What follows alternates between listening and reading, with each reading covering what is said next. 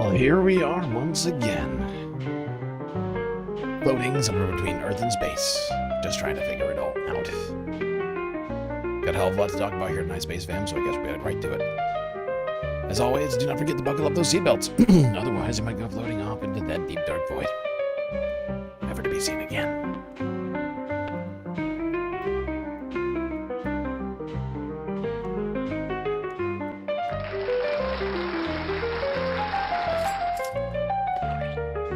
All right. Look at us. Friday evening. And I assume it's news to many of you, but White House Correspondents dinner's happening tonight. Yes, indeed. And we're gonna cover it. But start time for the WHCD not until later. 7 p.m. Eastern Standard Time. So we got like 45 minutes to kill before we do any of that. Few shoutouts. Quacksmith, Cthulhu, and Sweet Chewy 123 in the YouTube chat. Neon's Rocky, close fourth. Columbia Regan, also here. Big Jerry to Omega Star. And Ducky, too. Matt Lee on the vertical, I see ya. Alright, there we go. That's all the shout-outs. Let's do it, people. Yep, completely throwing off my normal schedule. We're doing the White House Correspondents dinner here this evening. So buckle up, Space fans. And I think what better way to get us prepared for the White House Correspondents dinner, take two, because of course there was already one of these this year. I think we all remember how that went. The best way to talk about this dinner, let's talk about Donald Trump's relationship with the press over the years.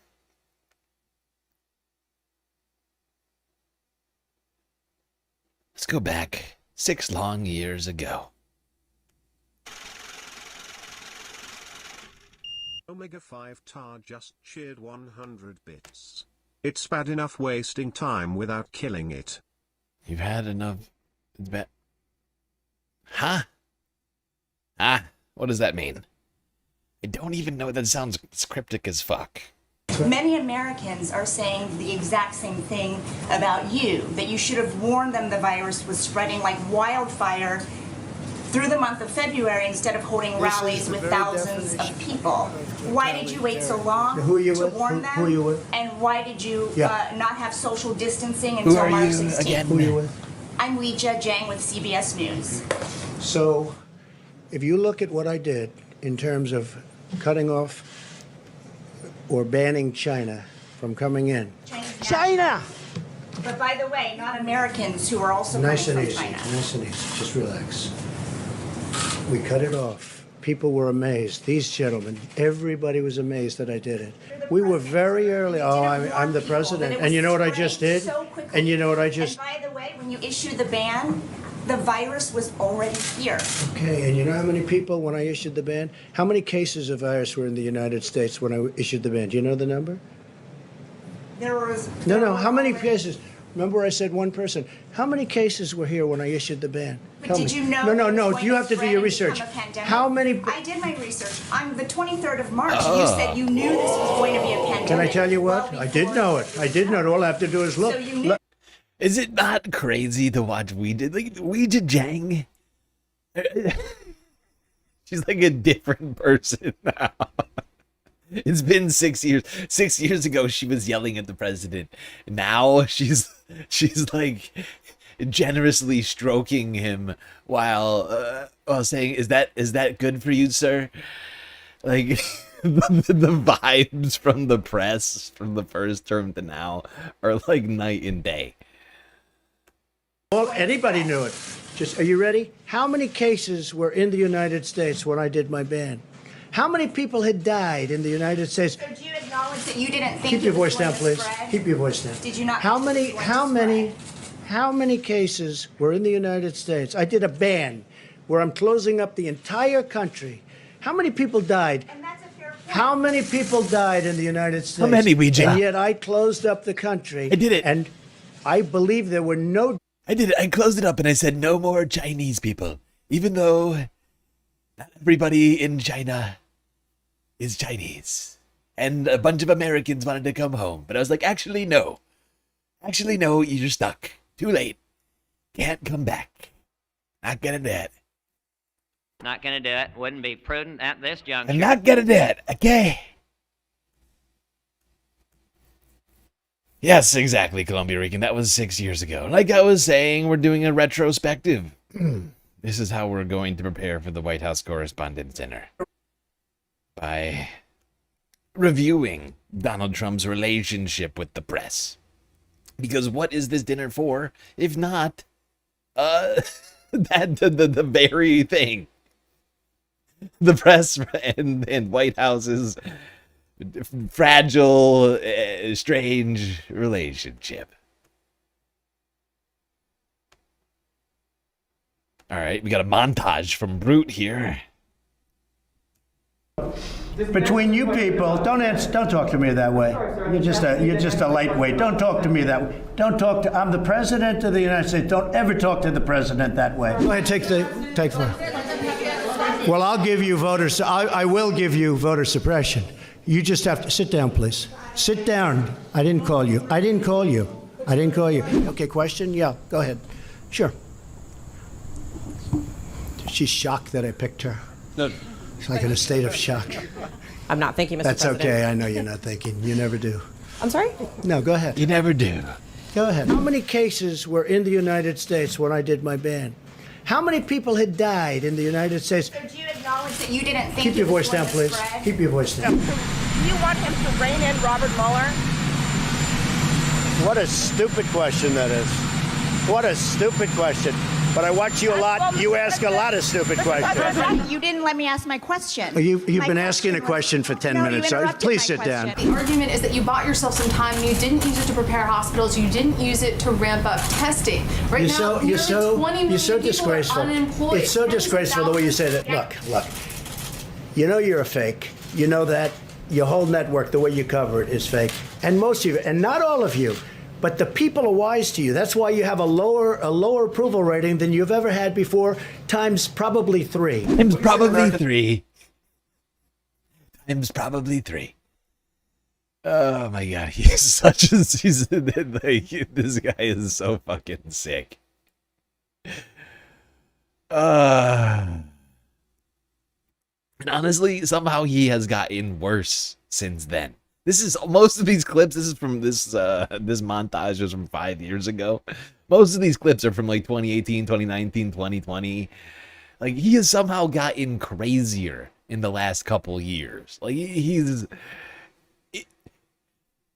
like back then he was yelling a lot, and there was a few, you know, like he was always unhinged and yelling at the press. But these now, like.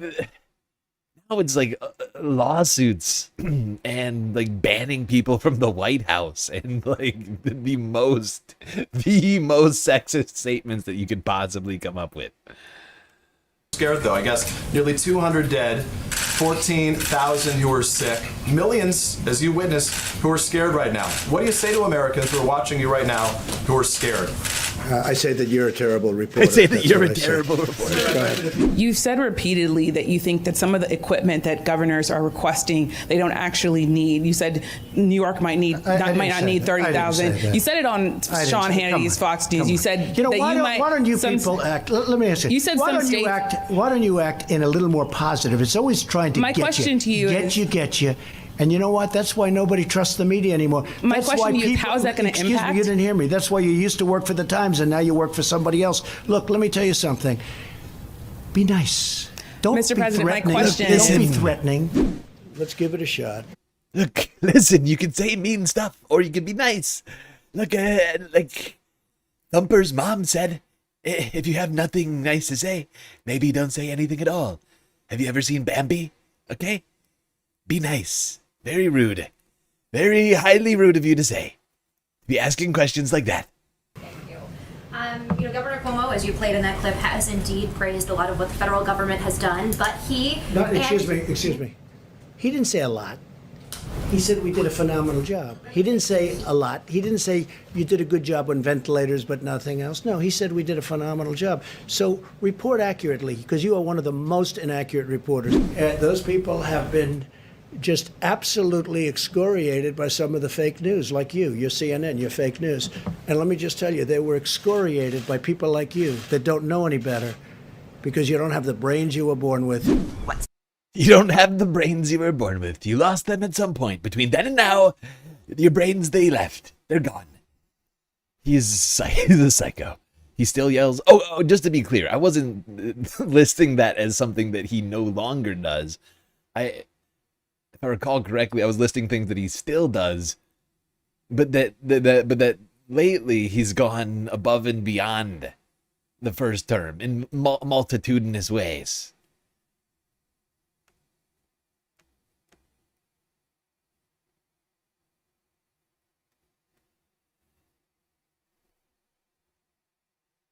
Anyway, let's fast forward a bit to last year.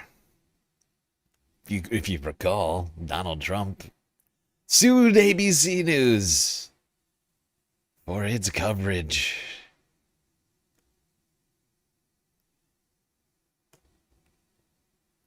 ABC settled for $15 million.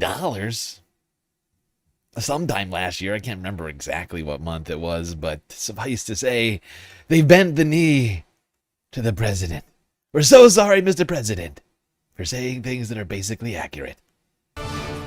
Breaking news into CNN, ABC News anchor George Stephanopoulos has reached a settlement with President-elect Donald Trump in his defamation suit. The lawsuit stemming from an interview that Stephanopoulos did with Congresswoman Nancy Mace, where he asserted Trump was found liable for rape in a civil case.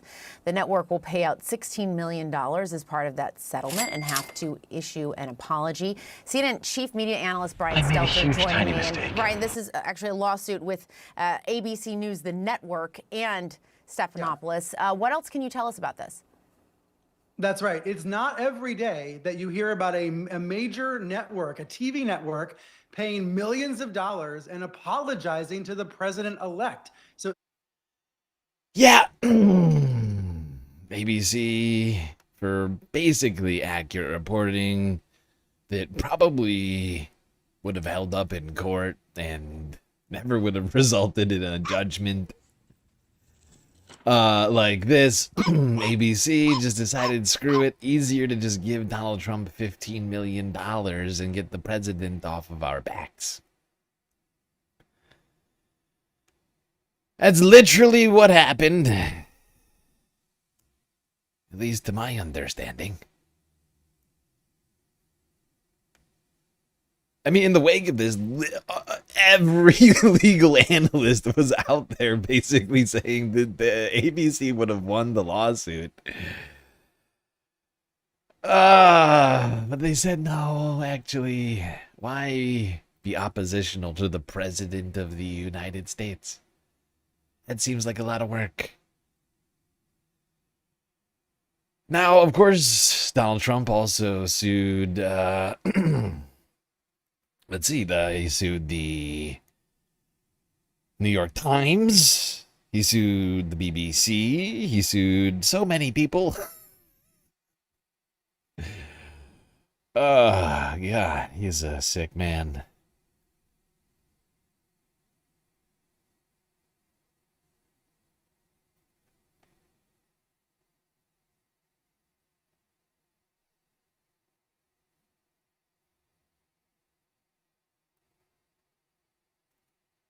Let's talk about the New York Times lawsuit real quick from 10 months ago. this is a headline. Hush, Brian. We're done with you.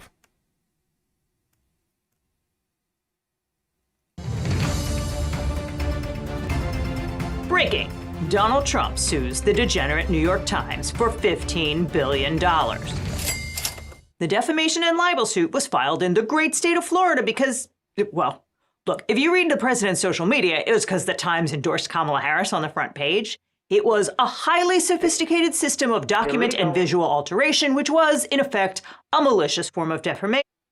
Today, I have the great honor of bringing a $15 billion defamation and libel lawsuit against the New York Times, one of the worst and most degenerate newspapers in the history of our country, becoming a virtual quote-unquote mouthpiece for the capital R, capital L, capital D, capital P, radical left Democrat Party. I view it as the single largest illegal capital C campaign contribution ever, all caps. Their endorsement of Kamala Harris was actually put dead center on the front page of the New York Times, something heretofore, all caps, unheard of. The quote-unquote Times has engaged in a decades-long method of lying about your favorite president. Parentheses, me! Exclamation mark. My family, business, and the America First movement, MAGA, and our nation as a whole. I am proud, all caps, to hold this once respected quote-unquote rag responsible, as we are doing with the fake news networks, such as our successful litigation against George Slapadopoulos, ABC, Disney, and 60 Minutes CBS Paramount, who knew that they were falsely smearing me through a highly sophisticated system of document and visual alteration, which was in effect a malicious form of defamation, and thus settled for record amounts. They practiced this long-term intent, all caps, and pattern of abuse, which is both unacceptable and illegal.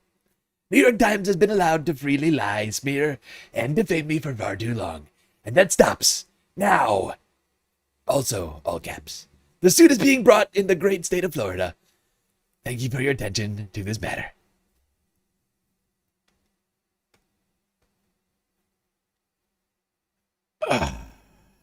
Yeah, it's been a fascinating year and a half.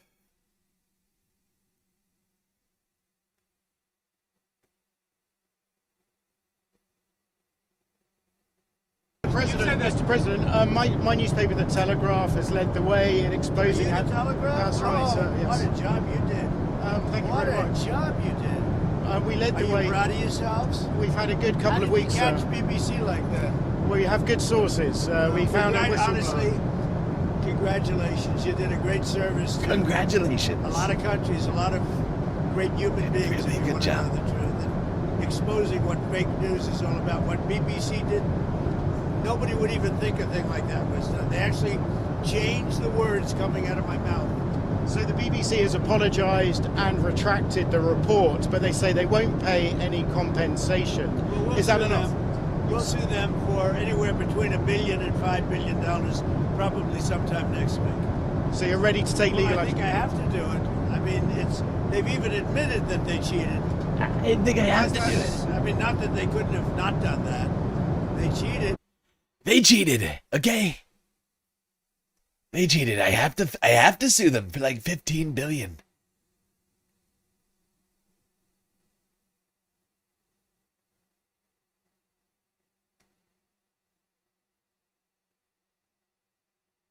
Even as crap as GSL's vocal... What is that supposed to mean? Wow. That's a little hurtful. It's a little hurtful that you're insinuating my Trump impression is bad. Yeah, I'm just going to ignore that for now. All right, this is also from 8 months ago. This actually might have been on the same plane ride.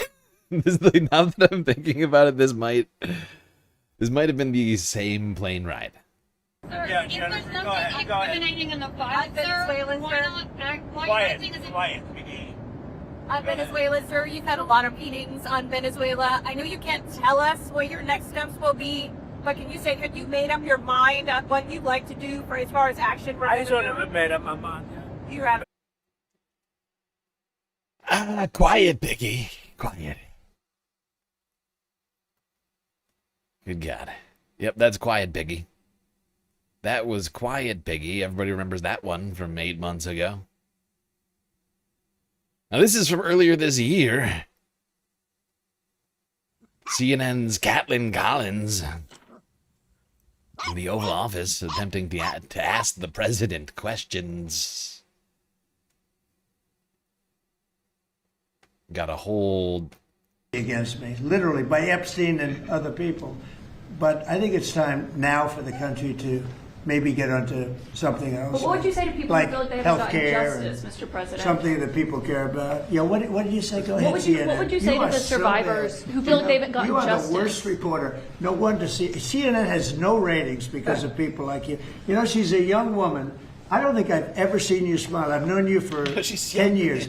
I don't think I've ever seen a smile. Well, I'm asking you about survivors. You know why? Of You know why you're not smiling? Because you know you're not telling the truth. He's a horrible fucking man. What is wrong with this guy? You're young and beautiful, but no smiling. What's up with that? Why can't you smile? It's like what happened? What happened to what happened to a nice skirt and a good smile? Like, why are you asking questions? It's like you should be taking notes or something. He just goes on these insanely sexist diatribes over here. Why is this what we have to deal with? And let's not forget that Trump had, up until last year, not gone to a single White House Correspondents' dinner because he felt maligned by jokes made about him at a previous White House Correspondents' dinner before he ever became president, if I recall correctly. Like, he felt salty about a White House Correspondents' dinner that happened before 2016 and then never went to one. And then last year he's like, I'm going. And then none of us knew it was even happening. And then, like a gunman is waiting there who had made hotel reservations like months in advance, even though none of us expected him to go to the White House Correspondents' dinner. Oh, God. Totally normal. Totally normal. I expect this one to be just as normal as the last one.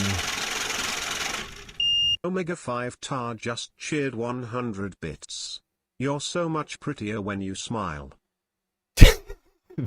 Thank you, Omega. Thank you. I will try and smile more. I'm sorry I'm not being valutaining enough. It's very rude of me. CNN has no ratings because of people like you. You know, she's a young woman. I don't think I've ever seen you smile. I've known you for 10 years.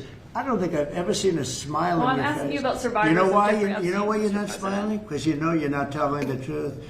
And you're... I'm asking... I love how he just goes over that. He does not give a single shit about the Epstein victims, even slightly.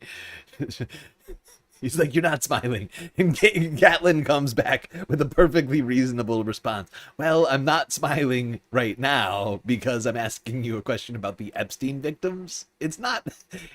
She makes a fair point. It's not exactly a cheery subject. It doesn't really warrant a smile. If anything, a frown is more prudent. You're a very dishonest organization, and they should be ashamed of you. These are survivors of a sexual abuse. Of health care. And the bill that was just passed does not include your health care savings account. So this is a question for you and maybe for Mr. Speaker as well. I'm so proud of the health care savings account. By the way, fuck these reporters, these fake-ass reporters who have no integrity, like zero journalistic integrity whatsoever. The president is berating one of their colleagues and being wildly sexist. Caitlin's trying to get answers to a serious question. Rather than following up on that, this bitch is interrupting Caitlin to get a question in. Like, Caitlin's in the middle of trying to get that question in, and she just jumps in there and is like, hey, you want to tell us about it? It's like, what are you doing? What are you doing? Journalism is happening right now. But the fact is, the only people left in the room at this point are the people that Trump literally can't eject without causing some sort of massive like scandal and just pure sycophants. And there's no journalistic like solidarity anymore. Right? Back in the first term, we've kind of talked about this in the past, but like back in the first term, reporters would at least try to follow up on the questions of fellow journalists when Trump would do this kind of shit. Now they just fucking railroad each other. It's wild. But they've also let in all of the most insane right-wing psychopaths into the press pool. You know, your Laura Loomers, you know, Tim Pool has showed up at times, you know, like it's not a place of seriousness anymore. It's just a clown show.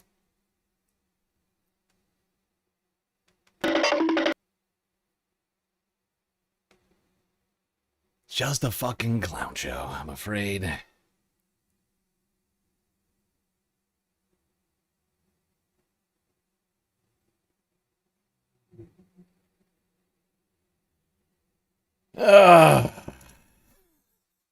When will things improve? I don't know. I don't have great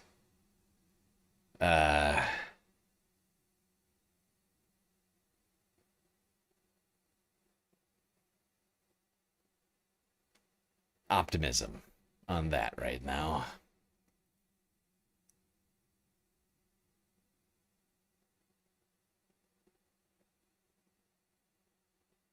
Now,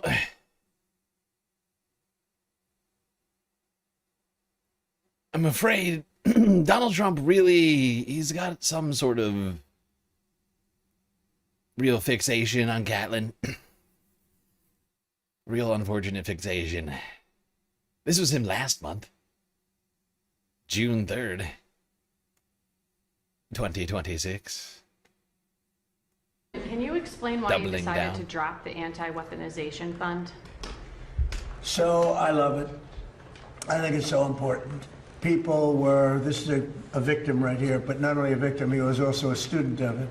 What happened to great people, great American people, and the way they were victimized, the way they were savaged. You have suicides.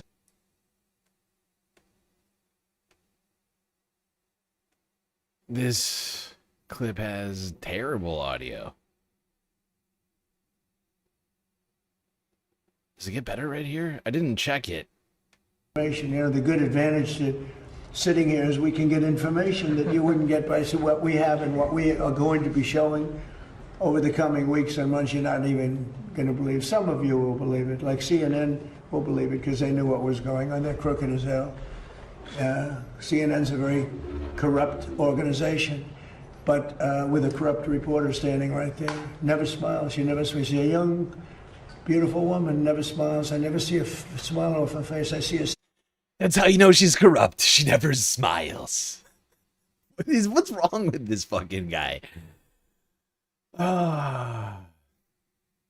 His dementia-addled, like, Mad Men brain is just, like, it is fucking left the reservation completely. Everybody knows Catelyn is corrupt because she never smiles at CNN. What does smiling have to do with corruption? Young and beautiful, no smiles. That's how you know she's corrupt.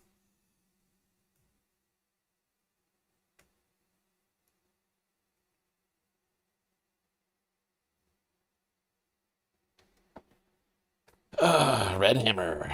Hi.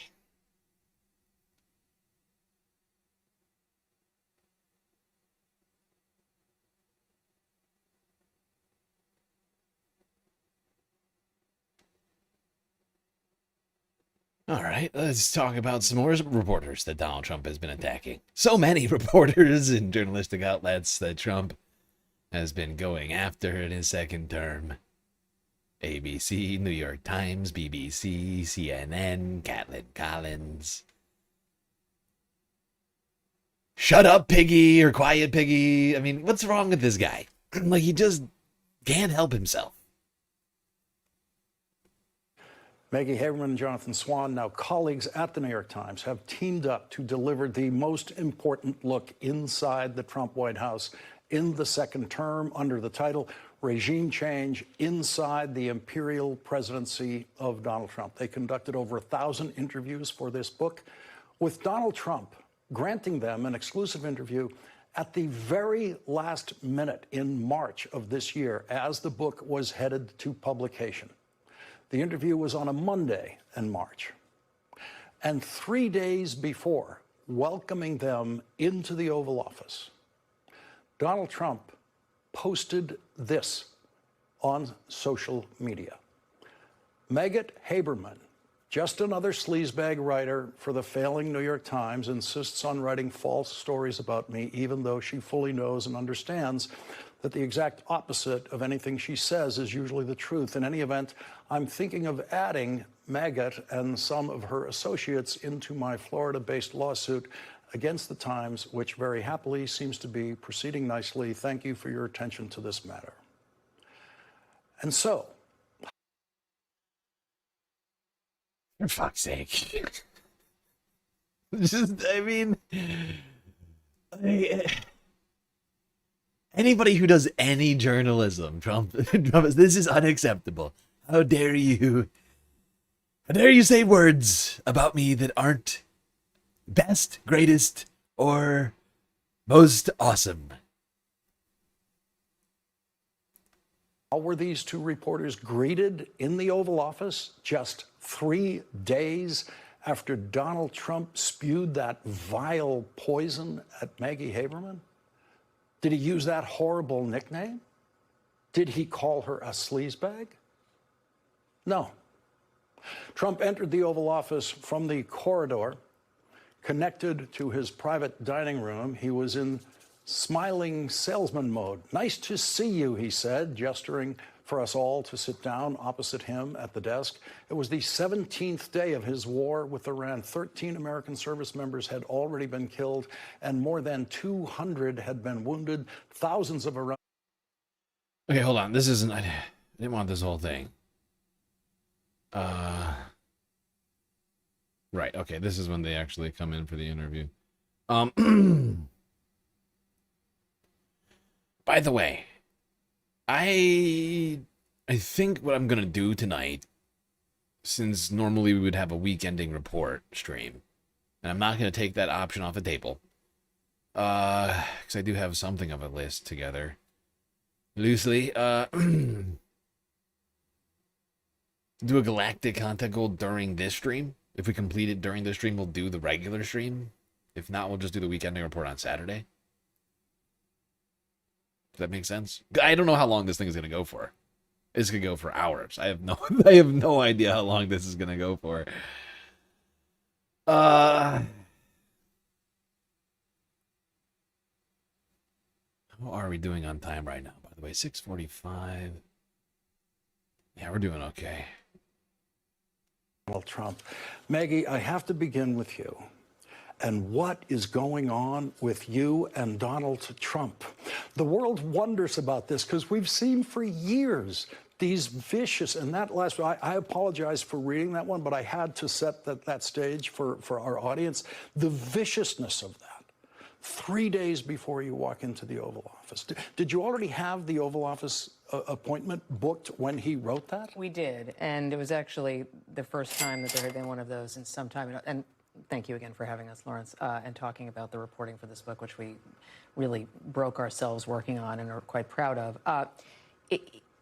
The only way that I can describe that action is a hip check, right, ahead of this interview. He was essentially trying to lay down a marker.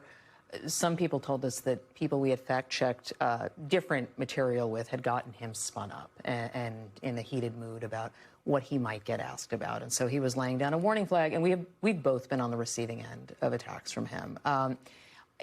He is, in my view, a subject I cover. We have spoken to him in the course of our daily reporting during news events and at either press conferences or on Air Force One or so forth, but we need bingo cards. If somebody can pull together, I can't be the one to pull together bingo cards right now. I don't know, but if somebody can pull them together. But the White House Correspondents Center goes live in I think it might actually be live soon. Let me check. We have big break. Let me just check this because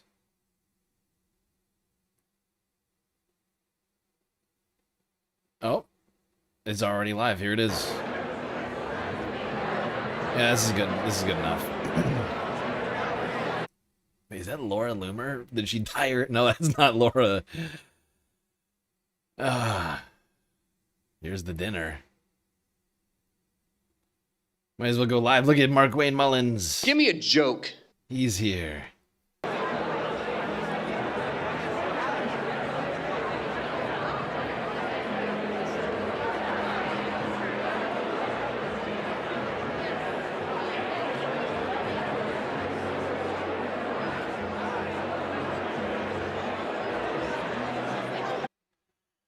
Okay, actually, I'm gonna keep I'll keep my eye out on this. I'm gonna open this as a second window. I'll watch. We're gonna go back to those clips.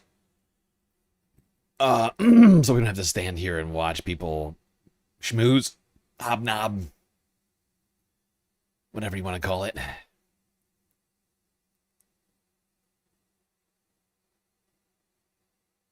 Yeah. I know, I'm seeing it. I thank you. It is live. It is live, and I'm watching the live. We're gonna go back to Maggie and Jonathan because nothing important is happening right now. Less than 2 weeks. It's just all that's on there right now is just Mark Wayne Mullins looking like a real turd as usual. Probably saying things that don't make any sense. I don't want reality. You know. you know how Mark Wayne be.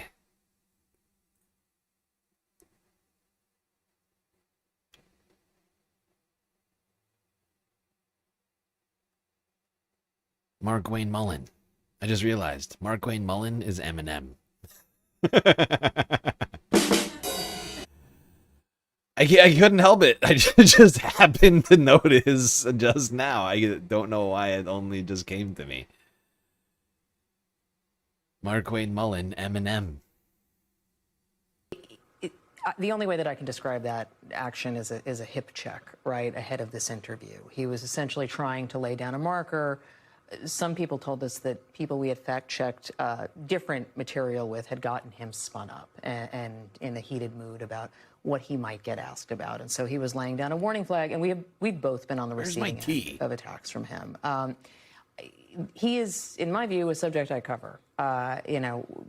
We have spoken to him in the course of our daily reporting during news events and at either press conferences or on Air Force One or so forth. But we have actually spent very little time talking directly to him during this presidency, and that is a choice that we have made for a variety of reasons. But he has a specific fascination with the New York Times, and you know that. We've seen. Yeah, Donald Trump does have a very deep emotional connection to the New York Times, it would seem. I think he must subscribe. Like, I think he might actually read the New York, or like he has it read to him like a king, something like that. I mean, to be fair, even though most don't want to claim him, he is technically a New Yorker. And so I'm sure he has some kind of New York connection to the Times, even if the reporting is mostly not favorable. Although, to be real, I mean, there's been plenty of New York Times Trump covers that I didn't think was great. But any bad Trump stories in the Times and he loses it. I don't know why.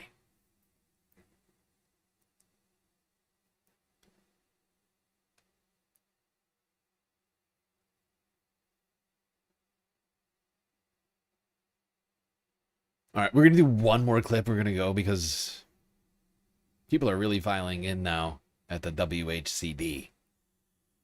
Yesterday, big breaking news in one of the cases we were just talking about.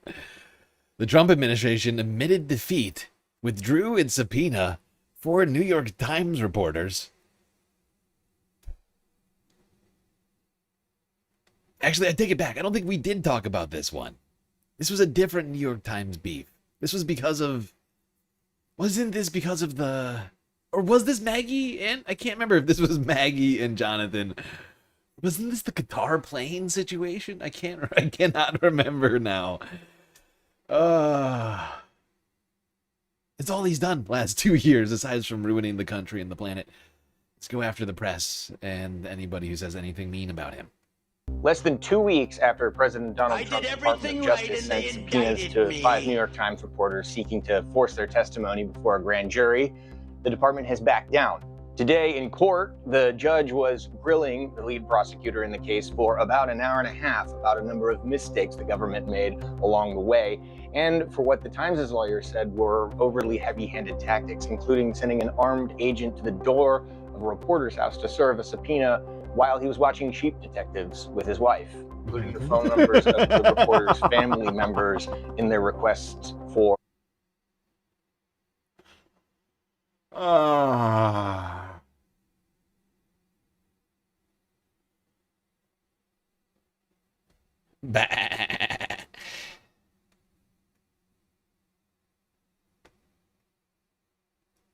Sheep Detectives, for the love of God.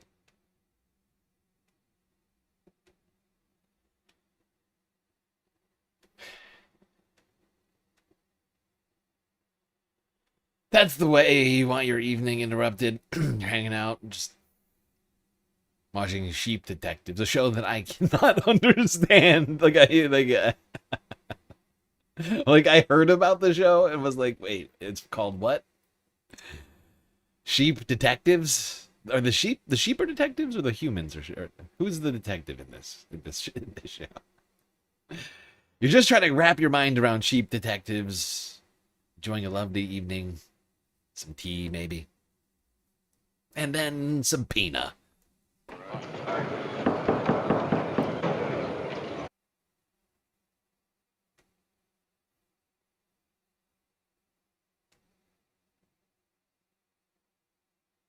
Is it a show or a movie? I thought it was a show. Is it a movie? The sheep are the detectives? Yeah, okay. Okay, good to know. Good to know.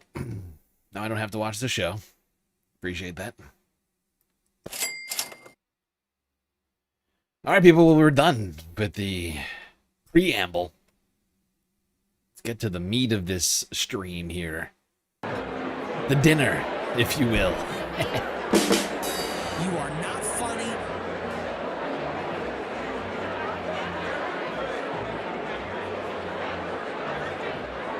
Get it? Because it's the dinner. Get it? Because it's a dinner. The meat of the stream. Dinner, meat. No? Come on. Come on.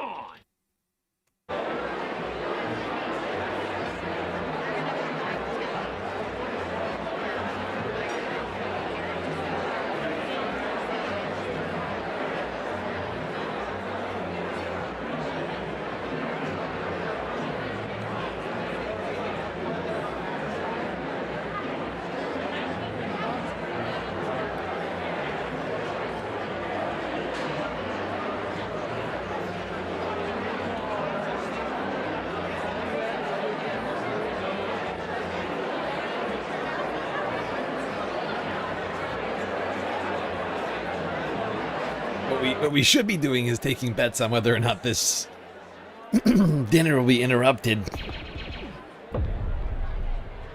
But that might be illegal. I'm not sure. Not gonna do it. Wouldn't be prudent at this juncture.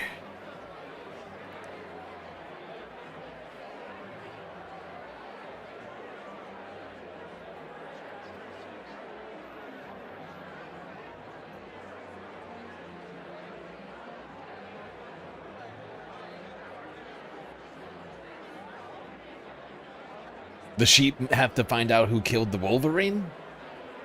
Now that's a strange concept. Oh no.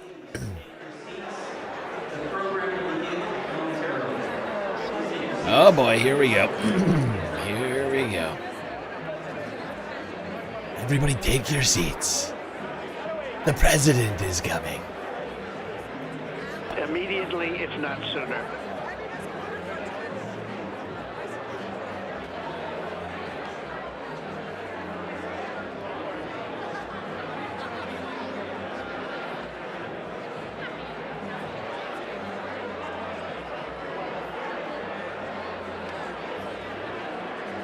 You could probably do it on Polymarket. Good point. You could probably do it on Polymarket. You can do anything on Polymarket.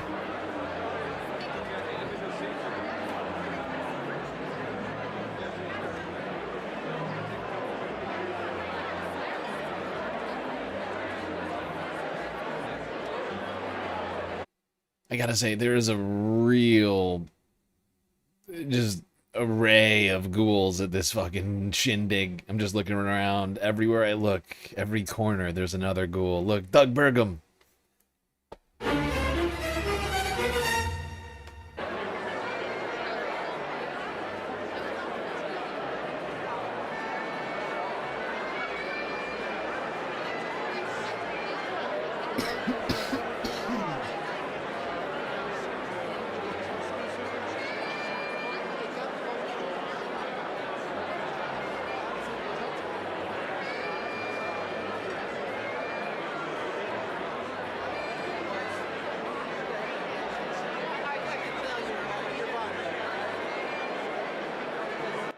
Okay, I'll be right back. I gotta grab myself a drink. Since the dinner started. Oh, look, the Wolf's here. Wolf Blitzer's here. Bourbon.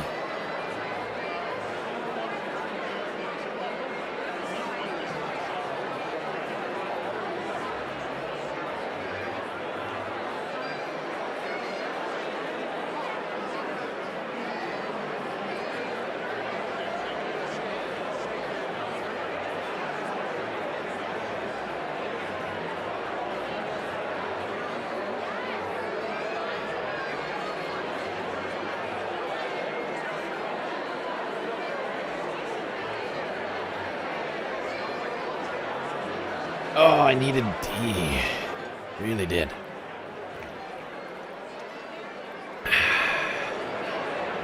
I was dehydrated.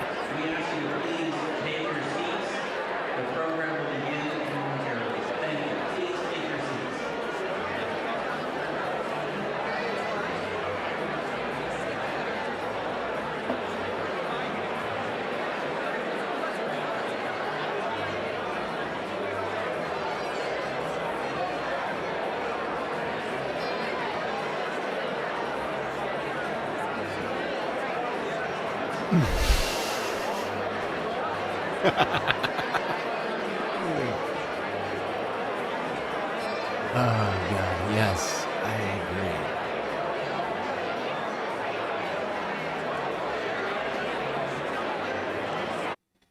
agree. Oh, God. Oh, God, I'm fine. Oh, God. This is my favorite chat so far. Frank Vella, a newish chatter. I think I've seen you like only a couple of times, but you're coming in hot with the jokes over here. I agree. Iceberg lettuce. Anybody?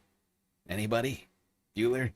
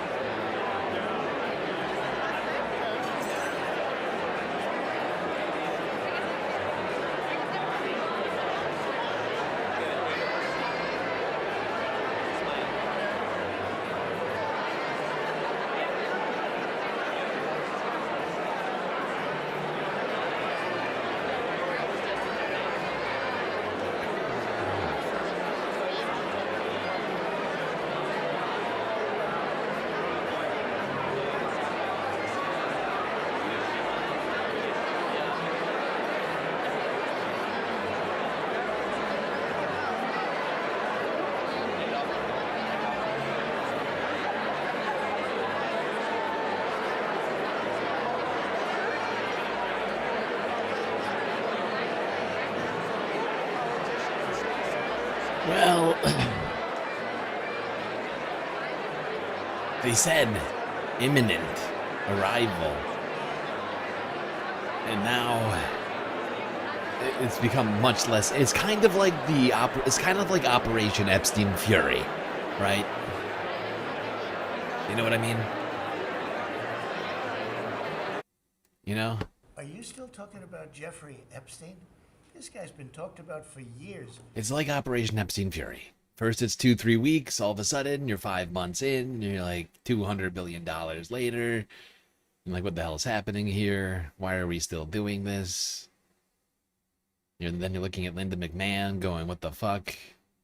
Why does this guy look like Hank from Breaking Bad on Ozempic or something?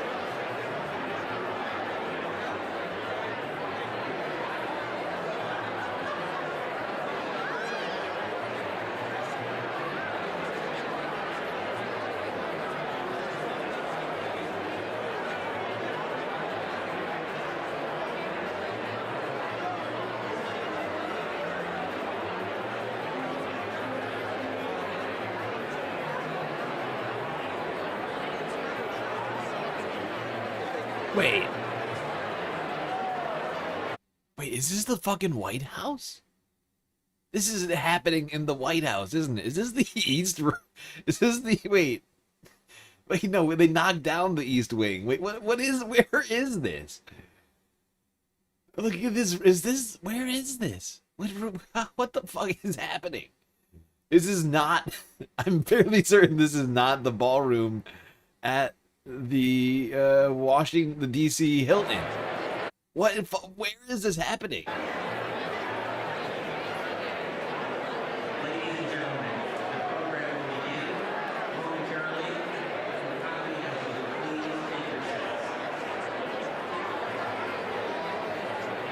They changed it to the Waldorf? They changed it to the Waldorf. Much safer, the Waldorf. When you think about it. Much better than a Hilton. A lot more gold shit on the walls. When you think about it, the gold stuff makes it safer. And that's why we're going at the Waldorf Astoria. Rather than Hilton. Who even goes to Hilton? Okay, it's like lame business guys.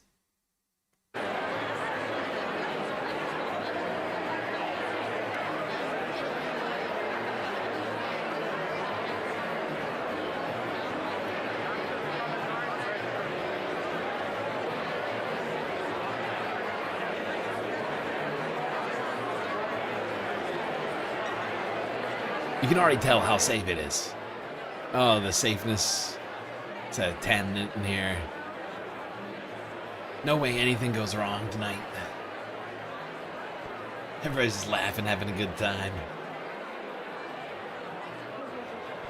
Of course, yeah. Totally. Yeah, I'm just hanging out. I think this guy has a tiny baby voice. Yeah.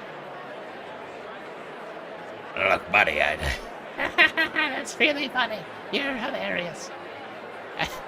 You do know that I have a tiny region downstairs? Oh, that's weird. You should get that checked out. Oh. Oh, okay. Yeah. Huh? Well. Yeah, it sounds like something you should talk to a doctor about, not me at a dinner party. Oh. Okay.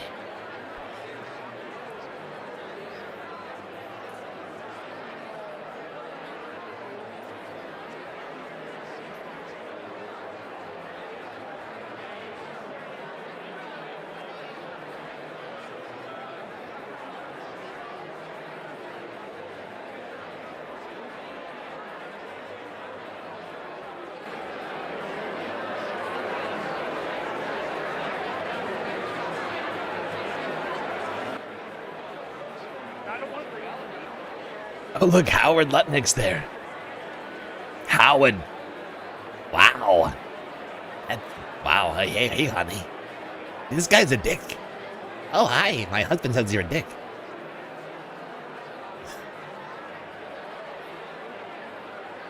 Oh, yeah. Nope, just standing here. Okay, well, I don't even know what to say right now. Just standing here looking at you. Your head's very bald and shiny. Hopefully that distracts any potential assailant. Yeah, okay, I'm just gonna move away from you now. Thanks. Great talking to you.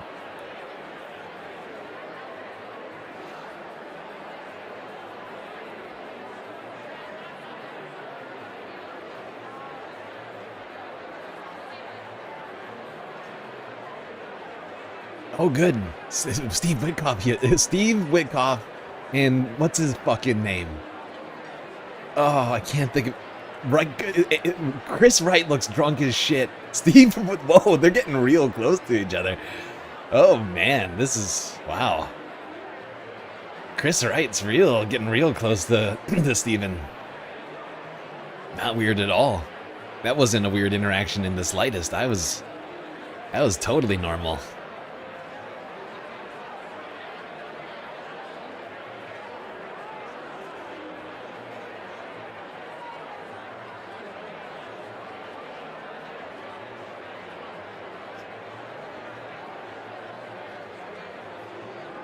You were about to ask why take two, because we never got through the first one. That's why it's take two on the title, because I'm accurate, okay? Because I am a slave to accuracy, and this is take two, number two, okay? Camera's rolling this time. We're gonna get through the whole thing. I'm sure of it. There's no way this whole thing somehow collapses in chaos again.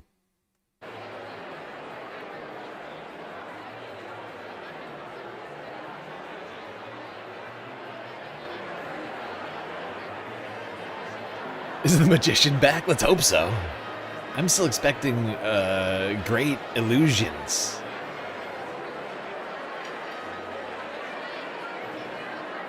If we don't get illusions, what did we pay for exactly?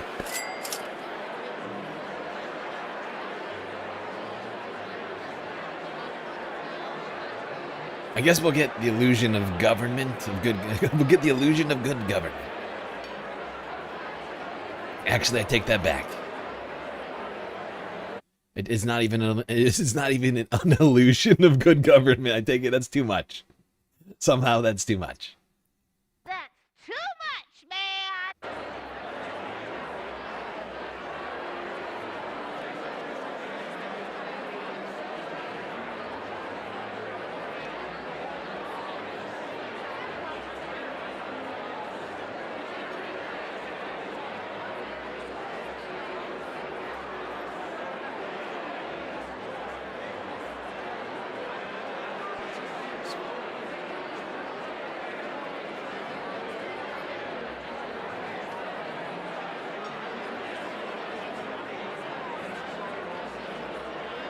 Okay, how long ago would you say it was that they said it was going to start immediately, if not sooner?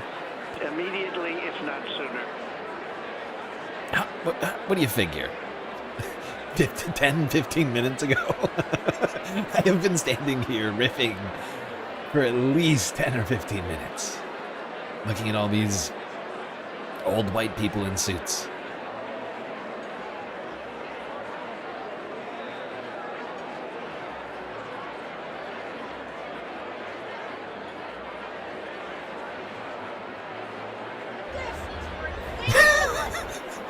See, even chat is upset.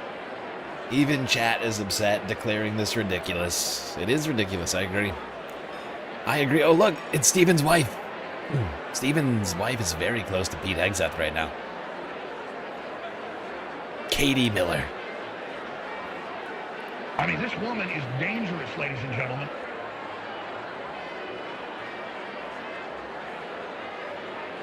All of the best ghouls are here, like I said. It's real, it's a monster congregation. Just some of the worst humans on the planet, all in the same room. Rubbing elbows.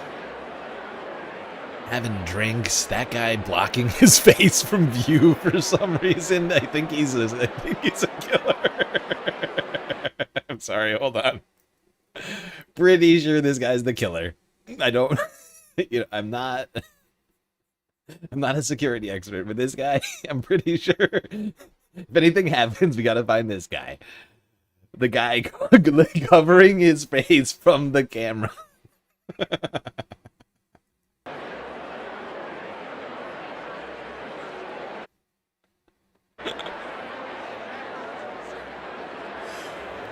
Oh, God.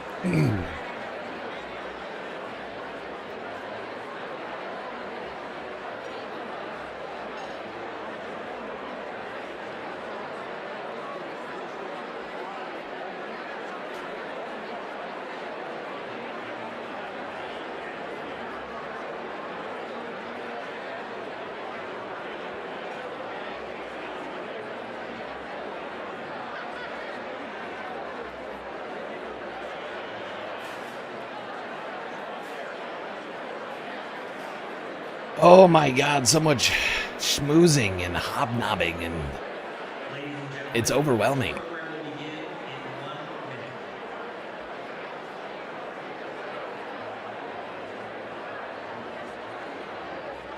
So much bleach blonde hair and orange skin.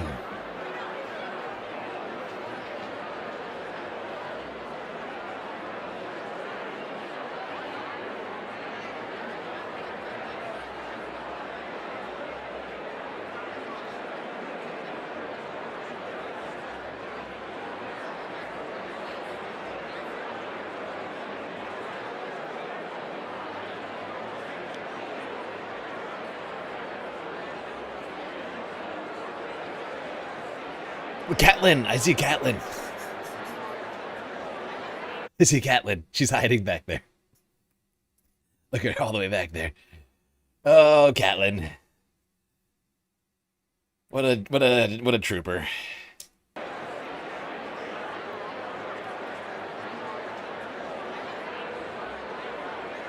Oh, hi, how are you? Oh my God, it's been forever. Yeah, it's great.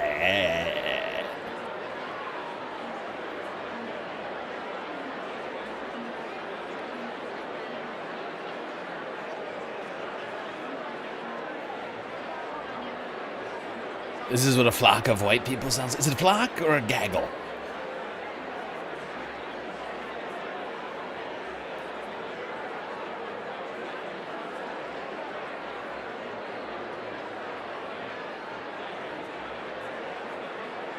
RFK's there. Hey, maggot making America healthy again. We're doing it. You don't know it is great. So healthy now. By the way, don't eat lettuce. Just don't do it.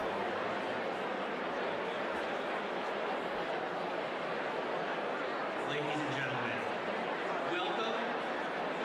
welcome back to the White House Correspondents Association Summer Dinner. Please welcome this evening's head table, Ryan Bennett of MS Now, Trevor Hanukkah of Warriors,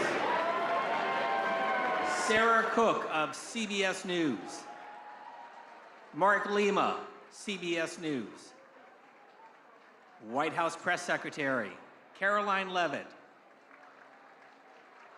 our featured entertainer, Owens Perlman, Karen Travers of ABC News, Andy Harnick of Getty Images, Courtney Supermede, A brazen of Bloomberg billionaires. News, Simon Lakovich of Williams and Connolly, our attorney for WHCA, Nice purse, bro. the incoming president of the White House Correspondents Association from Fox News, Jackie Heinrich, and the outgoing president, Weijia Zhang of CBS News. Ouija, you're so great. You're so great, Ouija. I know we used to fight, but now you're great. And now you get to sit right next to me. It's interesting, the Ouija arc. We just got done listening to a video from 6 years ago of her going at the president and him like calling her, and then now Ladies here and we are. gentlemen, the 45th and Right next to the 47th president. of the United States, Donald J. Trump.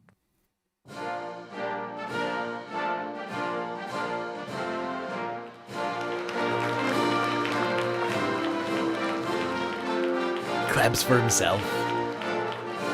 No one's even clapping. 6 people clapped, including the president. Yes. Great job, Caroline. Or whatever your name is. That's not Caroline. That's some other lady. That's some other lady who kind of looks like Caroline. Ouija, great job. Caroline, looking lovely in your blue outfit, like a blueberry. Great job. I don't know you. Hi. Yes, great, good job. Good job, Baldy.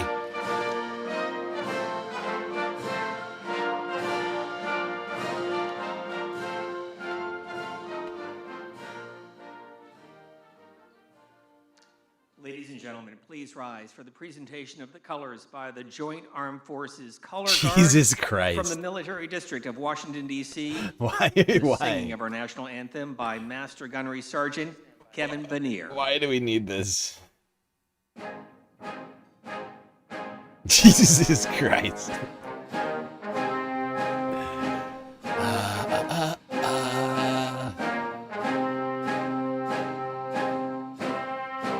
Oh my God.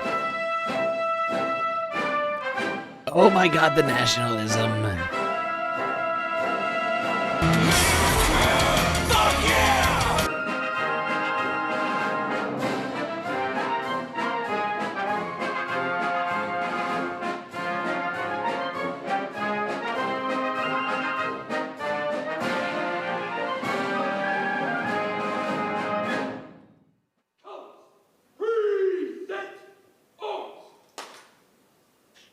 Gotta make sure we get the Space Force in there.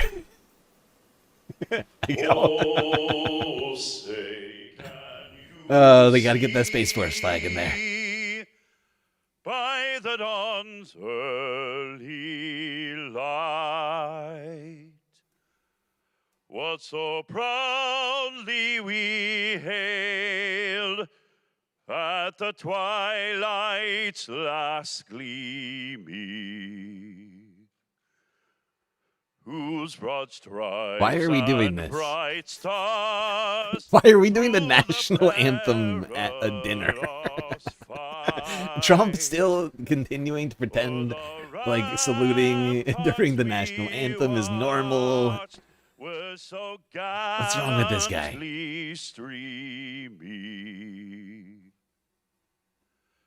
And the rocket's red glare, the bombs bursting in air, gave proof President Bonesburst. Salute. that our flag was still there. He always salutes. He always salutes. He's an idiot. No one does it but him. Yet wave o'er the land of the free. Oh my God. And the home of the brave.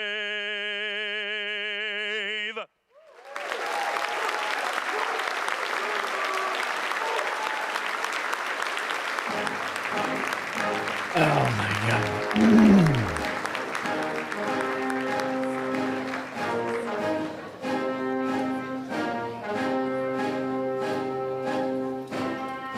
This is ridiculous. This is ridiculous!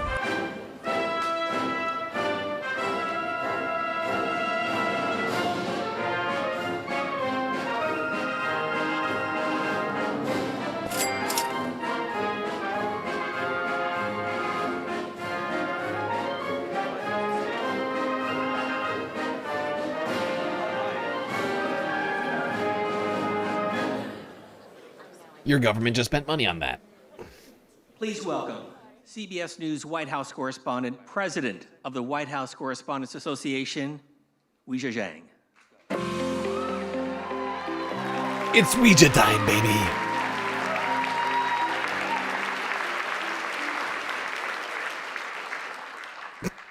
Good evening, everybody. I wish it was a Try parody. this again. Because one thing about this press corps is we always have a follow-up. Welcome to the 2026 White House Correspondents' Dinner, a tradition spanning more than a century and one we are especially proud to continue tonight. President Trump, thank you. Thank you for being here again. Thank you for all your support as we reschedule this dinner. White House Press Secretary Caroline Leavitt and your team, thank you too. Cabinet members, members of Congress, distinguished guests, welcome. And of course, WHCA members, thank you. Many of you were also with us in April. You came as guests, but within moments, you went to work. Please sit. You shifted into reporters, taking notes, capturing video, streaming live, even as uncertainty and anxiety filled the room. Law enforcement ran toward danger. Administration officials met backstage to gather facts. And Mr. President, you went straight to the podium in the White House briefing room to answer questions from journalists, all of us still in our gowns and tuxedos. That night will go down in history, and so will our response. During that news conference, President Trump said the ballroom was totally unified and that it was a very beautiful thing to see. It was totally beautiful. 3 months later, it still is. Whatever may divide us, we stand together against political violence.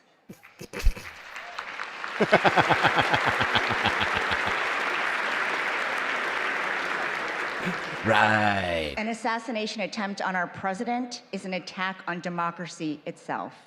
Tonight,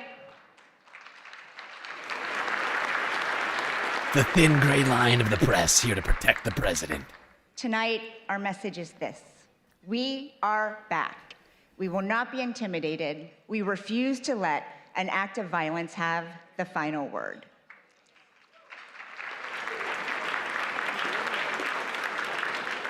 Later, we will honor people whose courage and grace in April prevented the evening from becoming much worse. We'll also celebrate the exceptional work of our colleagues, the students who want to join our ranks, and the First Amendment that protects it all.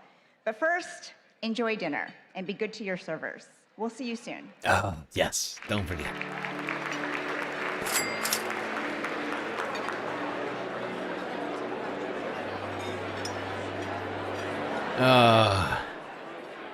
This is going to be unbearable. It's going to be painful. Please let there be lettuce in the salads.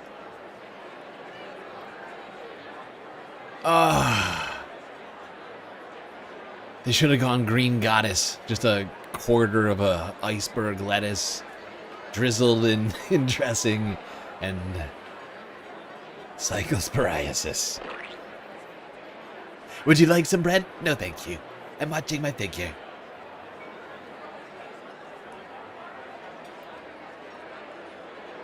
Hey, look at her. Isn't it incredible? She has no spine. She replaced any spine she had 6 years ago, back when she was sparring with Trump over COVID, with a completely malleable clay construction. It just twists and turns in whichever direction the president looks. What's that, Mr. President? Of course. Your poop smells beautiful. Like roses. Better than roses.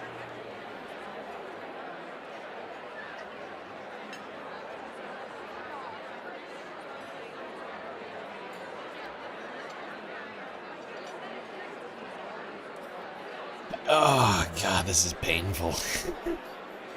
This is painful. This needs something to, liven things up.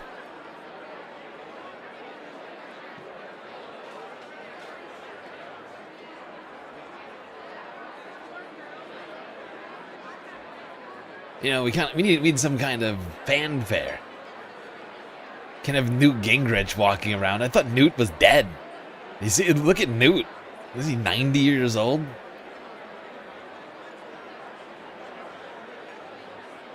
How old is Newt Gingrich in this one? Seriously. I seriously thought that guy was dead. 83.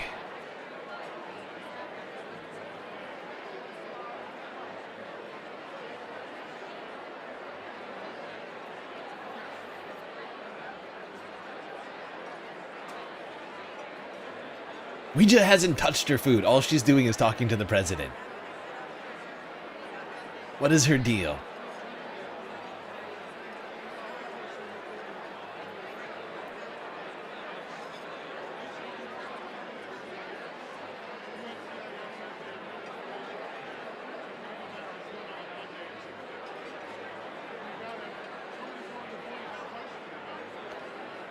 Wolf Blitzer over here masticating. Nodding away to polite dinner conversation, I assume.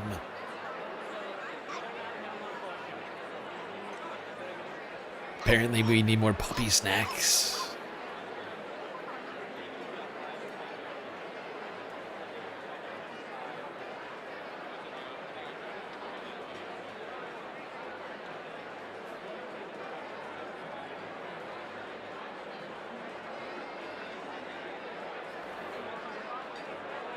Oh, wow. Why is this old guy just... Hold on. Why is this old guy just standing here? Do you see him? He's just standing there staring.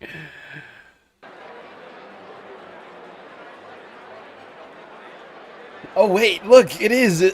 Oh, my God, it is. I was kidding earlier. It's the fucking illusionist. Mentalist, whatever he is. He's back. I was kidding. I was like, if we don't get illusions today, we did not get our money's worth. But look at that. I almost didn't recognize him.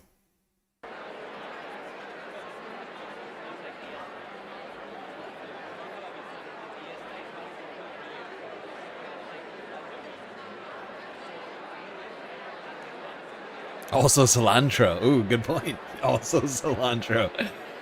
So we're doing tacos tonight, right?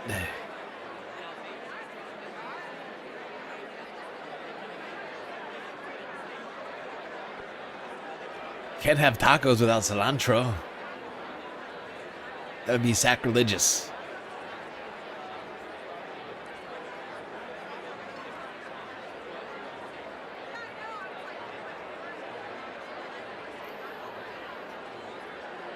Look at the magician. Trump already looks bored as fuck. Look at him. He doesn't give a shit. He's already sleepy. 7:30. 7:30. President's already looking extra sleepy. He is so bored. He's so bored because this is not about him. This is not about him. He's realized this mentalist guy. She'll focus on himself, telling stories and things. What's up with that?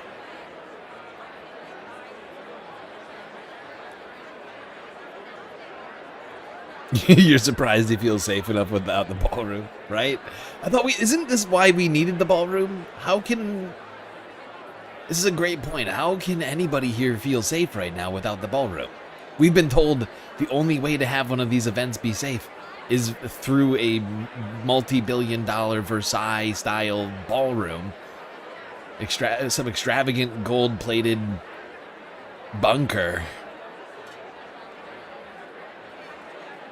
And yet here we are at the Waldorf Astoria. The Waldorf Astoria good enough, apparently. It's weird. It's weird. That's really weird.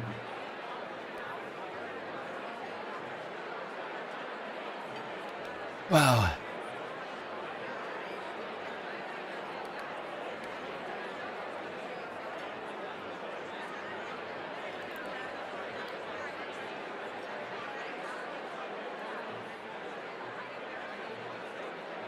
Where's Melania?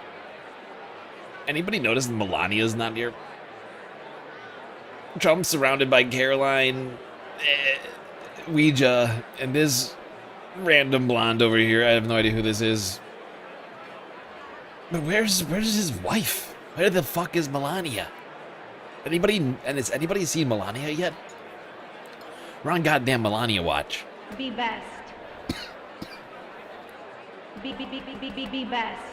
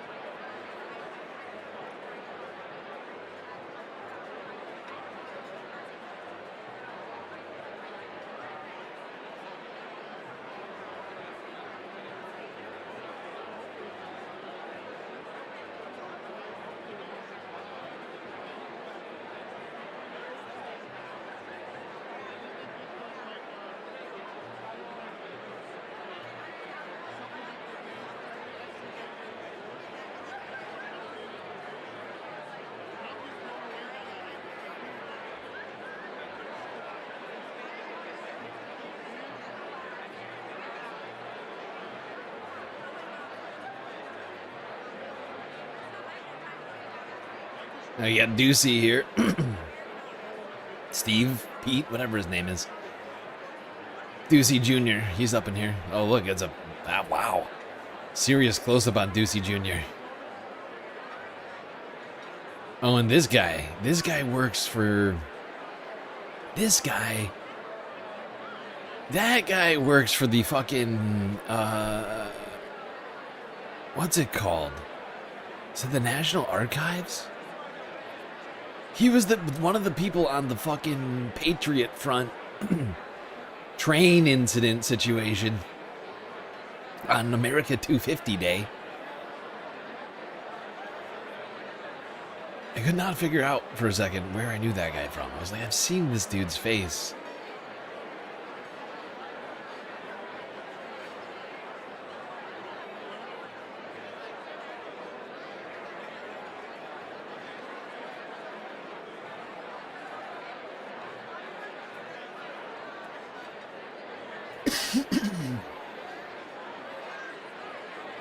Melania's home. Fucking, oh, wow. Wow, wow, wow.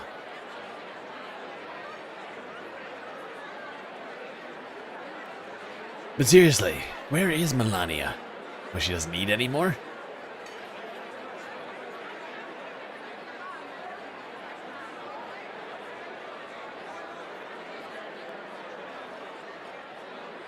Where in the hell's Flotus?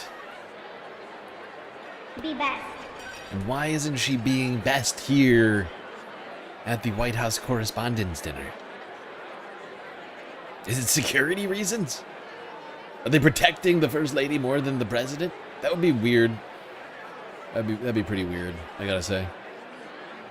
Weird priorities.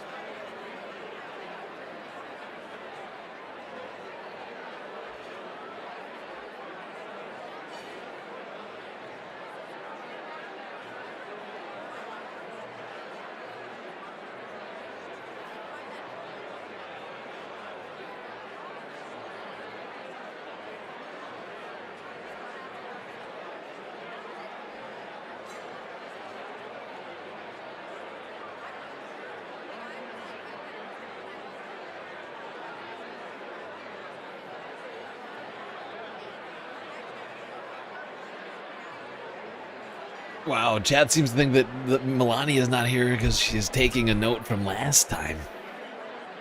Just saving herself the trouble of having to stumble off the stage. Wow, wow, wow.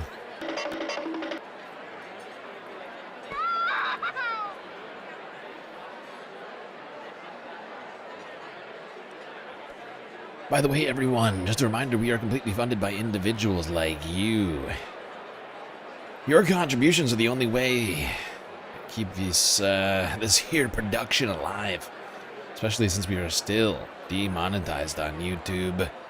But you still got a lot of great ways to support the show. Twitch, Cash App, PayPal, Throne, Patreon.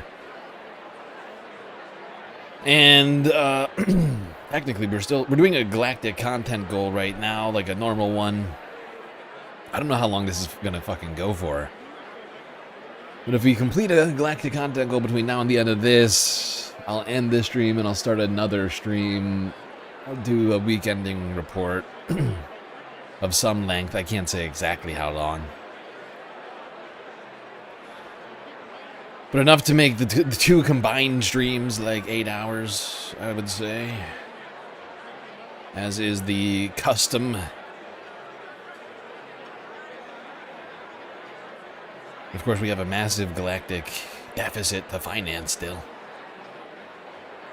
Between now and the end of the month, we got like 1 week left. Immediately, it's not sooner. 1 week left, then I'm gonna have to do the show from the streets.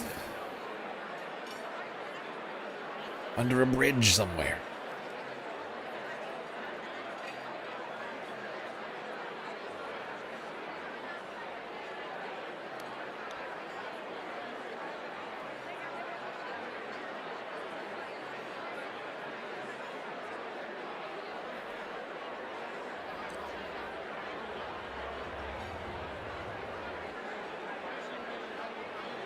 But of course, you can contribute to the stream simply by following on Twitch, subscribing on YouTube.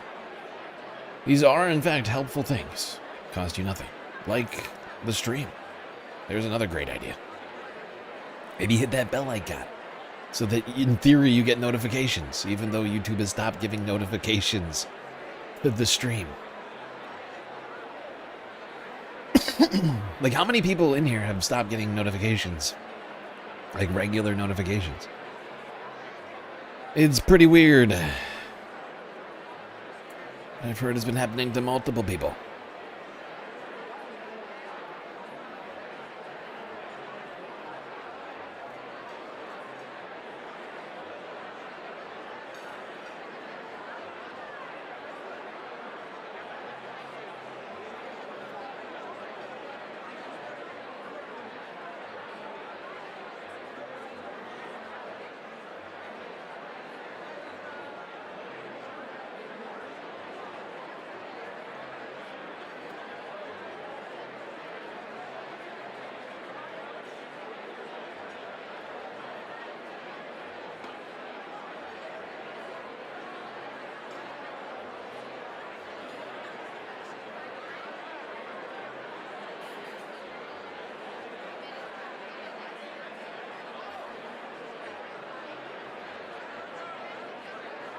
Is that Jen Psaki?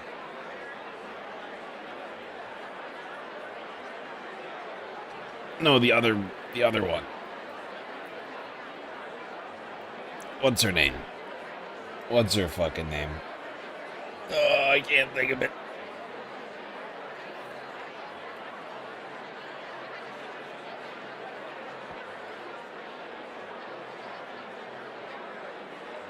I know somebody knows that. Who that was? That was Howard Lutnick. Howard Epstein. Howard Epstein Files Lutnick. Are you still talking about Jeffrey Epstein? This guy's been talked about for years. Howard Epstein Files Lutnick.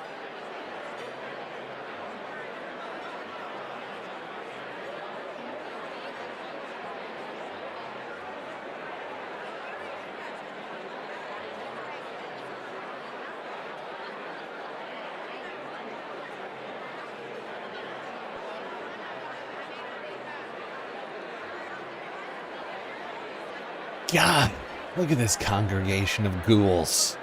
I still haven't seen Melania. I don't think she's here.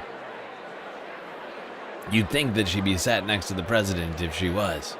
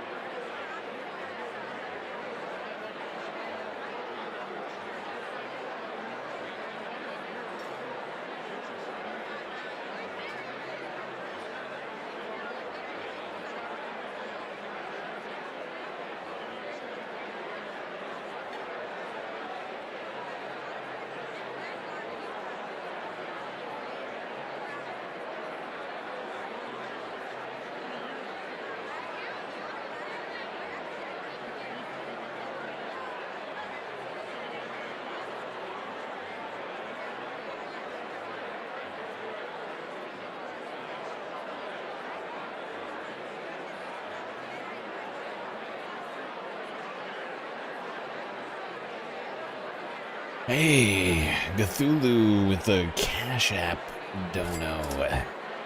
15 bones. Thank you for the stream. Thank you, Cthulhu. I appreciate you. Caroline, what you're saying right now, it's crazy. Okay? Look, I like you. You're really...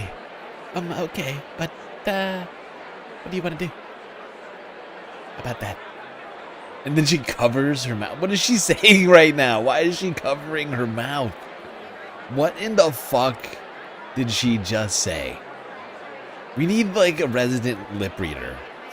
Like, we need someone... God.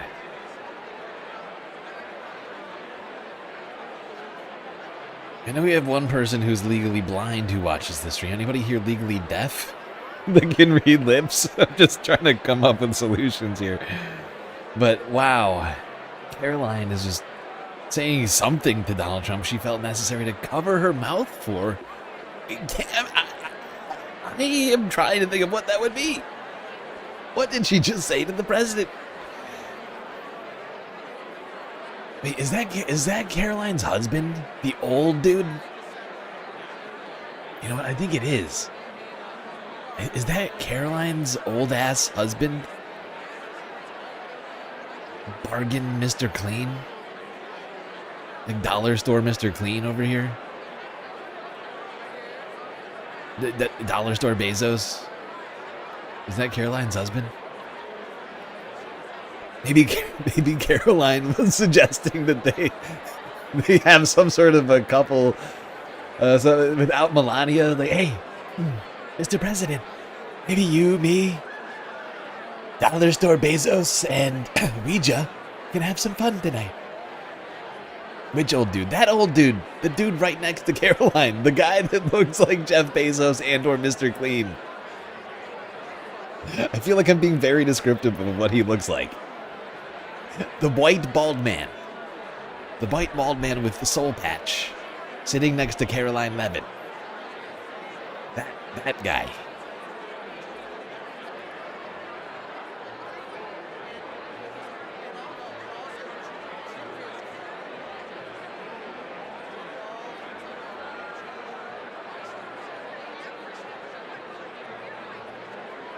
She's 27.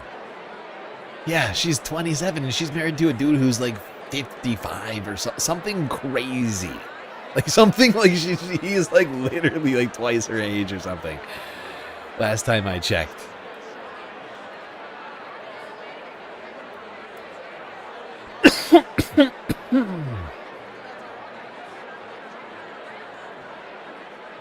Nicholas Riccio. Oh, actually, that's not her husband. I don't think that is her husband.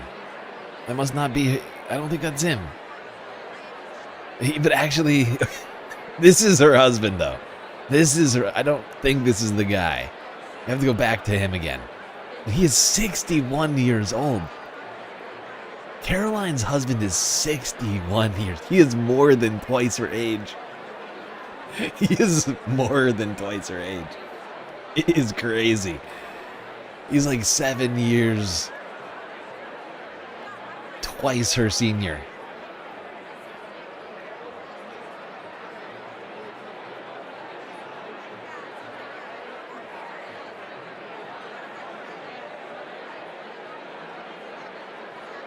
But no, I don't think that's him. I've actually never seen a picture of him until just now. He looks like a real tool.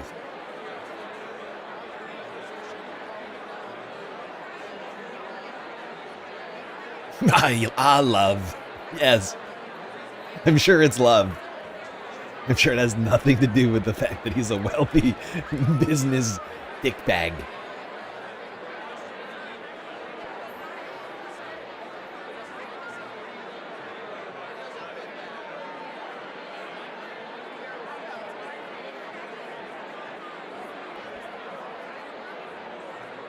Oh my god, for a second I thought that was Kristi Noem. Does she not look a little bit like Kristi? Some of those faces, I was like, holy shit, Kristi's there? I thought she got jettisoned from the administration. Why is she back? Am I wrong? She kind of looks like her. She kind of looks like her.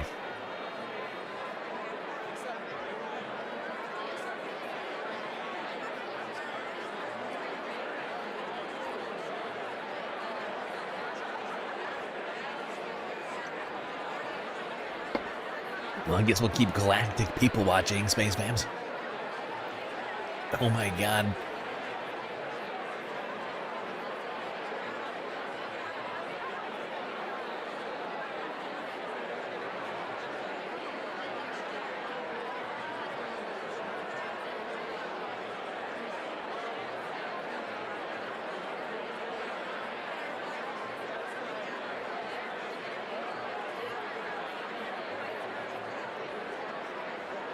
Talking to E.J. Carroll? Wait, what? E.J. Carroll was in the crowd? Where? What? Timestamp. Timestamp for E.J. Carroll. I would be utterly floored if she is here.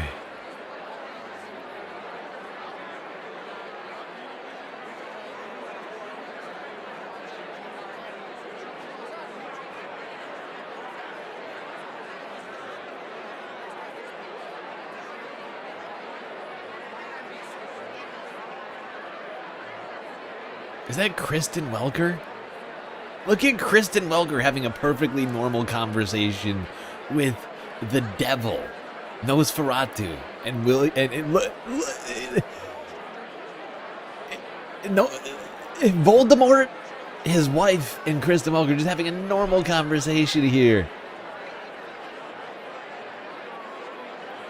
This is what I'm talking about. This is what we talk about. Like, we're talking about how, like, the mainstream media is much too close to power.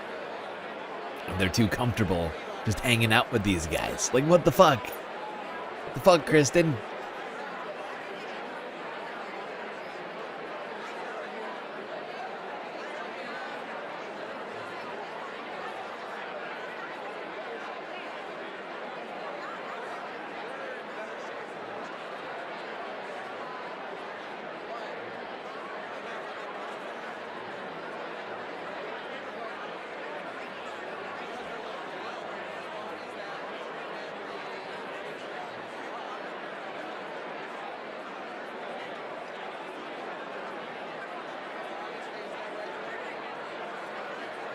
Right? I'm not the only one who thinks this. It's ridiculous. It's fucking ridiculous. God damn it. Was that Catelyn Collins and Lyndon McMahon having a normal conversation? Not my Catelyn. No.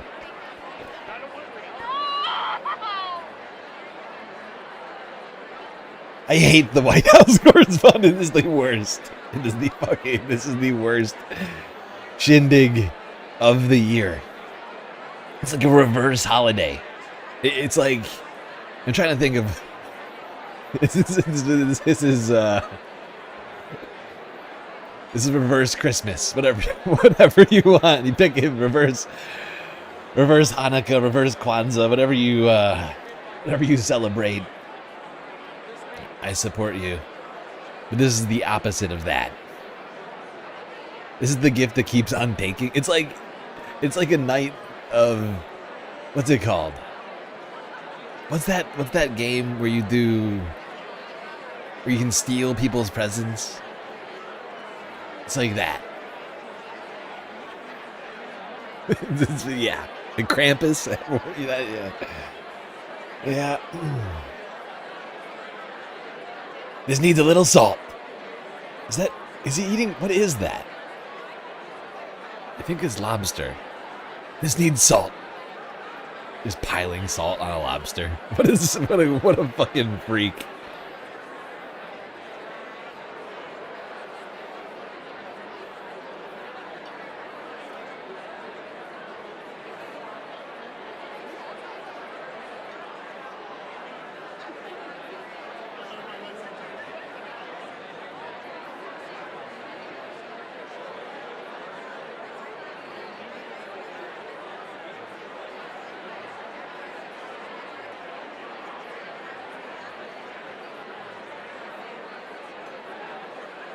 Like, I don't think I've ever seen anyone put salt on a lobster.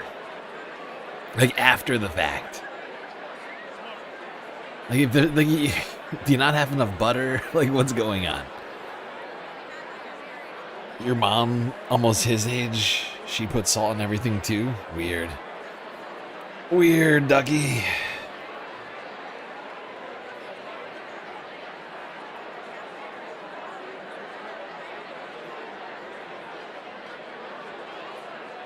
Where do I know that idiot from?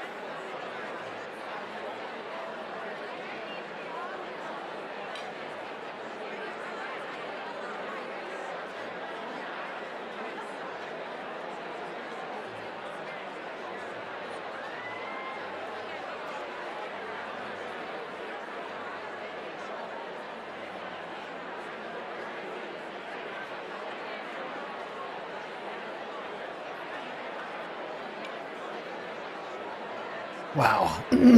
Okay. This is unbearable right now. All of America's worst in the same room, taking selfies, sniffing each other's farts, telling each other how good they smell. Oh my god, your fart smells so good. It's like a bouquet of hyacinths.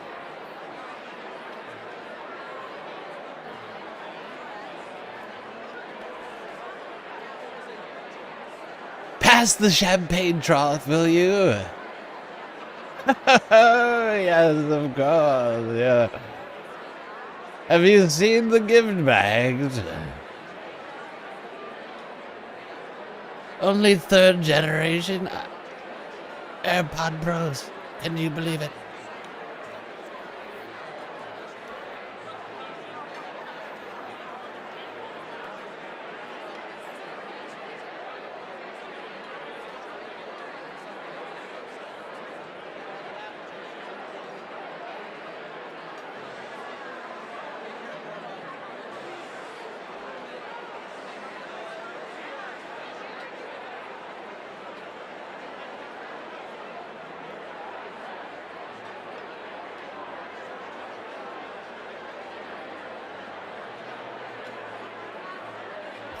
Ancillarily? I did not say ancillarily. Okay, who said ancillarily? I didn't say that. Why are you coming? What? Okay, I will admit to words that I make up. Okay, I make up lots of words, but that I do not claim ancillarily.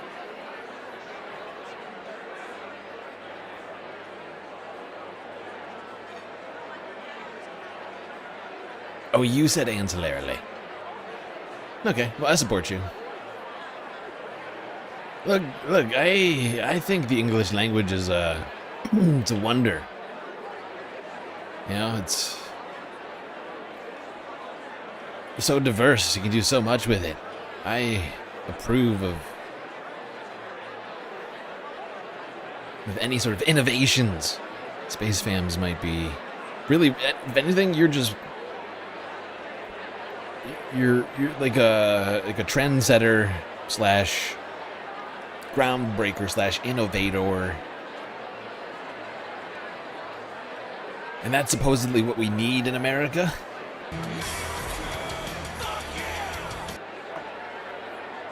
Speaking of what we need in America, we need more beautiful generosity, like that of young Chris 15 Bones on PayPal, getting us to, I think, combined with the other dono from Cthulhu, 60% of the way through the galactic content goal already. Oh my god, it's fucking Seb Gorka. Seb Gorka. I'm here with my with my purple, maroon actually, smoking jacket. Why is this guy still a thing? Why is Seb Gorka still a fucking, like, what the fuck? Where did he come from just now? I was not ready with it was a bad Seb Gorka impression. I can do better than that. I just wasn't ready for it. Dude came out of nowhere. When's the last time we saw Seb? I thought he was dead. Same thing for fucking Newt Gingrich, who we saw earlier. Like, what? Seb? Where the fuck did this dickbag come from? All the worst, they have found all of the worst people on the planet and gotten them in this room, I swear to God. They went looking beneath all of the dankest rocks, the sewers, the lowest places.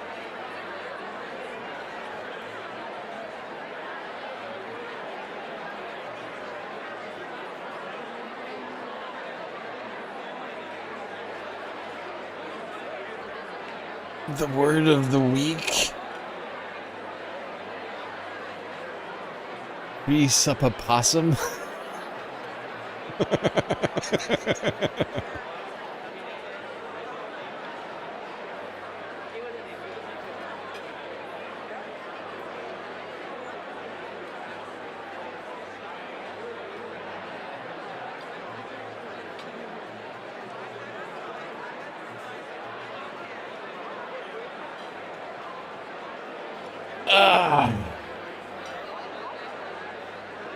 So we're just making up words now? Is that what we're doing? Fine, I can make up words too. Anti-disestablishmentarianosity. Okay? How about that? Spell that.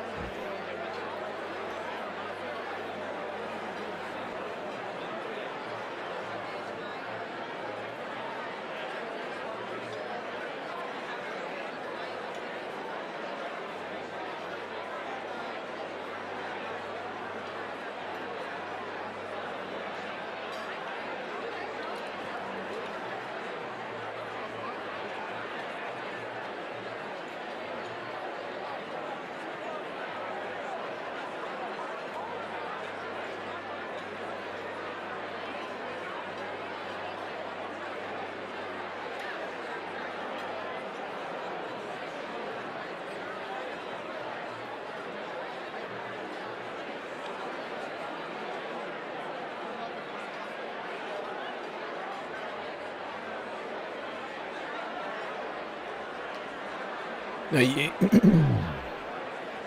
spelled the wrong word. You spelled the wrong word. It's anti-disestablishmentarianosity. Okay, it's an O-C-I-T-Y at the end instead of ism.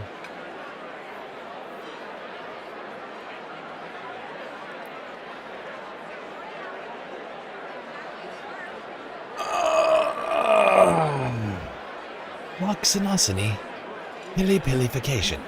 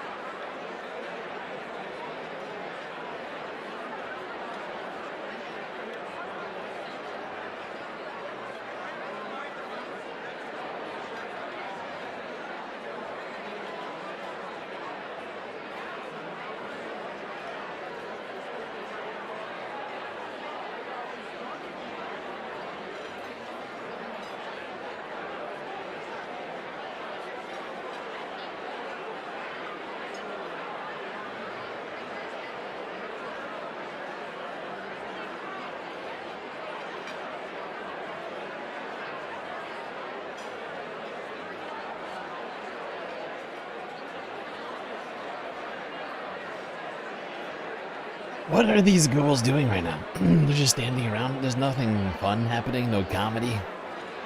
Comedy is dead. comedy is dead. I thought this was America. Huh? Isn't this America? I'm sorry, I thought this was America. These things used to be funny-ish. Like vaguely funny in a liberal, in like a liberal kind of way. But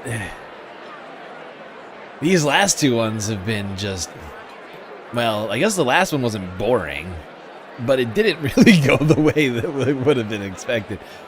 But the last one, they didn't have any planned comedy. No political, nothing political allowed. Even though that was basically the point of these things, was to make political jokes, shitty political jokes.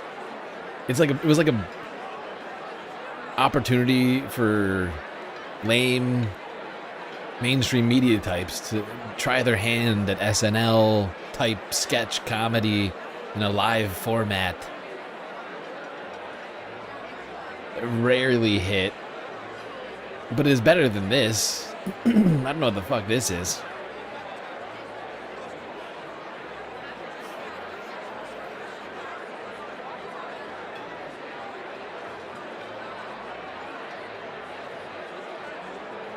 Instead we have an Israeli mentalist.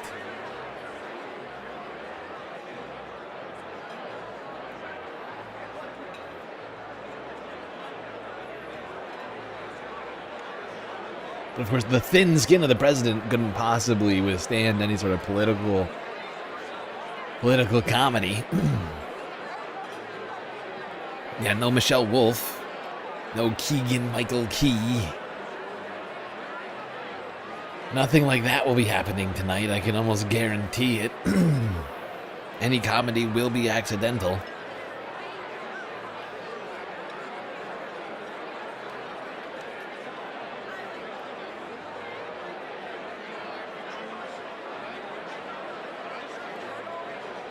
This is going to be a show. I just said an Israeli mentalist. An Israeli illusion, a magician. May as well just use a more understood word. A magician from Israel will be performing. But there will be no jokes. That's illegal. Illegal. Jokes are illegal. Everybody knows it. Illegal.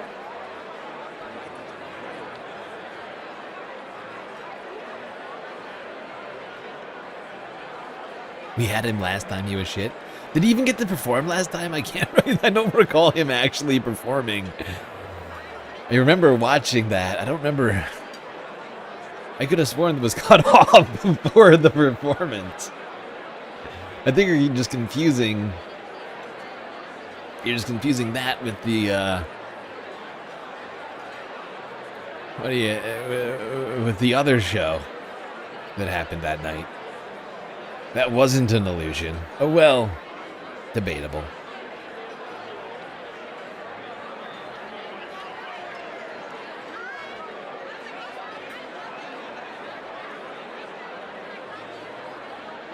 Yeah, exactly. He was showing... Right, last time he was showing Caroline some sort of... He was doing illusions for the president and the White House staff, but not for the crowd. Nobody could tell what the fuck he was doing. It wasn't literally right in front of him. So I don't count that. If you're counting that, okay. But I didn't feel like that was really intended for us. That wasn't the show. I don't think that was the show that was intended. If it was, wow.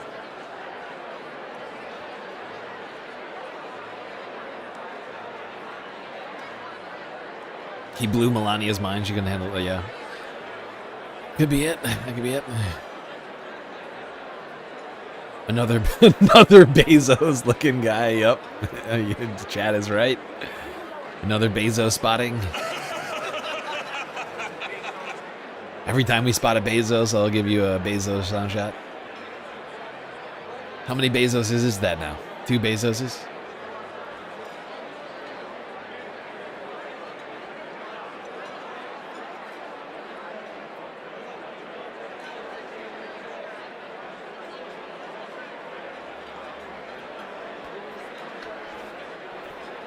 Oh, this is ridiculous.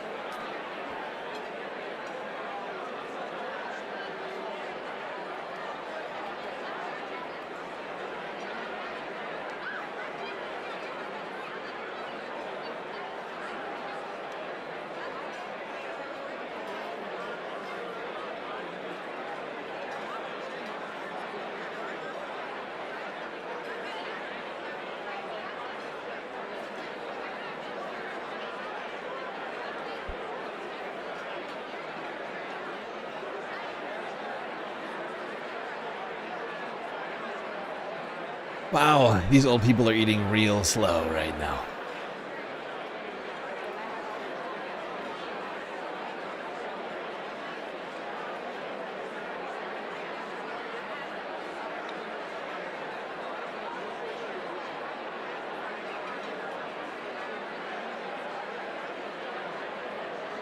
Isn't Bezai the plural for multiple Bezoses?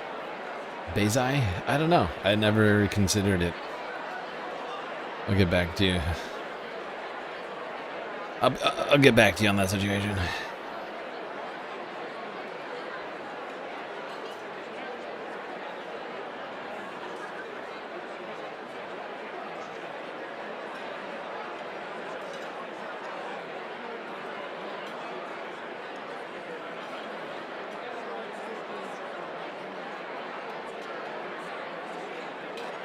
Hey, another $5 donated over on PayPal from Young Chris. Young Chris funding the Galactic Spacecast here. Big time.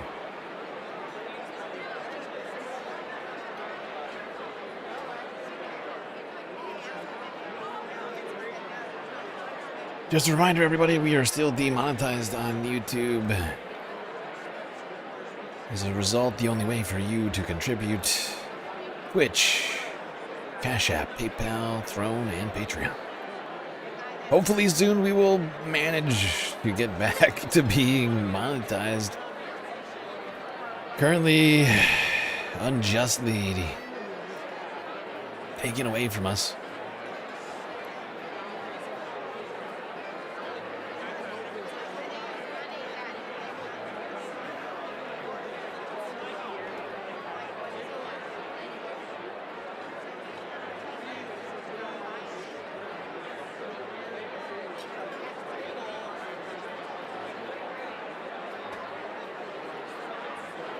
Good God.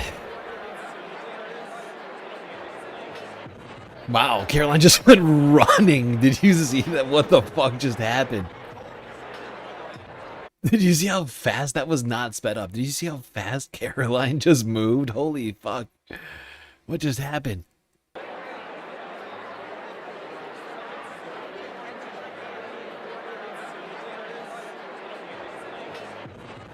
Look at her go.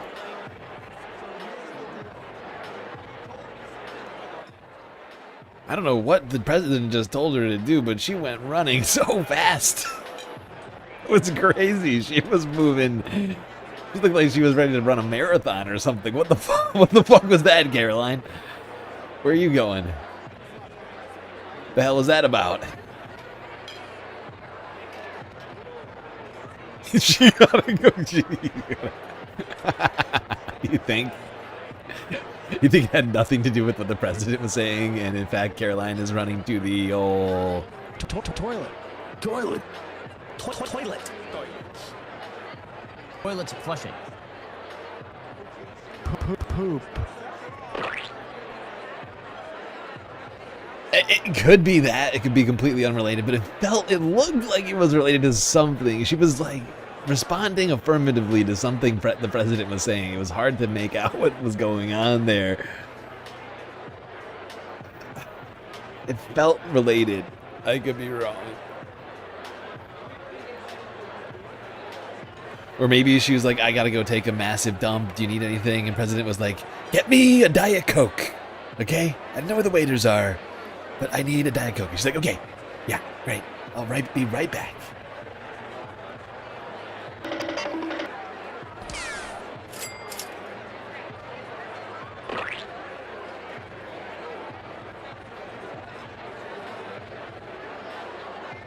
Maybe the diarrhea lettuce is kicking in.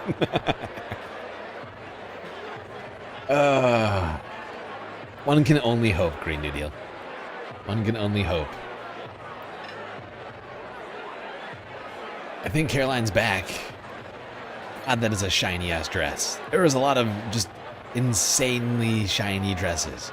This dinner is keeping shiny sequin and bead makers around the world in business. Look at this woman's dress. It's just covered in Swarovskis. Ouija looks like she's wearing a disco ball. Like, what in the what the shit is going on here? These two bought the exact same dress. That's hilarious. Hold on. These two bought the exact same fucking dress. She's over here. Hey. Fuck you, okay? I see what you're doing, and I hate you for it. Is that not what she's over here doing right now? Like, look, bitch, I need you to stay at least 50 yards from me, otherwise we're gonna have a problem.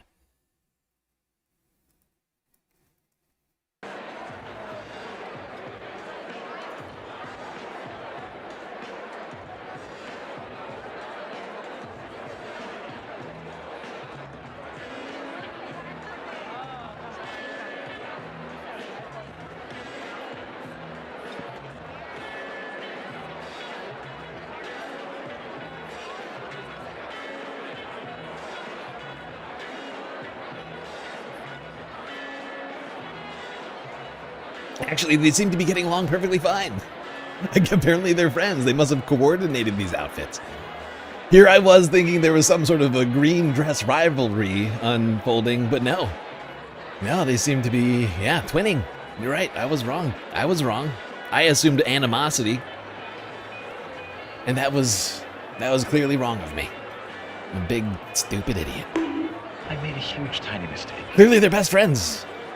I just want everybody to know it. That's beautiful. And that's beautiful, and I'm a dick.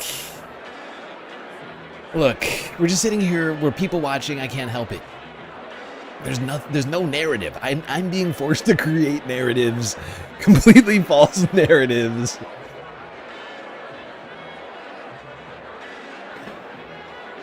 Just to keep the stream going, you know, because we're watching some of the most boring / worst people on the planet sitting here taking selfies of their dinners and do nothing and look bored themselves.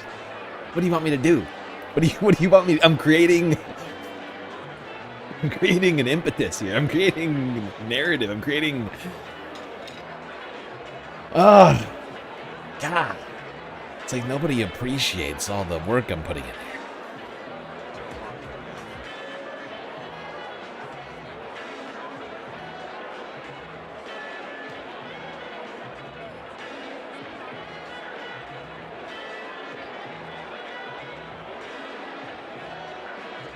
You thought the women were supposed to take pictures for the men? Is that how that works? I am unfamiliar with that. That's sexist rule.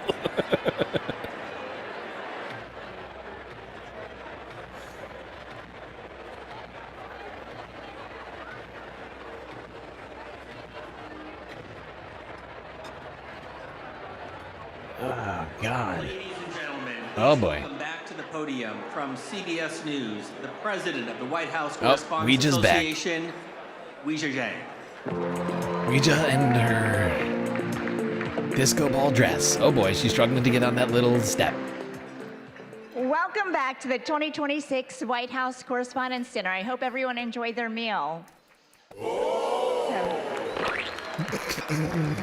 Since Calvin Coolidge became the first president to attend this event in 1924, nearly every sitting president has joined us at some point in their term. The tradition is rooted in a simple principle, that a president and the press corps that covers him can share a meal and even a joke. This dinner has never lacked for opinions. I know everyone has a lot of feelings about it, even under normal circumstances, and people ask, should it still exist? But every year, we pack the room. In fact, we just did it twice. Wow. 2 times. 2. 1, 2.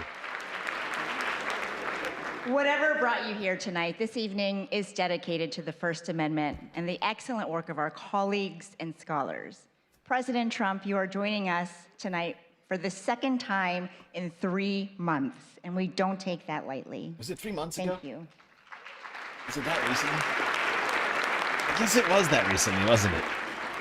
Thank you again to Press Secretary Caroline Leavitt and the White House press team.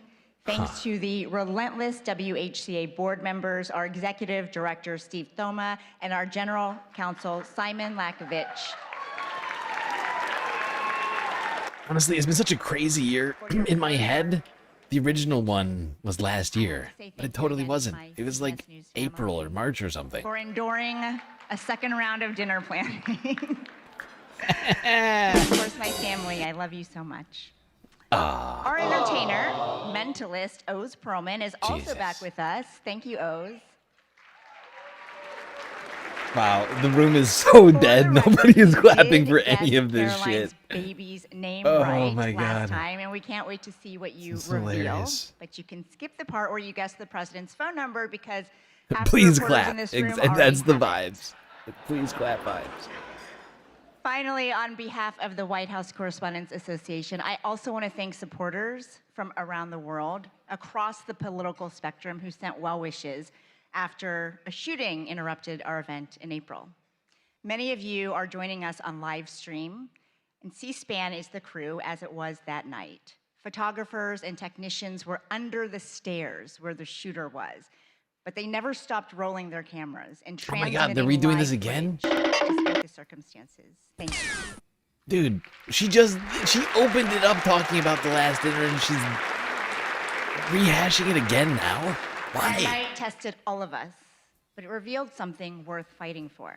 While journalists in the Why are ballroom we were doing gathering this? facts Why? and getting them to the public, I got a rare glimpse of something few of us ever see in real time. Wow. In a holding room, President Trump was huddled with members of his cabinet, asking questions, finding the best way to share the answers with everyone, which is our job Jesus description too. Christ. I keep coming back to that split screen, not because it was dramatic, but because it quietly proved no matter how complicated or tense the relationship is between the press and the presidency, what we share is far more important than anything else. And that is our duty to serve the American people.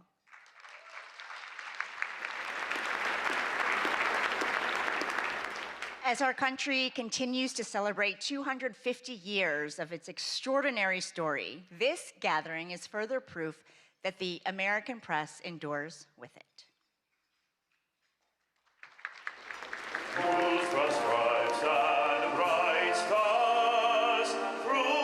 You know how you prove that the press isn't dead? By going up there and not even slightly pushing back against the our president. nation's many unthinkable challenges. Welcome to the 2026 White House Correspondents' Dinner. Oh my that God. celebration was stopped by Wait, a this is single part of the conflict. whole narrative of this thing? Oh my God. I heard the loud bangs that were going off. It was extremely frightening. This is gonna turn into an infomercial for the fucking White House. For the Epstein ballroom, isn't it? Did too. A whole rush of people started to come up towards the front door. On a night when we are thinking about the freedoms in the First Amendment, we must also think about how fragile they are. Oh my God. This is ridiculous. This is ridiculous. What the fuck is going on? Resilient. This was an event What is this? They freedom of produced a speech. montage for the White House was supposed to bring Correspondents' Dinner, together dude. members of both parties You with gotta be members of the kidding press. me. And in a certain way, it Oh did. my God. This is so cringe. So we are together again tonight, proving our resolve and unyielding fortitude. And to celebrate America at 250. This is so deeply cringe. What is happening now? They're doing America 250 with AI Thomas Jefferson. What is happening? Hello from 1789. What is I'm James happening, dude? Oh Yes, my God! that All of a James sudden, Madison. it's AI is I wrote slop. the First Amendment. Oh my At the time, God! we worried a king might Oh my God! control What's the happening? press. Turns out Oh you're my now God! What's worried about happening right now? tweets, Algorithms. Oh my God! And people yelling on television. Let me clarify the rule. Oh The my government doesn't get to shut the press up.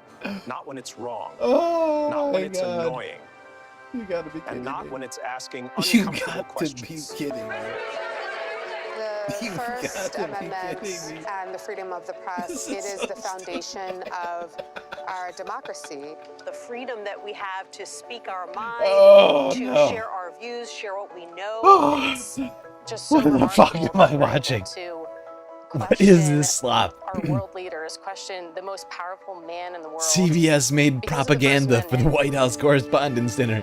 And it's maybe the worst thing I've ever seen. I'm hopeful that people throughout the country Oh, they got will Ken come Burns in together here. to discuss the importance of this history and to appreciate even more what our ancestors did to Oh secure my our God. liberty and Oh my freedoms, God. More including AI founding fathers. Oh my God. Good afternoon, everybody. Oh my God. If this wasn't live, I'd be pausing this shit so hard right now. Oh, I want to pause it so hard. Our goal is it's hurting me. rock the boat, and we're supported by the First Amendment. Oh God. taking control of Iran's oil. We Why have are a we very talking about vigorous Eisenhower group of in people between all representing this all stuff? different points of view, including a lot of the foreign press. Daqui a pouco, o presidente Donald Trump. I just told him I've got to come over and see the fake news. Let's go. The presidents throughout history have complained about how they're treated in the press. They don't stop the publication. What in the fuck is going on, dude? Oh my God. We got Lyndon Johnson out here now. Oh. Mr. President. Yeah, I'm not confident, Jim. I'm staying in What is happening? Why do we have propaganda? Why are we getting CBS made propaganda right now for the White House Correspondents' Dinner? That's enough. Put down the mic. Oh, we're living in just the reporters at the White House. the worst timeline. This is the idiocracy Whenever we timeline. face pushback from a politician or even from a president, it's not about us as a journalist. It's about the person we're covering. Well, I'm not a big fan of yours either, so I understand. to be honest. So let me ask you a question if I can.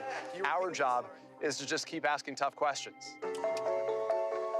Our founders were often distraught about the press, the highly partisan media of their time. Yet Jefferson famously championed a free press, noting that he preferred newspapers without a government to a government without newspapers. That's right. I favored a free press while my predecessor here, John Adams, signed a Sedition Act. This couldn't be that could imprison journalists for more saying ridiculous. anything malicious against the government. I ended that unconstitutional CBS, law when I took a office, billionaire and bought thankfully, media it's never returned. that acts as a regime-approved media source, is talking about how much the founding fathers loved free press. Whenever there's a crisis, that's the time that people tune in. Thank you, Mr. President. Dan Rather with CBS News. The effects of Watergate were beginning to corner President Richard Nixon. If the president thought you were going to ask a question he didn't want to ask, he would try to throw you off balance right at the beginning. Are you running for something?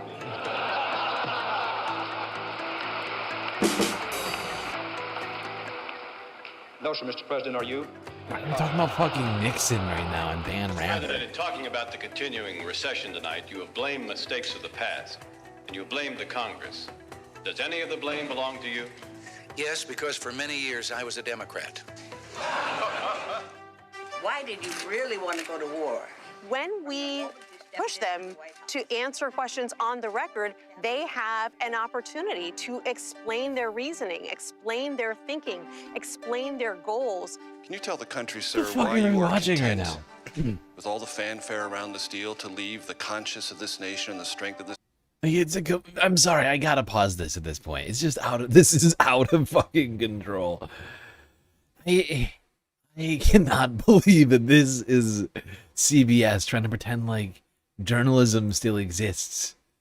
And like they're doing journalism right now and not completely like regime / APAC approved media right now under Barry Weiss and Larry Ellison. For them to be sitting here and doing this and be like, oh, the free press is so important. We need it so much. It's like, what? What are you talking about? When have you prove it? Prove the free press is important. This isn't the way, though. I'll tell you that much. This doesn't prove shit. Nation unaccounted for in relation to these 4 Americans. The notion that I'm content, Major, that's nonsense. And you should know better. Hello, everybody. Have a good trip. Well, you can't fall asleep on Air Force One because you never know when the president's going to come back and take questions. It's going to be a very long trip, right? Dan Compton, who's been with the president all day, is on the phone from Nebraska. On 9/11, I was part of that small travel pool that the White House.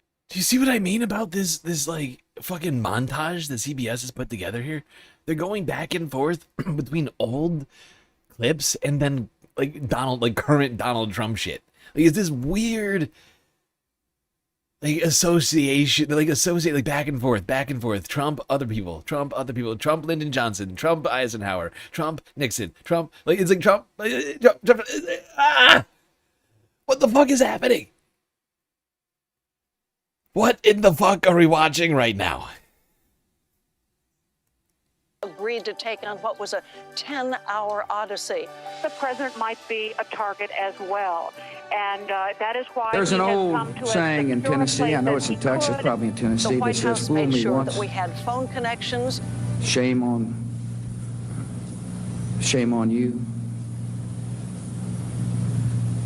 It fooled me. We can't get fooled again. Just like anybody else. I just got off the phone with President Trump. It was a roughly 9-minute phone interview. I've covered 5 different presidents. I have never seen one other than Donald Trump who regularly takes phone calls from reporters. New media is massively important. The most to our country. transparent. Here's what you missed if you weren't tuned in. We utilize social media to help people understand what we're talking about, breaking it down in digestible ways so that they can understand even the more nuanced news that's going on here at the White House. And today we went through the Rose Garden into the Oval Office. Just every single outlet that's at the White House is shaping the national news. All of This is dystopia. We are living in a fucking dystopia. Oh my god. CBS really coming through on the propaganda today. This shit is wild. And they got the music in the background. Oh, the president. The Mar-a-Lago house. DC. outlets have a place here. And Oh, all it's of our so audiences glorious. deserve to know what's going on in our country and in this White House. Such a transparent president. He always takes phone calls. He's the best. I don't think it's unusual for a president to be criticized. That seems to be one of the things that go with the job. As we look back over history, almost This without exception, is fucking the nonsense. better presidents at the end of their term have actually thanked the press in the spirit of, you had your job to do, I had. 2 very special awards, Jackie.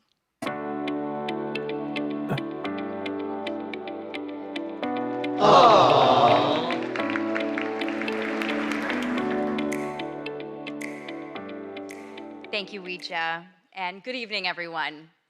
Before anything else, I want to recognize Ouija Jiang for her leadership, her unwavering commitment to this press corps. Ouija, you have really Ouija. represented this association. Ouija.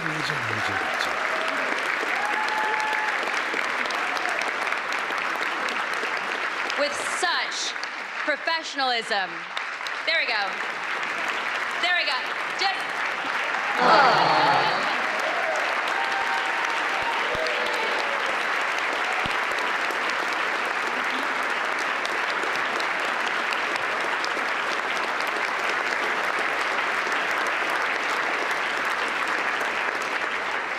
And she has represented this association with such professionalism, integrity, grit, and I am so deeply grateful, not just for your example, but also more so for your friendship.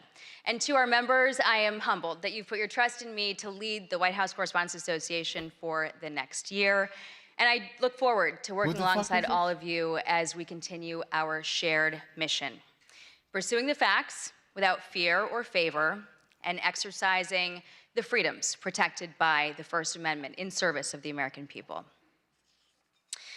The attempt on President Trump's life last April was a sobering reminder that How democracy many times we're going is to talk not about immune this to tonight? violence, and the freedoms that we cherish can never be taken Is for this a granted. memorial to Trump's Political violence must have like assassination no home attempt? in America. What the fuck are we doing?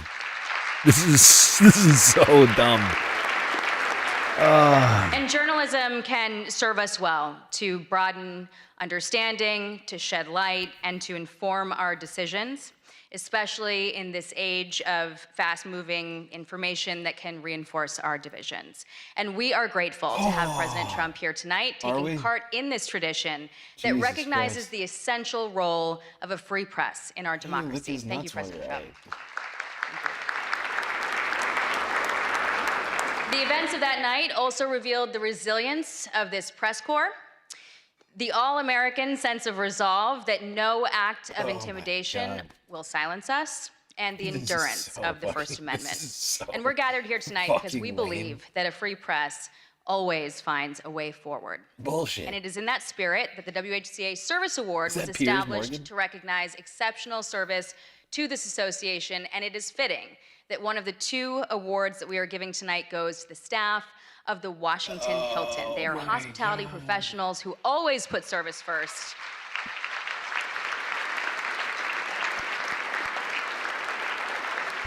As harrowing events unfolded that night, their courage was on full display. The kitchen workers, the ballroom wait staff remained at their posts when President Trump urged that the evening should continue. Oh my God. Oh, they are obsessed with this shit. This whole thing is just about the last dinner and this supposed attempt on Trump's life. Not a single shot fired by that guy, by the way. And they're still talking about it right now, like it happened yesterday. It was like 6 months ago or something, and they're still talking about this. I can't listen to this. Like, this is fucking ridiculous. What in the hell? What in the hell is this shit? Of White House Correspondents' dinners since this event first moved to the Washington Hilton in 1968. And 58 years later, we are deeply grateful for their partnership. Thanks, We're Hilton. proud of the history that we've built together, and we are excited to return to the Washington Hilton next year, stronger Wait, than ever. they're gonna go back next year. Please welcome I thought the they were gonna Washington do it at the Hilton's General Epstein Manager, Ballroom. Ken Jarka, and catering manager Karen Fiketis to accept the WHCA President's Award for exceptional service. Wait, so they switched it on out for behalf of the 1 entire year? Washington Hilton team. That makes no sense. Why are they switching it out 1 year? Look at the Hilton ghouls come up. Oh my God. Where's Paris? Oh my God, this is the worst ceremony I've ever seen. What are they doing? They're posing. They're posing in front of the the teleprompter. What's going on with that woman's face?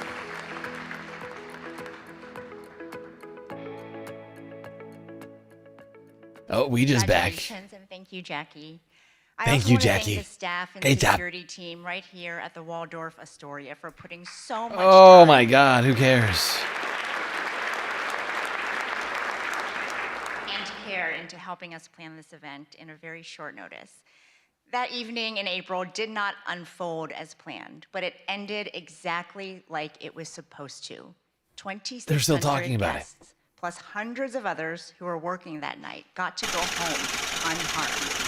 And that was made possible by Looney the Tunes brave men and 9000 women of just law cheered enforcement and the 100 United States bits. Secret Orange Service. circle emoji. Blah blah blah. Okay, Blondie, get off the fucking stage.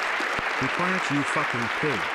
This is why I want On Fox behalf of News, every person news who was shit, inside that ballroom, fake CBS and and every all fake family news who media got to to be hear their banned loved from. ones say, "Don't worry, I'm okay.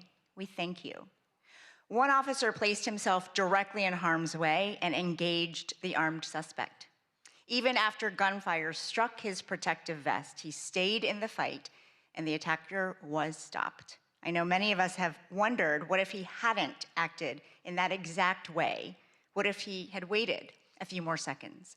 His courage that night reflects the core values of the Secret Service: duty, justice, courage, honesty, and loyalty, and as a commitment to safeguarding his country and community.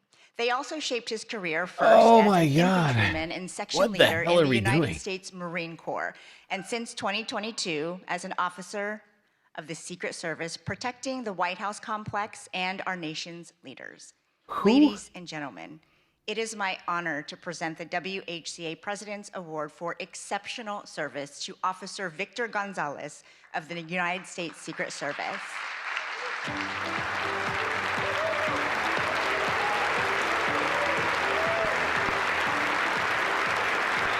They're so obsessed with this shit. They're making the whole night about the previous failed White House Correspondents' Dinner. The entire night. That's all it's about. All this thing is about the last dinner. They're turning it into this celebration of like the security state any second now. I could swear they're gonna do like a commercial for the fucking Epstein ballroom. This is so fucking dumb. Thank you again, Officer Gonzalez. What's the point of and to this? all the law enforcement officials who work around the clock to keep us safe. Democracy is defended in many ways. Sometimes with a badge, sometimes with a notebook and a deadline. The White House Correspondents Association started as a group of 50 reporters, and I am proud that our membership hit a record number in 2025, more than 1,000 people, including many from new media outlets. Our press corps covers the presidency at all hours of the day in their personal lives. They miss out on a lot so that the world doesn't have to. If you are a past WHCA president here tonight, please stand.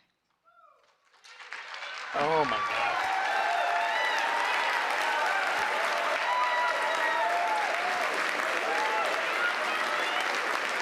They're all at the same table. Former board members, please stand. Our chief White House correspondents, please stand.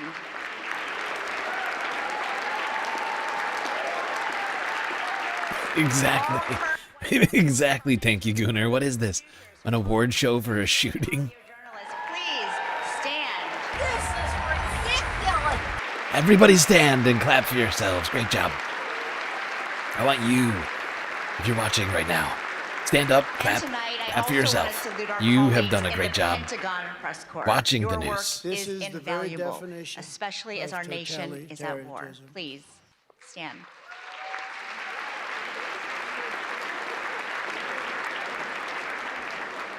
And now we turn our attention to future White House correspondents, our incredible scholarship award winners. Please welcome our scholarship committee chair, who also serves as the WHCA secretary, Brian Bennett of MS Now.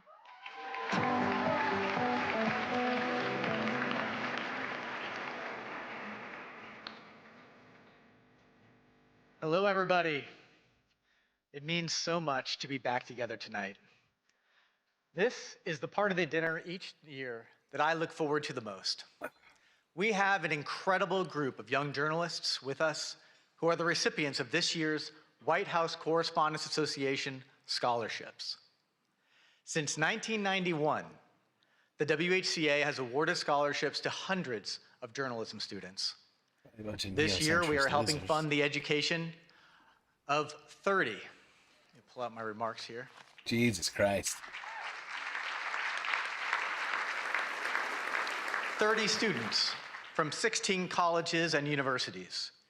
They are from schools all over the country. Is that so hard to remember? Arizona, California, Illinois, Iowa, Maryland, Missouri, New Jersey, New York, Ohio, Puerto Rico, Tennessee, Virginia, Washington, D.C. Okay. We have important partners who extend the reach of our giving, and you all are a part of that. The WHCA and our partners went to great lengths to make sure as many of our scholars as possible could be here tonight with us. And I'm happy to say that 26 out of the 30 of them were able to return for the second dinner.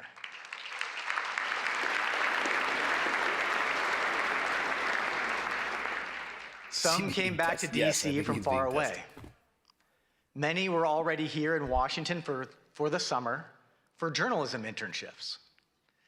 When the April dinner was interrupted by the shooting, oh my God, a lot of the scholars did what journalists do in dangerous situations. Why are we back to talking about the goddamn shooting Started again? reporting. This is ridiculous. And they reported for their college newspapers. They are already showing What would be the commitment honest to the right work now that we are all If the press was honest right now, instead of sitting around here talking about the supposed danger of the last fucking dinner, they would stand around and talk about the danger that exists because of the president to the press, to free press, to freedom of speech. But instead they sit around talking about how great and transparent the president is, and how the only threat to democracy and to the free press was an alleged potential shooter who never got a single shot off. That's the threat. It's not the man who's suing their organizations. They had a tour of the White House, and they met with White House officials. They spent an afternoon with dozens of senior journalists who cover the White House, and they were paired with mentors, working journalists from the White House Correspondents Association, who make a year-long commitment to offer advice and encouragement. We all had people along the way who helped make us better. And the WHCA Scholarship Program is a way that our association gives back and helps strengthen a new generation of journalists. Because of the commitment and your support, past WHCA Scholarship recipients are now doing amazing things in journalism. We tracked some of them down to tell us about their work today. Jesus, no.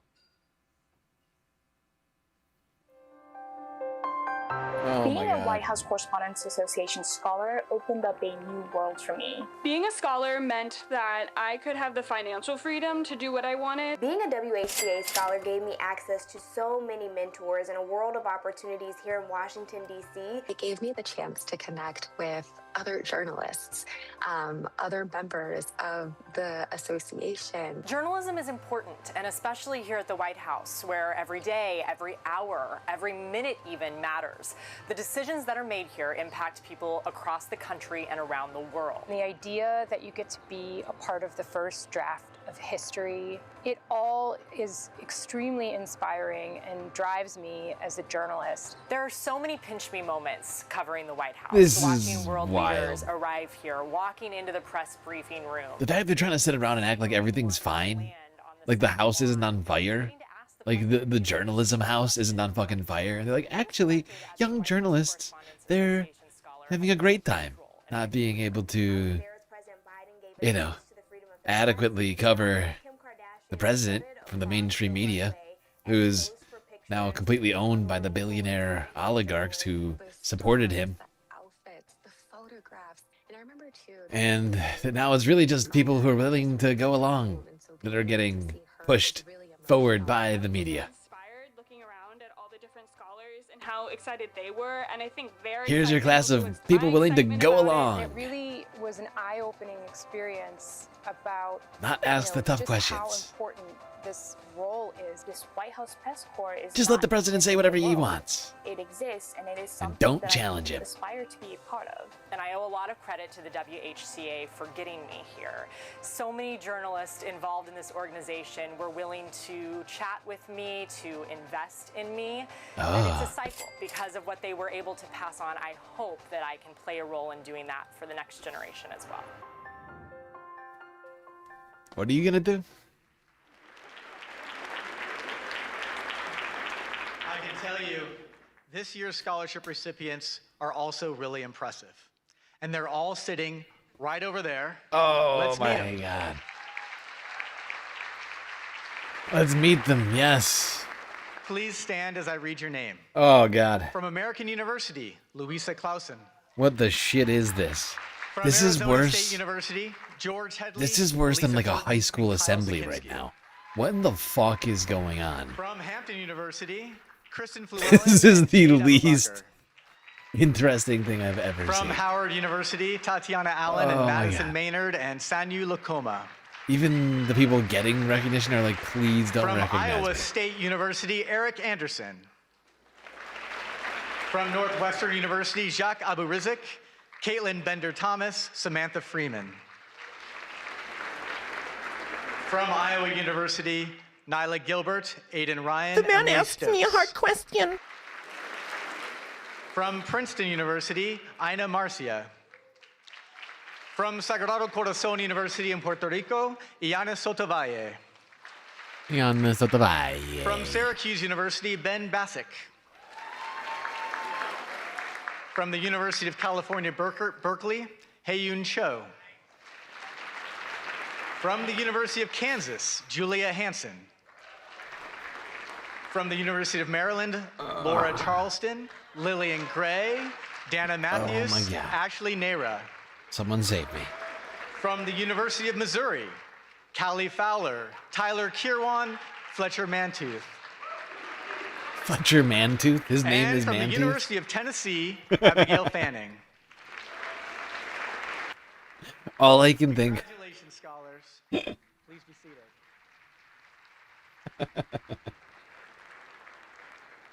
There's one more scholarship that requires special attention.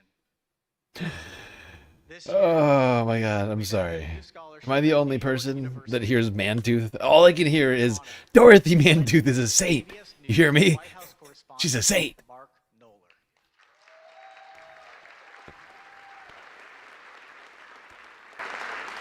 As you all know, Mark passed away in August. And if you needed to know how many times the president had been to Camp David, or went on vacation, or played golf, Mark Knoller always had the facts. And he was always willing to share. To remember Mark and to commemorate the new WHCA scholarship at his alma mater, NYU, here is a tribute put together by his friend and CBS News chief correspondent, Major Garrett. I'm Mark Knoller, CBS News, and you could say that I'm kind of the CBS News numbers man at the White House. You could say that. Holy but Toledo. that's less than half the story. Can you justify your role? Mark did keep a log of presidential actions, everything from speeches and press conferences to vacations and foreign trips.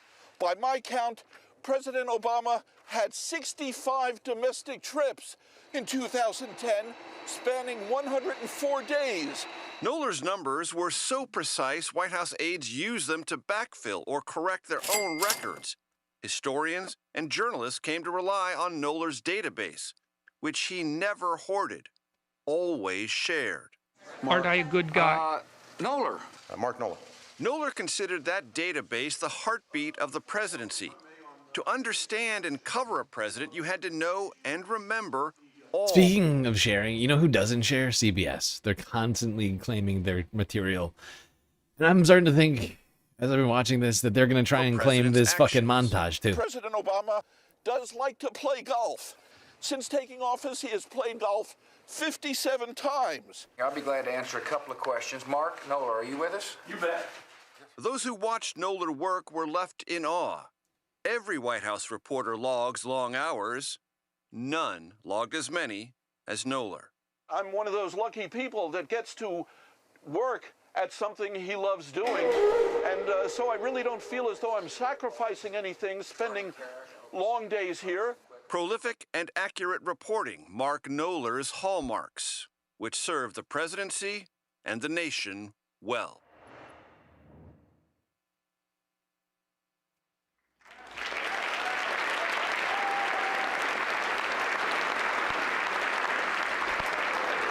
We are honored to be able to add a new scholarship in Mark's name in partnership with NYU's Arthur L. Clarke Journalism Institute.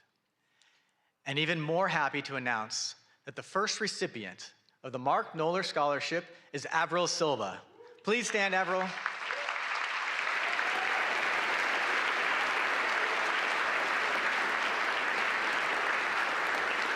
This is ridiculous. What are we Ladies doing? and gentlemen, this year's WHCA Scholarship students. When you see them tonight, offer them advice and offer them jobs. Many of them are already doing amazing journalism. They're all superstars. Thank you very much. You're a superstar. Please welcome the chief correspondent for ABC News, the co-anchor of ABC's This Week, and a former president of the White House Correspondents Association, Jonathan Karl. Not quite yet, actually. Sorry about that, John.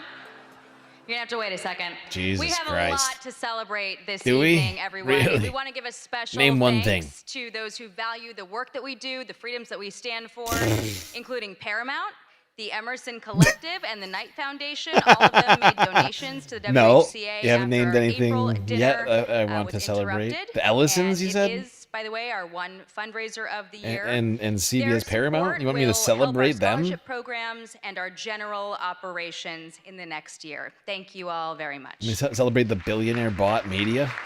Look at Stephen Jung. Oh my God. All right, now it is my pleasure to introduce two former White House correspondents who have served this association with distinction. They exemplify excellence in our field. They will help us recognize tonight's award winners. Jonathan Karl is the chief Washington correspondent for ABC News. He is the co-anchor of This Week, and he is a former president of the WHCA. He's got over 3 decades of experience in Washington. He's covered 4 presidents, 14 press secretaries, and just about every major beat in the city. And through it, he has earned many of journalism's highest honors, including some of the very awards that we are presenting tonight. But first, to recognize our journalism awards, we have one of the country's defining voices with us tonight, Wolf Blitzer. Oh, yes. Wolf Blitzer, of course. Thank God we got Wolf here. Wolf He's going to spice it up. CNN's lead political anchor. He's the host of The Situation Room, and he's been a staple Yeah, of we all know who political Wolf coverage Blitzer since is. Come on. 1990, earning a reputation for steady, authoritative reporting. How many on some of the Swarovski most crystals consequential do you think are on her moments dress? in I modern keep history, trying to and count earning them. It's got to be multiple Emmy Awards hundreds. himself Like for his hundreds and distinguished hundreds. career. Please welcome me Might be over in 1,000 joining Wolf to the Swarovskis stage. on this thing. It's mostly crystals. Actually, it's got to be over 1,000. It's got to be thousands of Swarovskis. That dress is it's like entirely made of crystals. Crystals and a few threads. Wolf, wow. Standing up. Wow, struggling to get up on that little stool there, Abe. Thank you very much for that really nice introduction. I'm so grateful. I'm so honored to be with all of you this evening. Each year, a panel of independent judges review dozens of entries for the 5 major WHCA Journalism Awards. And it's my honor tonight to announce this year's winners. And I'd like to point out that this is really a special night for me. I don't know if many of you were at the first White House Correspondents Association dinner in April, but for me, it was very memorable indeed. Why? And I can report this time. What are you talking about? After the first course, I did not go to the men's room. It was very memorable. Wow. I've been to this dinner over these many, many years. I spent 7 years as a White House correspondent.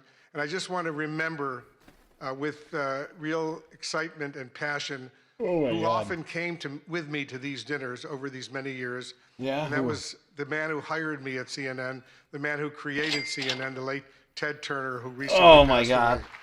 And he was not only a mentor and a good friend, but he loved journalism. When he hired me, he said, "Remember, Wolf, we're the cable news." God, we have to celebrate Ted Capital Turner N, right now. capital E, capital W, capital S network. This is where the news comes first, and don't forget that. Forget about your own personal opinions. Just report the news fairly and accurately, and if you can, do it first. And that's what I've been trying to do over all of these years. Yeah, CNN doesn't have an opinion. So let's remember Ted Turner, what he did for not just for CNN, but for CNN and all of the news organizations over these many, many years. Right. The Aldo Beckman Award for Overall Excellence in White House Coverage, named for the late Chicago Tribune correspondent and former association president Aldo Beckman, goes to, and let's give him a big round of applause, Josh Dawsey of the Wall Street Journal.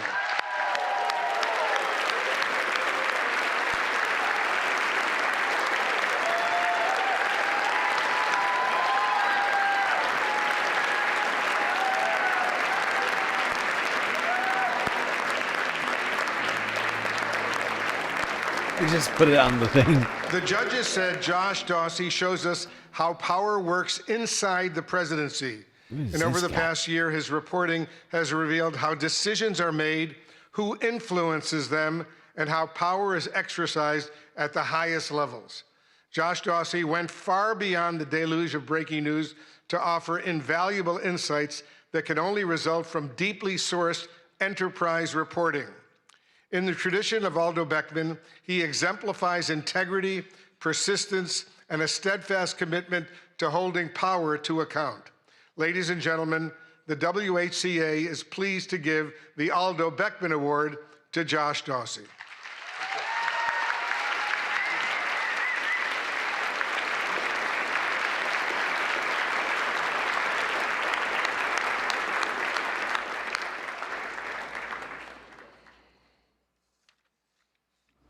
If only he'd use that Let's award to be continue one of these with the schools. awards. Thank you. The WHCA gives out 2 awards for reporting under deadline pressure, one for print and one for broadcast. This year's print winner is Amr Madhani and Zeke Miller of the Associated Press. Oh my God. Both can't even pronounce the name of the guy he's giving awards to right now. What in the hell is going on? Also, is that Julia Louis-Dreyfus? Who is that over there? I can't quite, I don't know, it's not her. But it kind of looks like her. What the fuck is this shit? Hey. I am sorry, Space Sams. I thought this would be at least vaguely interesting. But this is the most painful.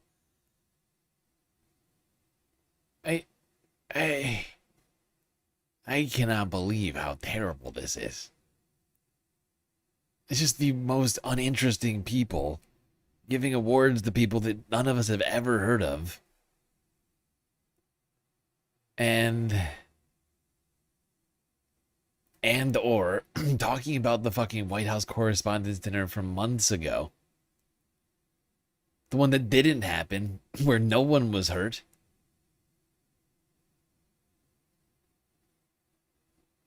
And they're just like obsessing over this moment, fawning over the president, claiming he's a great guy, transparent, loves the press, even though he's sued ABC, New York Times, BBC, yelled at Ouija Jang on multiple occasions, and basically everyone in the room.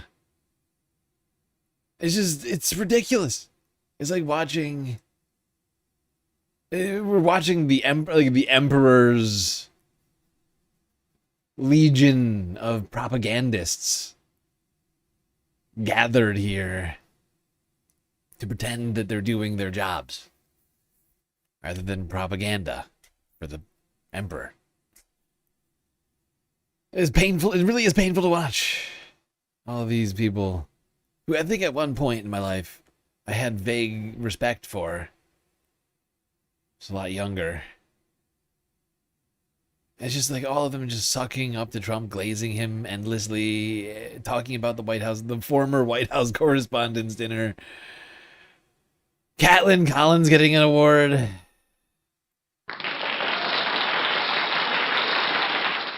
I'll give her some applause. She deserves it. Great job, Caitlin. But for fuck's sake, what is this shit? Smile a little bit more. Smile more, you're a beautiful woman. And nobody cares about your thoughts. Even though you gay. It's literally, it is insane. Like Caitlin is a journalist. She went to school for journalism. She spent her career doing journalism. But Trump's main complaint about her is that she doesn't smile enough. Like, that's not her job. Her job isn't there to smile. It's just crazy to see them shaking hands. Trump pretending to care. Like, he does, like, he's gonna go right back to telling her to smile more. He's already done it on multiple occasions.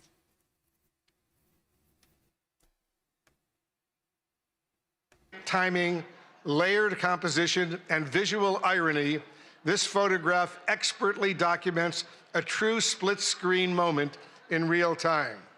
The president's orientation and posture inadvertently echo the statue to his right, while the other half of the frame is defined by movement.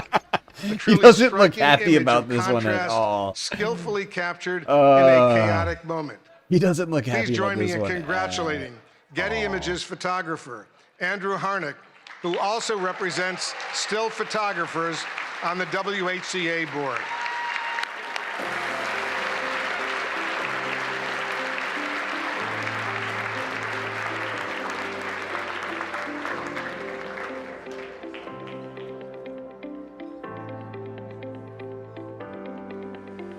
Did you see the awkward look? He almost did it. He didn't look directly at the president. He looked like at his cheek or something. Did you see Wolf look over at the president? Oh my God. And now the Katharine Graham Award for Courage and Accountability, named for the legendary Washington Post publisher. And it comes with a prize of $10,000. This year's award goes to the Wall Street Journal.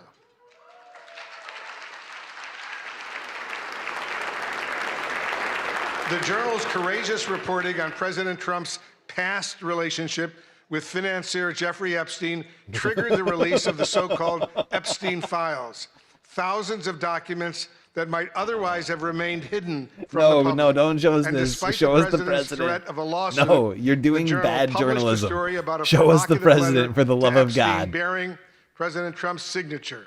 Trump quickly Oh my filed God. a $20 billion lawsuit against the Journal, Oh my revealing God. reporter Khadija Safdar's Oh my home God. address.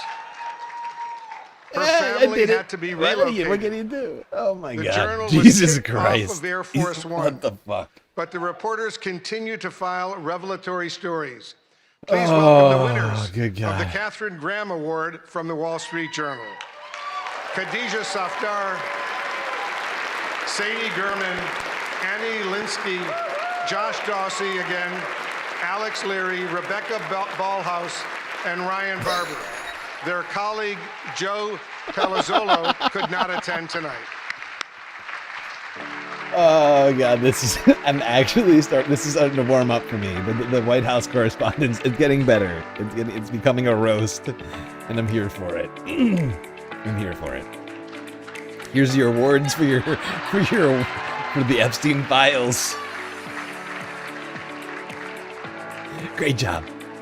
Great job. Yeah. Okay. Great. Really great job with those Epstein files. Really great. Are you still talking about Jeffrey Epstein? This guy's been talking Really about good job. Thank you. Okay, that's enough. Okay, whatever. I don't care. Doesn't matter. I can't go to jail. Doesn't matter. Who cares? Well, what are you gonna do? Oh God. Great job on those Epstein files. The Collier Prize for State Government Accountability is presented by the University of Florida College of Journalism and Communications. And this is the award's 7th year at dinner, and it comes with a check for $25,000. That's a lot of money. This year's award goes to Care 11 in Minneapolis for its investigation, Housing Hustle. The investigation exposed a massive organized fraud scheme within Minnesota's Housing Stabilization Services Program, a Medicaid-funded safety net meant to help people with disabilities and those facing homelessness. This is. Reporter A.J. Legault uncovered Oh wait, I ethical thought it was gonna be something and else. oversight breaches at the highest levels. Wait. The investigation drove sweeping state reforms and waves of federal Oh, it probes is that one, isn't and it? charges, said one Collier juror.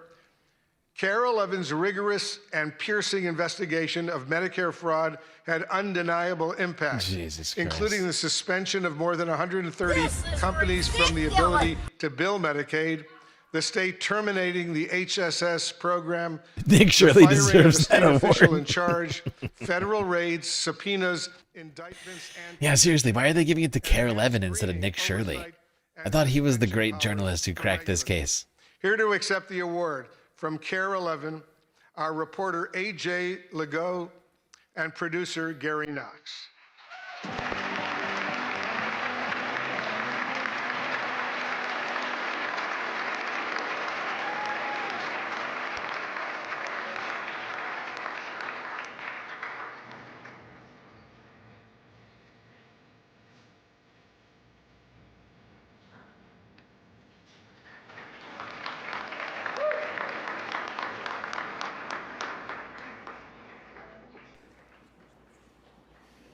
The good Center job. for Integrity in News Reporting Award honors the most fair, impartial, objective news reporting by a member of the WHCA that has the courage to not fear and the discipline to not favor.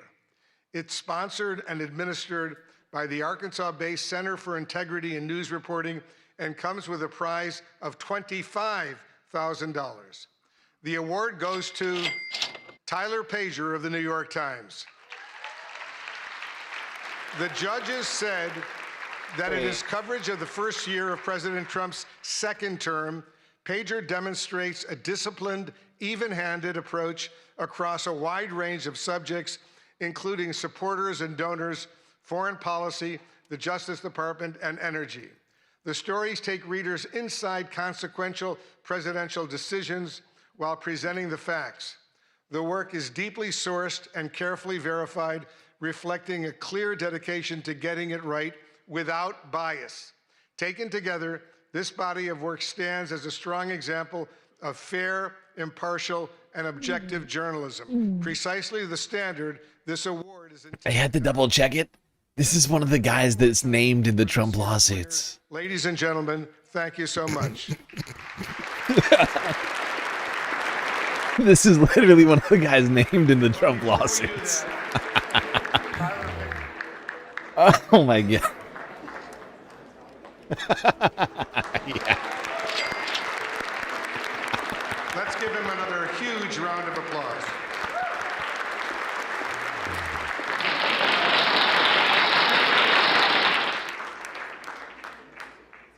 And it's now my pleasure to introduce my good friend, longtime colleague. I'm not kidding. Look it up. Look it up. Tyler Pager. Look it up. The dude is one of the named New York Times reporters in the Trump lawsuits. That's not a joke.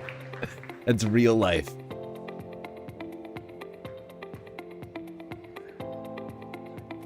All right, the final award of the evening. It is a high honor to present the award created to recognize the fierce and fair women who cover the White House every day. Oh. But first, I just want to give a big thank you to Weijia Zhang. Weijia, your leadership. Jesus Christ.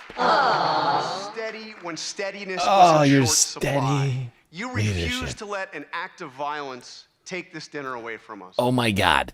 And because of you, it has gone on. You insisted that. Oh my god. Thank you. Awesome, courageous. Oh my god, so great. So good and so great, Weijia. You deserve a Mr. medal. President, I want to say it matters that you came here tonight. Oh, it matters. Thank you. Thank you, Mr. President. For more than 100 years, presidents have chosen to sit in a I will room say of thank you very much. I reporters love you, sir. Who ask tough and often uncomfortable questions and who report without fear or favor. It's important. Thank you for being here. And in that spirit, I am thrilled to present an award named after two women who didn't just cover history, they helped make it. In 1947, a woman joined the White House press corps and changed it forever. Her name was Alice Dunnigan. She was the first African-American woman ever credentialed at the White House. I mean, this woman is dangerous, ladies and gentlemen. And just a few years later, she was joined by Ethel Payne. And together, they looked the most powerful man in the world in the eye and demanded answers about civil rights for Black Americans. President Eisenhower didn't always welcome those questions, but Alice and Ethel kept going and kept showing up, and they kept asking. The WHCA Dunnigan Payne Award for Lifetime Achievement exists to honor their legacy and to recognize journalists who followed in their footsteps by breaking barriers for future generations. So tonight, it is a privilege to present the award to two women who did exactly that. In a field long dominated by men, Melissa Young and Susan Walsh each built extraordinary careers as photojournalists, not by waiting for doors to be open, but by bursting through them again and again for decades. Melissa Young, this one you know very well, she worked at ABC News for 44 years. I'm staying in the race. She began in local television in Miami and worked her way to Capitol Hill and the White House, where she was one of the first female photojournalists in the press corps. Melissa documented the presidencies from Ronald Reagan to Donald Trump. She covered campaigns, secretaries of state, and defense. She reported in disaster zones, war zones, all around the world. I worked side by side with Melissa for about half of those years. And I traveled to more than a dozen countries with her. I'm not gonna mention the time I was briefly detained because that was on Capitol Hill and she came to my rescue. That kind of person. Help, help, True. I'm being repressed. She's tireless and professional and a lot of fun to be around. Apparently Trump is about to speak any second here. Quiet determination, retiring just last year. Susan Walsh, her career was built on anything but luck. When a promised job fell through after a college internship, she called the AP's Boston bureau every single day for 3 weeks. Just saying, give me a shot, will you? Well, finally, they did just that. She came in, she said yes to every assignment. She worked her way up. She got to cover Super Bowls, Boston marathons, 5 Olympic Games. She transferred to Washington in 1997. And from there, she went on to photograph every US president from Jimmy Carter to President Trump, traveling the world as part of the White House press corps. In 1999, she was part of the AP team that was awarded the Pulitzer Prize for feature photography for her coverage of President Clinton's impeachment. She also served as the White House News Photographers Association, fighting for press access This at thing is every going turn. so long. Susan also retired just last year and traded the briefing room in for the ice rink, where she now plays hockey with her son. She's pretty good. Alice Dunnigan and Ethel Payne showed us what it looks like to refuse to be pushed aside so that they could keep bearing witness to what matters most. Melissa Young and Susan Walsh spent their careers doing exactly that.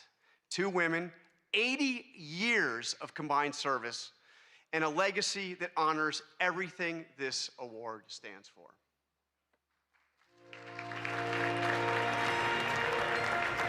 Oh, another montage, huh? Purpose. I had a lot of fun. I saw myself as part of the world that I was doing something that the world needed. I was always really excited to be in the room, see it, be a part of it. It kind of gave me the access and the confidence to go up to people and look into other people's worlds. The camera definitely made me fearless, especially when I was doing news and traveling internationally. You had to be aggressive, and that's when I had to be someone who I wasn't really sure I recognized all the time. 8 inaugurations, 5 Olympics, 6 Super Bowls, World Series, lots of sporting events, APEC summits, NATO summits.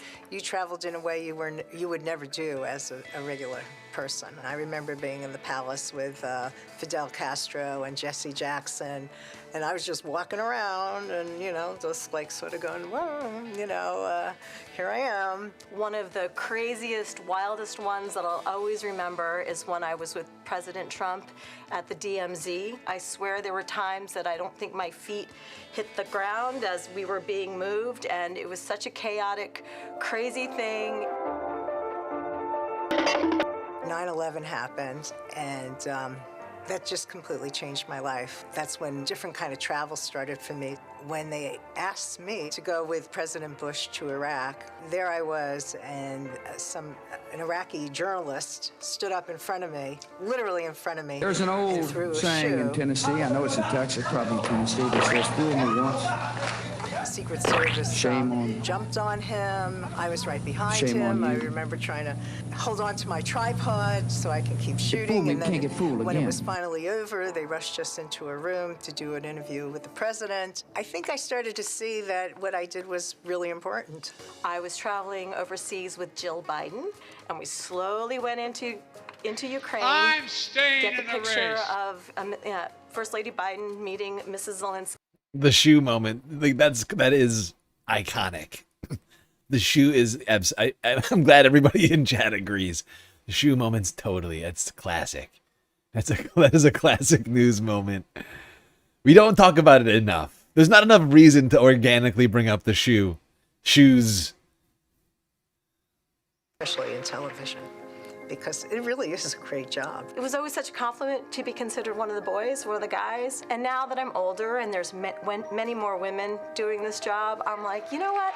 We're going to claim our space. You guys can be one of the girls, because we got this. Yeah, we got this.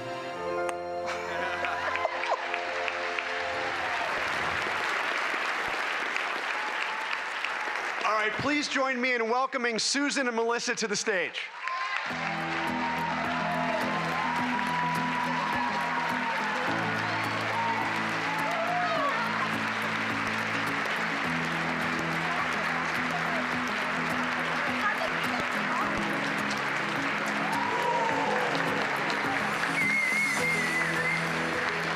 Just a reminder, everybody, if you haven't already hit that follow button on Twitch, subscribe on YouTube, and consider contributing to the Galactic News Network, as we are completely funded by individuals like you.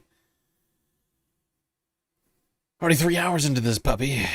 By the way, I do want to say thank you to Young Chris for the $5 dono, another dono from Young Chris. Getting us a little closer. So it's really pretty cool to be up here and just kind of be a guest tonight. But they were gracious enough to give me an opportunity to say some things, so I'd like to say some things. First, Ouija, Jackie, and the entire Correspondents board, I just want to thank you guys so much for selecting me this year, me and Melissa. You're terrible. I hope not to get emotional here. This award means like the world to me. Oh, I'm such a sucker. Sorry. I got this. This award means so much, not because it's named for two incredible trailblazing women, but because honestly, I felt that this association didn't always, value what we did as photographers. And, there were many times that Melissa and I were the only two women in the White House travel pool. And I just have to say, things have changed, and I love it. So there's a whole lot more women out there, so yeah.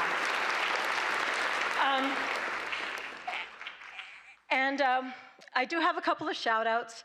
I have to thank the Associated Press for giving a chance to a young photographer oh so many years ago. I truly hope I made you proud. To my son, Johnny, oh gosh.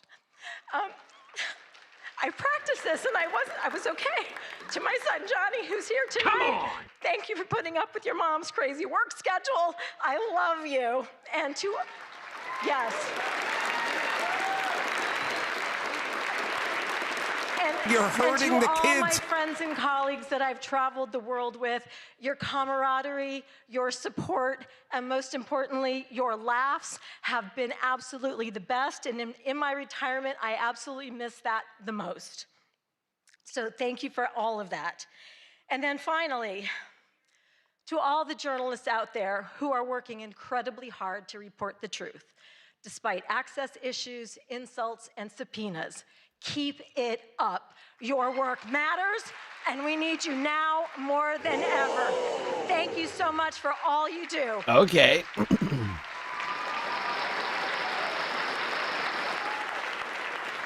Damn. That's how you end the speech. That's how you end a speech right there. Did they cut the mic? ABC has been breaking barriers since its start. Innovation is in our DNA, and being part of this work has always been my goal.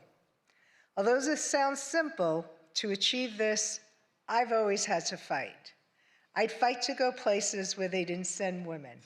I'd fight to disasters in war zones. I'd fight to be part of the White House travel pool, covering 7 presidents. I'd fight to do an Oval Office address.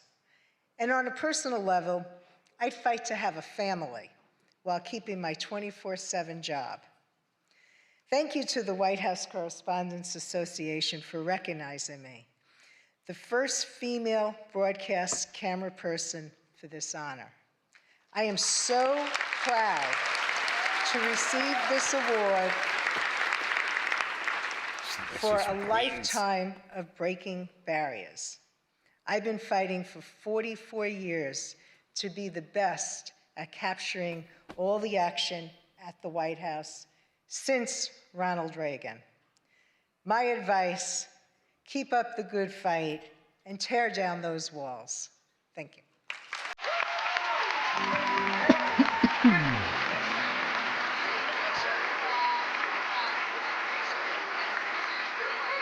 Not enough. I mean, any speech that doesn't end with "Go fuck yourself, President Trump." Wasted opportunity.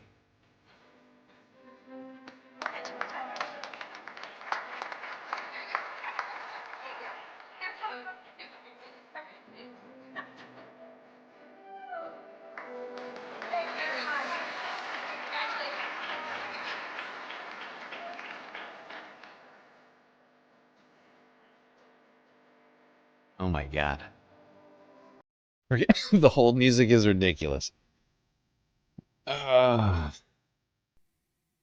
get the Secret Service out here. Get the awards, I guess. The Secret Service is giving out the awards. What is that? That's a bottle of water. Congratulations again to all of our honorees tonight. I am confident that one day our scholarship winners could be the ones taking home awards. After all, not that long ago, we were you. Young people passionate about journalism and determined to make it work.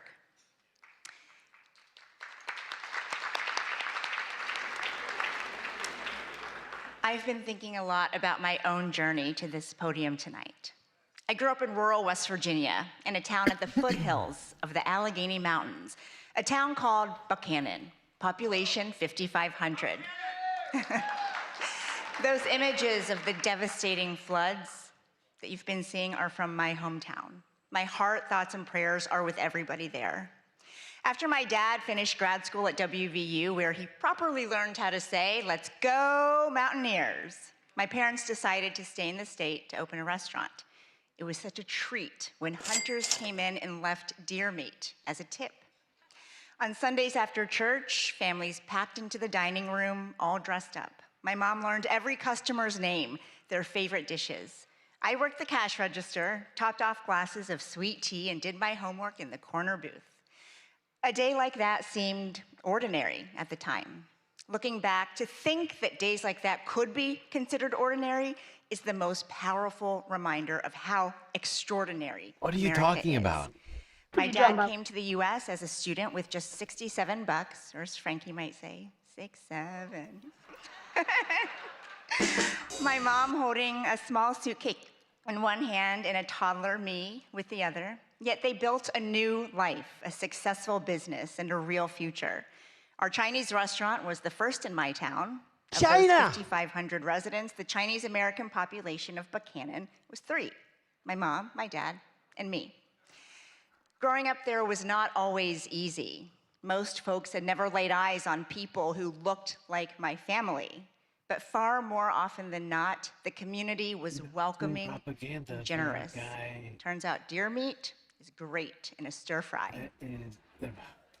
In Mandarin, the word for America is Meiguo. It literally means beautiful country, and I love that. America the Beautiful was never only about her landscapes or landmarks. It has always been about the promise that no matter where you come from, you get a shot at chasing your dreams. My dreams began right there in that family restaurant. A small TV in the back was often turned to the news, my dad's go-to for learning more English.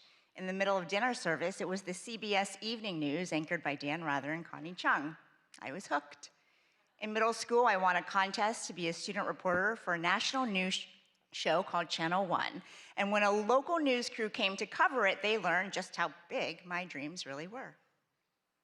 I hope to be the next Connie Chung and better. That's kind of hard, but that's my goal. And so I'm going to work very hard at trying to be a broadcast journalist. To watch Ouija Jang home movies right now. 30 years later, it's surreal to say that I've sat in Connie Chung's old chair to fill in on the evening news. And Connie and I have talked about how the White House beat and the White House Correspondents Association used to be a little bit of a boys' club. For decades, women could be members, but they were not invited to sit at this dinner until 1962, when a woman who would become Dean of the Press Corps insisted. Thank you, Mrs. Helen Thomas. So tonight it means everything to stand here as the first woman of color ever elected president of this association in its 112. I'm fairly certain I'm not the only person here who finds it deeply ironic and hypocritical that these people are celebrating Donald Trump while simultaneously trying to celebrate immigrants and women and, like, you know, like whatever else. Like, it's deeply, deeply ironic. And I just don't understand how they can stand here and do it. Should be sleeping by now. I love But you these are more than paid anything in the propagandists. This is their job. My parents came to a country with almost nothing to give their daughter everything. And now I have that because they could be with me in this moment. Mama, Baba, Shishia.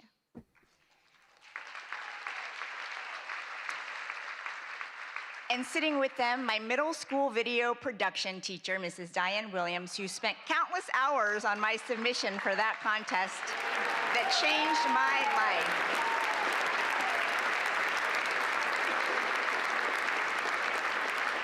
Like public school teachers across the United States, Mrs. Williams looked at a 13-year-old kid and said, "You can be whatever you want when you grow up," and she meant it.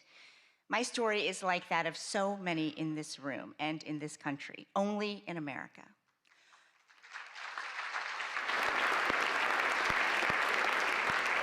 It's just crazy to me, right? That you can stand here and not go after Trump and try and be celebrating these things.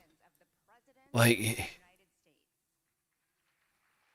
Donald Trump is the reason women no longer have the federal right to abortion, to their own bodily autonomy. Donald Trump is the reason that immigrant families like Ouija's are living in fear. Sure, Ouija's family isn't living in fear.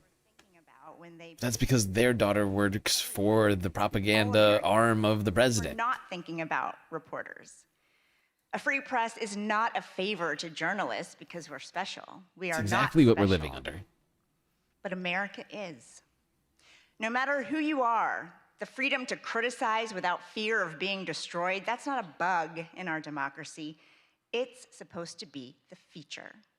In 1786, writing from Paris, Thomas Jefferson told his friend back in Virginia, "Our liberty depends on the freedom of the press, and that cannot be limited without being lost." 5 years later, that thought was enshrined in the Constitution after Jefferson urged James Madison to include a Bill of Rights. Many founders couldn't stand the press. Some things never change. But they understood if our access is restricted, it's really the people's access to information that is limited. If the media faces government pressure or censorship, it's the people who end up knowing less. That was true then, and it's true now. But having press freedom comes with a tremendous responsibility. We can't demand accountability without practicing it. Criticism of the media can be unfair. It can also be legitimate. We get a lot right, but sometimes we get things wrong. We mistake proximity to power for understanding it. And at times, we get trapped in our own bubbles.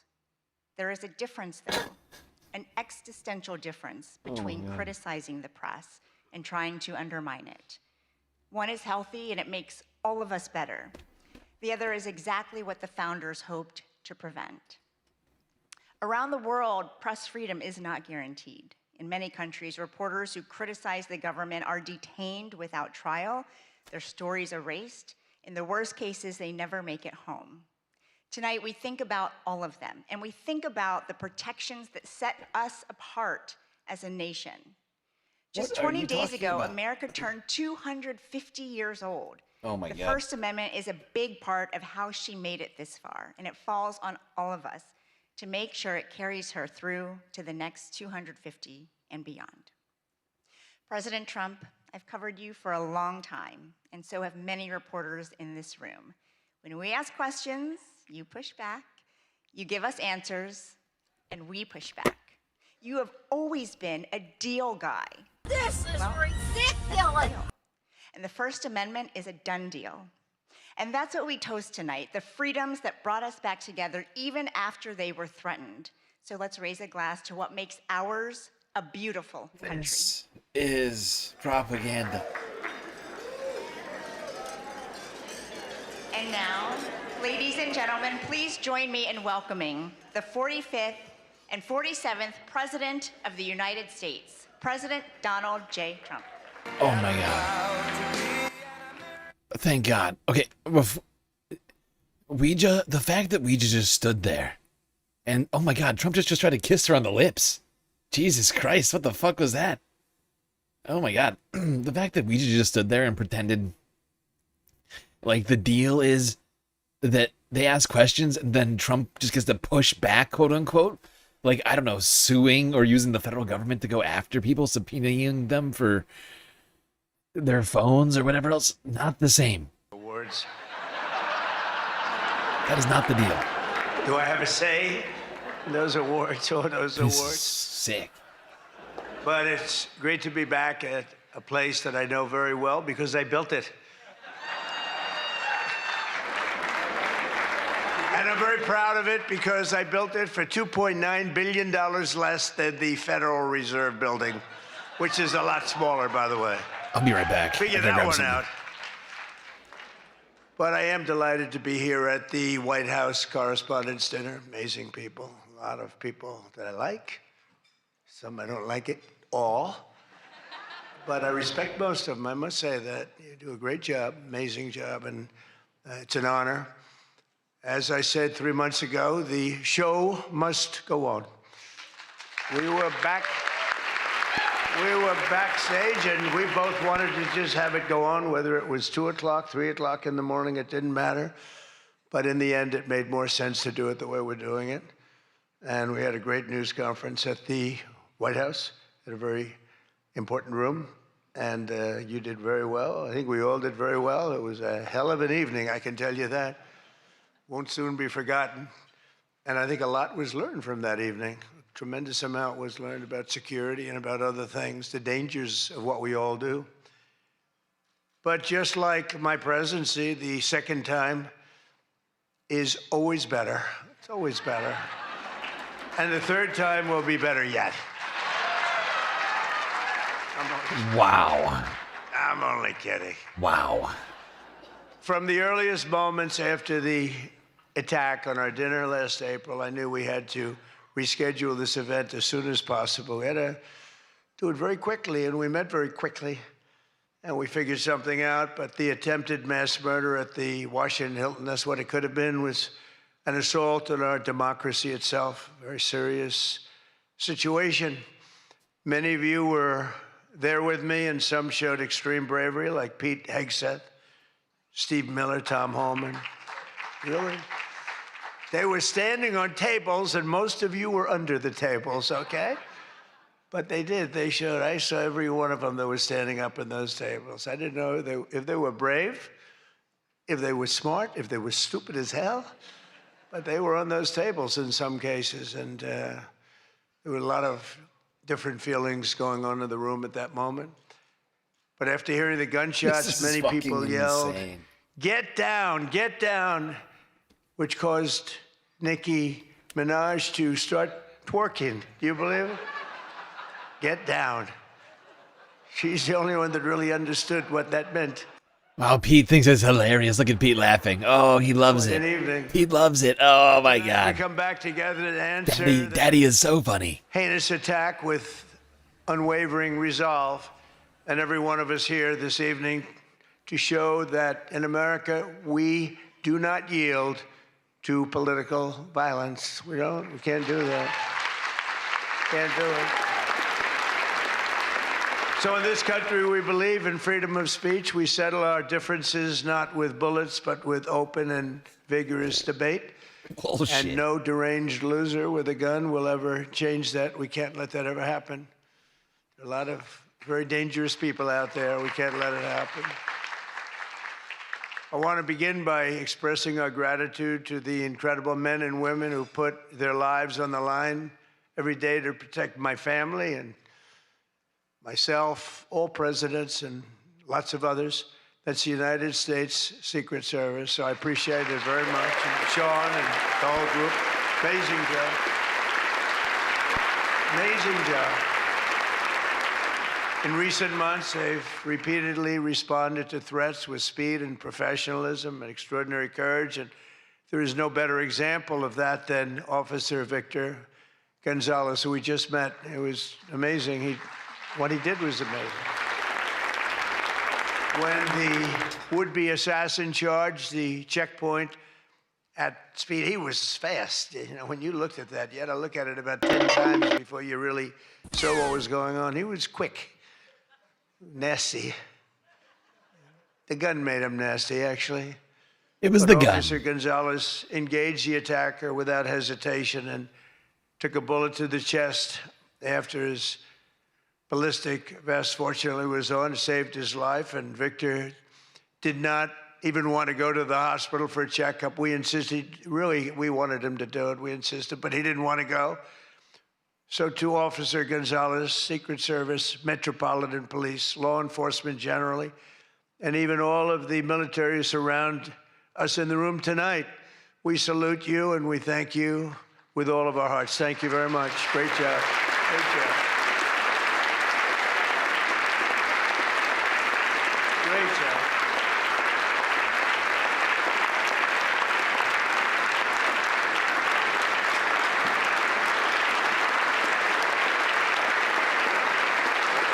Who's banging on the fucking table? Stephen Miller? Can you hear it? There's somebody banging on the fucking table.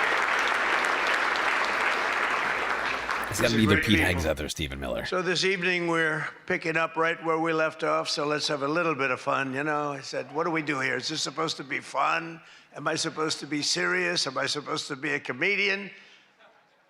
So I guess you said maybe a little bit of everything. I know one thing I could never have done, the speech that I had ready, just a short while. Oh, that was going to be a doozy. I was so psyched. I was going to rip people. And I don't know, just something changed. It's really for the better, but I just wouldn't want to do that. But we'll do a little ripping if you don't mind. But it is true. I said, how do we handle this? It's going to be a different kind of an evening, and it is. And in many ways, it's a more beautiful evening, actually. When you think about Everyone's it, more looking really good tonight, and I know it was not easy finding shoes to go along with your bulletproof vest, which many people didn't want to wear because they'd rather die than look 20 pounds heavier. You know that, right? We have that a lot. They put one on me. I said, are you sure I'm not wearing this?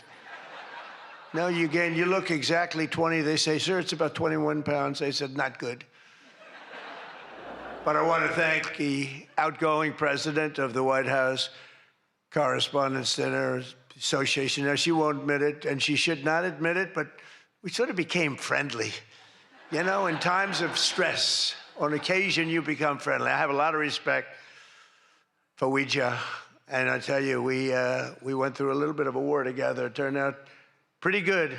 It turned out pretty good because of a lot of good people. They stopped the tragedy, so I want to thank you very much. Fantastic job. Really great job becoming my friend, Ouija. And Ouija worked extremely hard to ensure this dinner. Did you pick up on that? Trump just congratulated Ouija on being his friend. I just met her parents, her children, her husband. What a perfect family. So it's really great. Thank you very much, all, for putting up with this. For putting up with this, right? But let me also thank the incoming president of the Correspondents Association, Jackie Heinrich. She can be very tough as a reporter, I will tell you. She can be nasty. She looks so beautiful, but she can be so nasty. How could that happen? But she just got married to a very successful congressman, a very good congressman. I'd like to have a couple of more votes from him, but that's okay.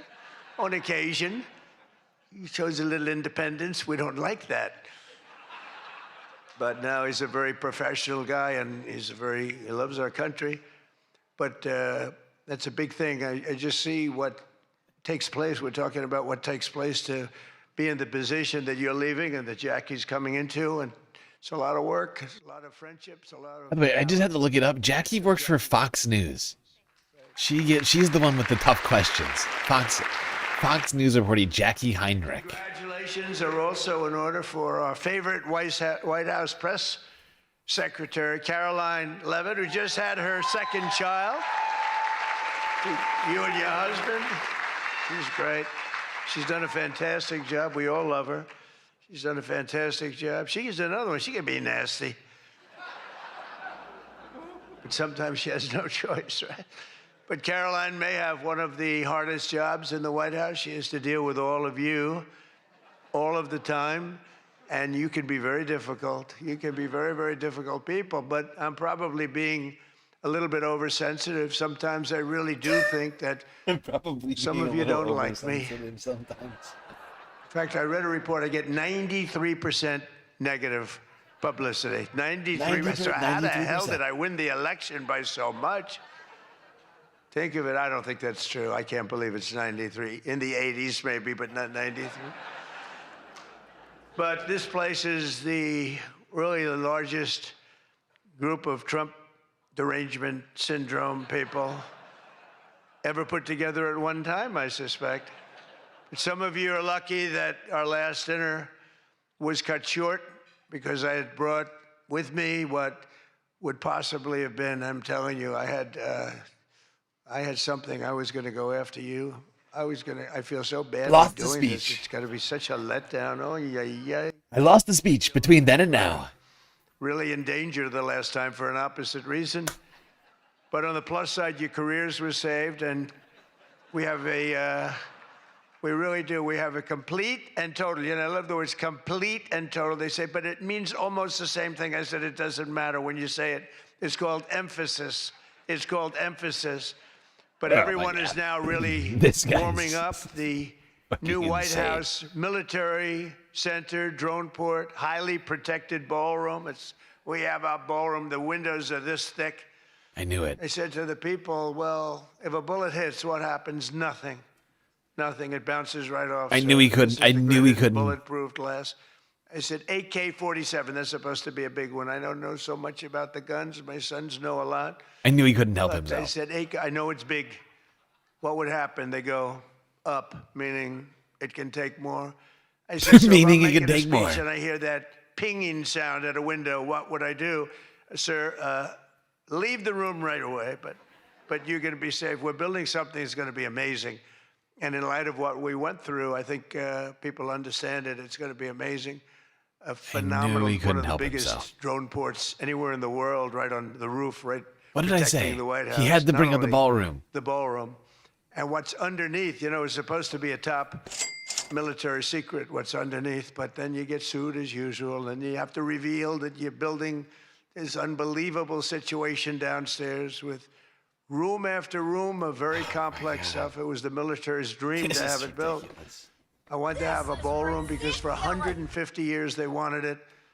And then the generals came to see me and they said, sir, you're building something. This gives us an opportunity to do something that will be so unbelievable, never happen again. Never happen again. Because there's very little built under the White House, very hard to build under a very fragile building like that. It's very fragile. It's old and a little different construction standards, frankly. And this is an opportunity for us to build something very powerful. I said, let's keep it secret. They said, no, we're telling you, sir, let's keep it secret. And then we get sued and we revealed every room, We told the people that did the suing, they're not good people. We told them, we said, you know, you're being very unpatriotic when you bring a suit like this, but it is what it is, but it's going to be, very it's really going, it's moving fast. We're ahead of schedule. We're right on budget.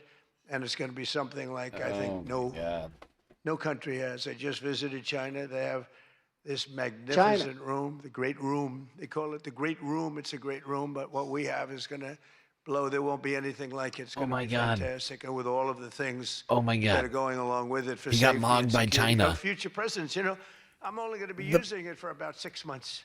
assuming we finish it right on time. I get to use it. Somebody said he's building it for himself. I'm building it for the future. I'm not building. The president got mogged by Had I China. not gone down And 6 that's or why we're 7 building the stories, Epstein ballroom. Then, in that case, I would have been able to get a couple of years out of it. But Oh that my was God. far more complex what we did downstairs than what we do upstairs. So, He's a child. We're very proud of it. That's going to be amazing. And I think I was just telling. You're a little baby. The whole group sitting at the table, we were talking about it. I said, I think, it's White House Correspondents, so I don't see any reason why you wouldn't be able to use that. It's going to be very large and very beautiful and very safe, and that's what you need. So I was thrilled to see that after witnessing the attack, even Democrat Senator John Fetterman told his fellow Democrats to drop the Trump derangement syndrome and build the White House ballroom. But it's much more than that. It's something that you're going to use. I predict that you're going to end up using it, and a lot of people Predict are you're going to love using it. They're going to be as safe as Predict you you're going to end up using it and loving it. Despite everything that happened Oh at the my previous God. dinner and all of the dangers involved, I'm told that this is still the hottest ticket in town. This ticket to get in tonight, because it's a smaller room, it's a beautiful room, it's a luxury room. Psycho. See those beautiful chandeliers? I can tell you everything about them if you'd like to know. Jesus See that Christ. beautiful Capitol above? See the beautiful Capitol? See the everything? Oh the my brass. God. Those He is chandeliers are great. I'm deranged. looking at it, I'm saying, I wonder if I could, I sold this building. And We have a they're demented, doing a nice unintelligent job, nice person people. running But I'll the tell you, I'm looking at United it, I'm saying, I wonder States if I of could Walk America. out with those chandeliers, because you can't buy them. He's still going on They're about very it. special. He's still I talking won't about tell you the fact. chandeliers. I won't mention that they're Czech Do you hear him crystals. right I'd like now? to say everything's made here, but they are It's Czech. He's like Napoleon. And they are beautiful. He's like, And oh my Waldorf God. people are doing a really nice Like job. Louis We're the proud of them, 14th. actually, because when I left town, I was a little angry. I was a little bit angry. I was offered a nice price. I said, I'm getting out of that place. And then I said, let's make a comeback. And but I was very proud of this building. This building was hot. Remember the lobby floor? He is Louis the 47th. 82,000 feet. For those in the real estate business, The Orange 82,000 feet. Louis. It's a major floor. Cyclone That thing was Cheeto. packed every single night. The ballroom is going to be Republicans, I beautiful, would say, but it was magnificent. packed every single night. It almost brings back memories. But I The left chandelier, town, they're going to be I have so just had great. Nothing but good experience, and this might be the best experience of all. Having all of these incredible people in this room, it's a great feeling. Frankly, it's a great feeling. But tonight's event, thank you. But tonight's event is even crazier than the last time. In fact, it's so Christ. successful that I've been informed by CBS News' David Ellison, who's going to do a fantastic job. He's the owner. He's the owner. He bought it, spent a lot of money, and he's going to make, I think, fantastic changes and keep some of the great stuff going. But that next year they're going to call it the Trump White House Correspondents Center. He told me that. Oh my God. And I like that very much. We're going to change the name of it, okay? Oh my fucking God. Oh, it's going to be so hot, just like our country is We're going hot. to rename it. We are hot, by the way. Rebranding. But to be honest, We're doing a rebrand. Mary Ellison, who bought CBS for me and Israel. He's going to rename everyone it. finally got to enjoy their entire, very delicious He's beef sick. tenderloin. He's very sick. special beef. And I want you all to know that Bobby Kennedy is right here. Oh, my Personally God. ran Oh, over the no. cow in his car. Oh, wow. Wow, wow, Cut wow. it up and he brought it here for you to eat tonight, so it's very fresh. And Bobby also suggested an appetizer featuring his favorite. I was cut really of hoping that was true. male For 1 raccoon second. roadkill. But we drew the line at that, Cheryl. We said, no, we're not going to do that. Jesus We're Christ. not doing that. We love Bobby. I'll tell you, Looney he's a piece of Tunes work. You think 9000 just it is cheered fun, but 100 he is a bits. very Orange different circle. kind of. Oh, my God. Thank you for the bits, Looney Tunes. Feel good. To You hell agree with with him. that, Bobby? He Thank wants you for the people to attention feel to good. this matter. And President King he's doing Donald a fantastic Trump. job. Thank you, Bobby. Thank you. We can joke all we want, but thank you. A lot's happened since the last time we were all together. Last month, we hosted one of the most incredible sporting events in world history at the White House, the UFC Freedom 250 fight. The UFC fight. When I announced that we're going to build a boxing ring right outside of the front door of the White House, that took a lot of heat. but it turned out that was, they say, about the most viewed fight in history. It was beautiful. So many things happened. It was supposed to rain. We're going to do it the week before, and the weather was beautiful. And the weather came and it went, and now we came up to Wednesdays. They said, sir, this was on a Sunday night, replacing 60 Minutes, which is nice and unusual because usually it's Saturday night. And they said, sir, this was from Wednesday on. Tell me about weather, right? Sure, it's going to rain. I think you're going to have to. It's going to be one of the worst storms that we've seen in a long time. It's coming up the coast. It's going to hit you on Sunday night. It's going to be a disaster. I'm saying, can you believe? And you saw the ring we built, Dana White, the great Dana White, and everything. We had the best fighters in the world. Turned out we had the best fights that most people have ever seen, including me. It was just a miracle. But what happened is we're waiting for this rain to come all day long, and it's coming, and it's horrible. And it's 8 o'clock, and we say, I think it hasn't rained yet. I said, maybe we should postpone it an hour. Maybe we should make it the next day. We didn't know what to do. And finally, we just said, let's just have it. And it never rained. It was perfect. In fact, the week before, it was 92 degrees. It was nice, but this was like 72 degrees. And the rain was coming, and it came right over the White House. And it was like, thank you very much. It went like this. And other areas were drenched a few miles away. We didn't have a drop of rain. And it was absolutely one of the most incredible things anybody's ever seen. People said it's one of the most incredible nights of their lives. So just remember, before I came along, if you wanted to see someone lose consciousness on the south lawn of the White House, all you had to do is ask Joe Biden a question. Remember that? Oh, you think I'm kidding? But the big fight was such an amazing success that tonight I'm pleased to announce that we're going to host an even bigger one right in front of the White House. Every Friday night, every Saturday night, we're going to have fights in front of the White House. What is he talking about? But we do have something coming and I'm only kidding. Okay, you know, the one thing about Jesus the press that I Christ. learned, don't be sarcastic. Because I'm a very sarcastic person, and I get sarcastic, and most people know that, but you have some bad people that will write it exactly like I say it. And I said I was only kidding. But we are going to have Indy 500. Roger Penske's coming in mid-August, and they're going to have it all throughout Washington, the greatest cars, the greatest drivers in the world. And that's going to be something. Already they have over 350,000 people signed up, going down Pennsylvania Avenue, around the Capitol. And Roger, who's incredible, he won the Indianapolis 500 20 times. Think of it. Germany, Japan, all these countries, they spend billions and billions of dollars trying to win the Indy 500. And Roger wins it. He literally won it 20 times. On the 18th time, I said, you know, that's amazing. I'm going to give him the Presidential Medal of Freedom. And I had him up. And then he won it 2 times after that. The guy's amazing. And he lost the last one by about 6 inches, if anybody watched it. So they're coming here, and it's going to be something really exciting. We have unbelievable events. It's an unbelievable country. And on July 4th, we were over at the mall, and it was raining. It was supposed to be really bad again. And we had 450,000 people show up, and that's a light number. And I was told, sir, we're going to have to cancel the event. This was not good. And it was drizzling a little bit, not raining very hard. And people are calling me, friends of mine were calling me. And I got a call from Brett Baer. Brett Baer said, it's not raining. Why is he spending so much time talking about the weather? And I'm waiting to go in the White House. This is called up. They said the same thing. This is unbearable. I said, you know, this is terrible. But there was lightning, not big lightning, but you don't have to have big lightning. It takes just a little bit to do some big damage. So they said everybody must leave. 450,000 people were forced to leave, and they left.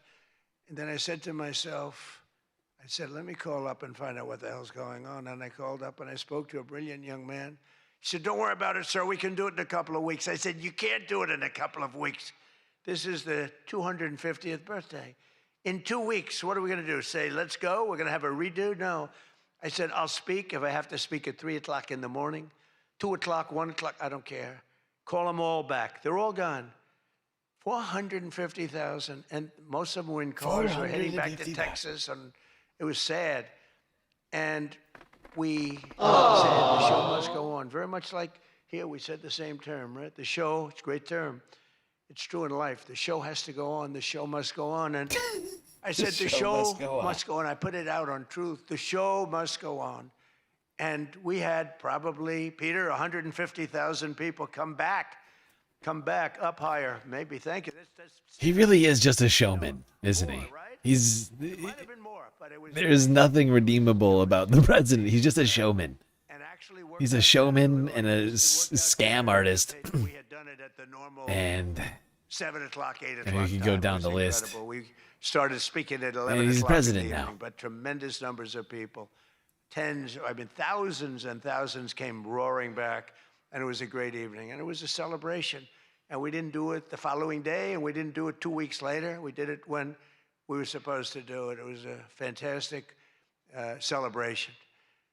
But I can exclusively reveal to you this evening that for the heaviest of the heavyweights, we will have sloppy Chris Christie, one of the sloppiest human beings you'll ever meet, fighting, I would say, I could mention the governor of Chicago, but I'm going to mention instead Jerry Nadler.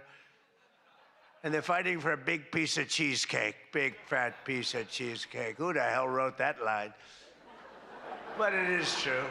But it's and true. Then you have a Congresswoman, Alexandria Ocasio-Cortez, AOC +3. That's her 3 friends, right? AOC +3, and I watched her give that answer when she was over in Europe. It was not a good answer. If I ever gave that answer, I would be out of politics. Remember, you cannot have a 19-second wait time to answer really a very quite simple question. But we'll then have a rematch against an extreme, simple question on a foreign policy from... What is he talking about? Security conference. There was a big security conference, and this was her first time up in terms of that.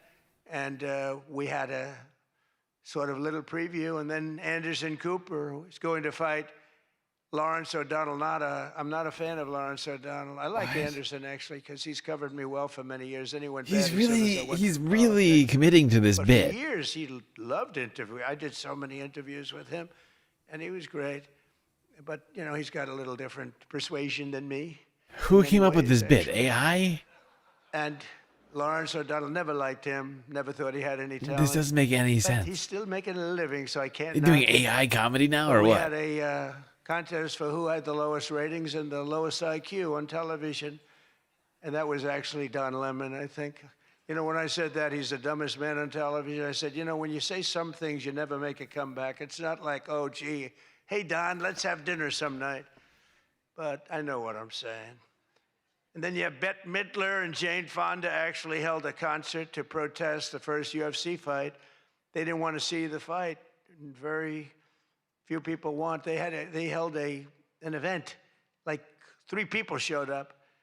And given the choice between seeing some of the really beat up faces of the UFC, almost everyone chose the people in the UFC. It was between the 2 of them or the UFC. And what about Bruce Springsteen? What the hell happened to that guy?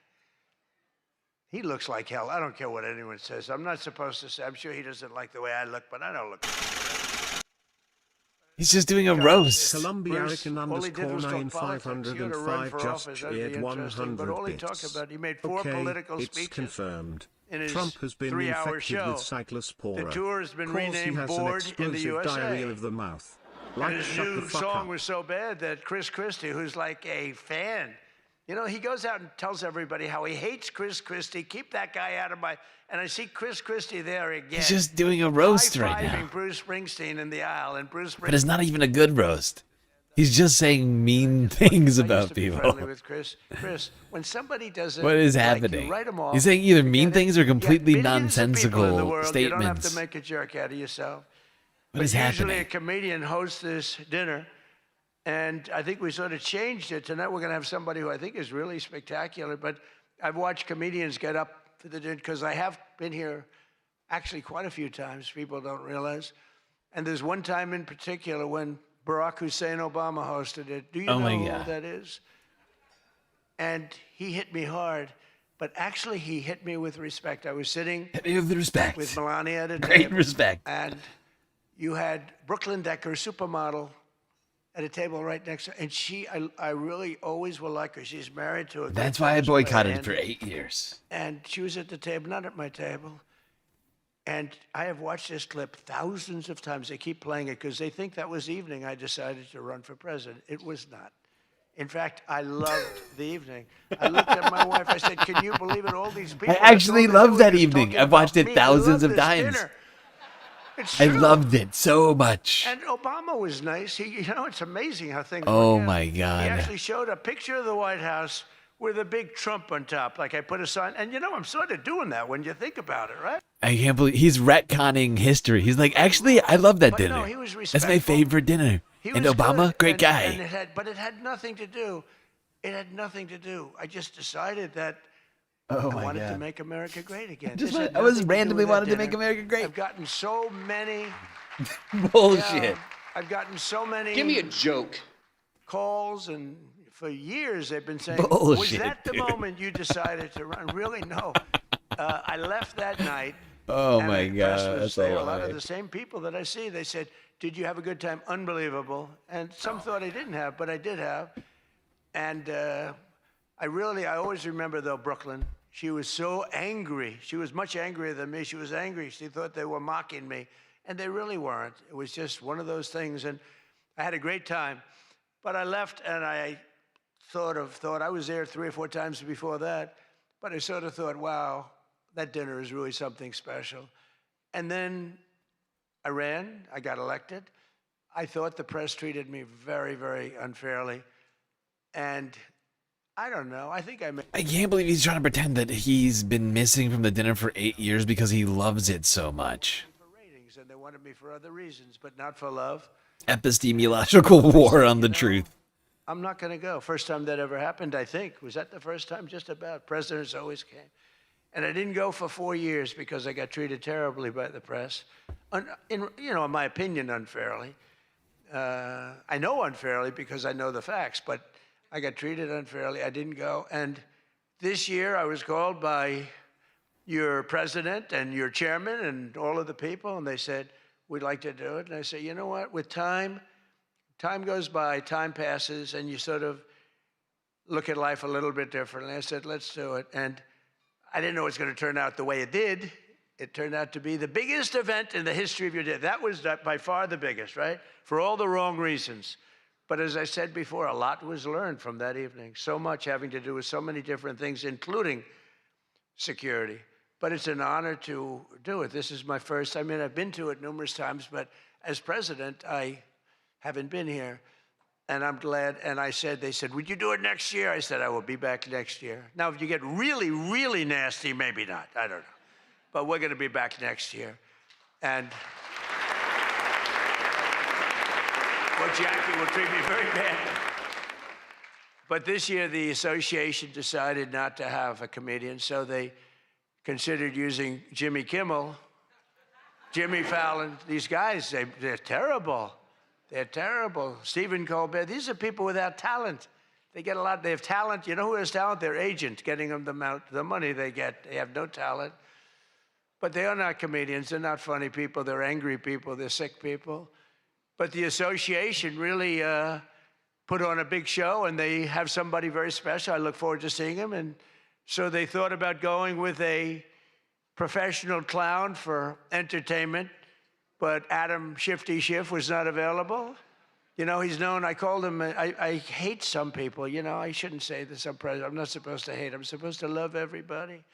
But he's a terrible person. He's a liar.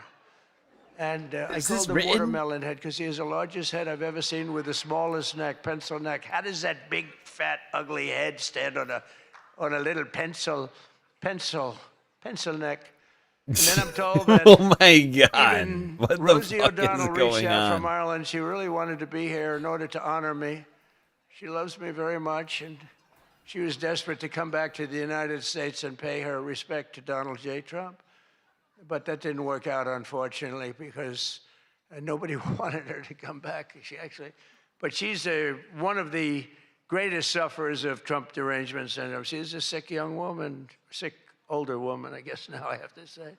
So instead, we're honored to have, for entertainment, the very talented mentalist, Oz Perlman. Oz. It's just a bunch of hateful, riffing.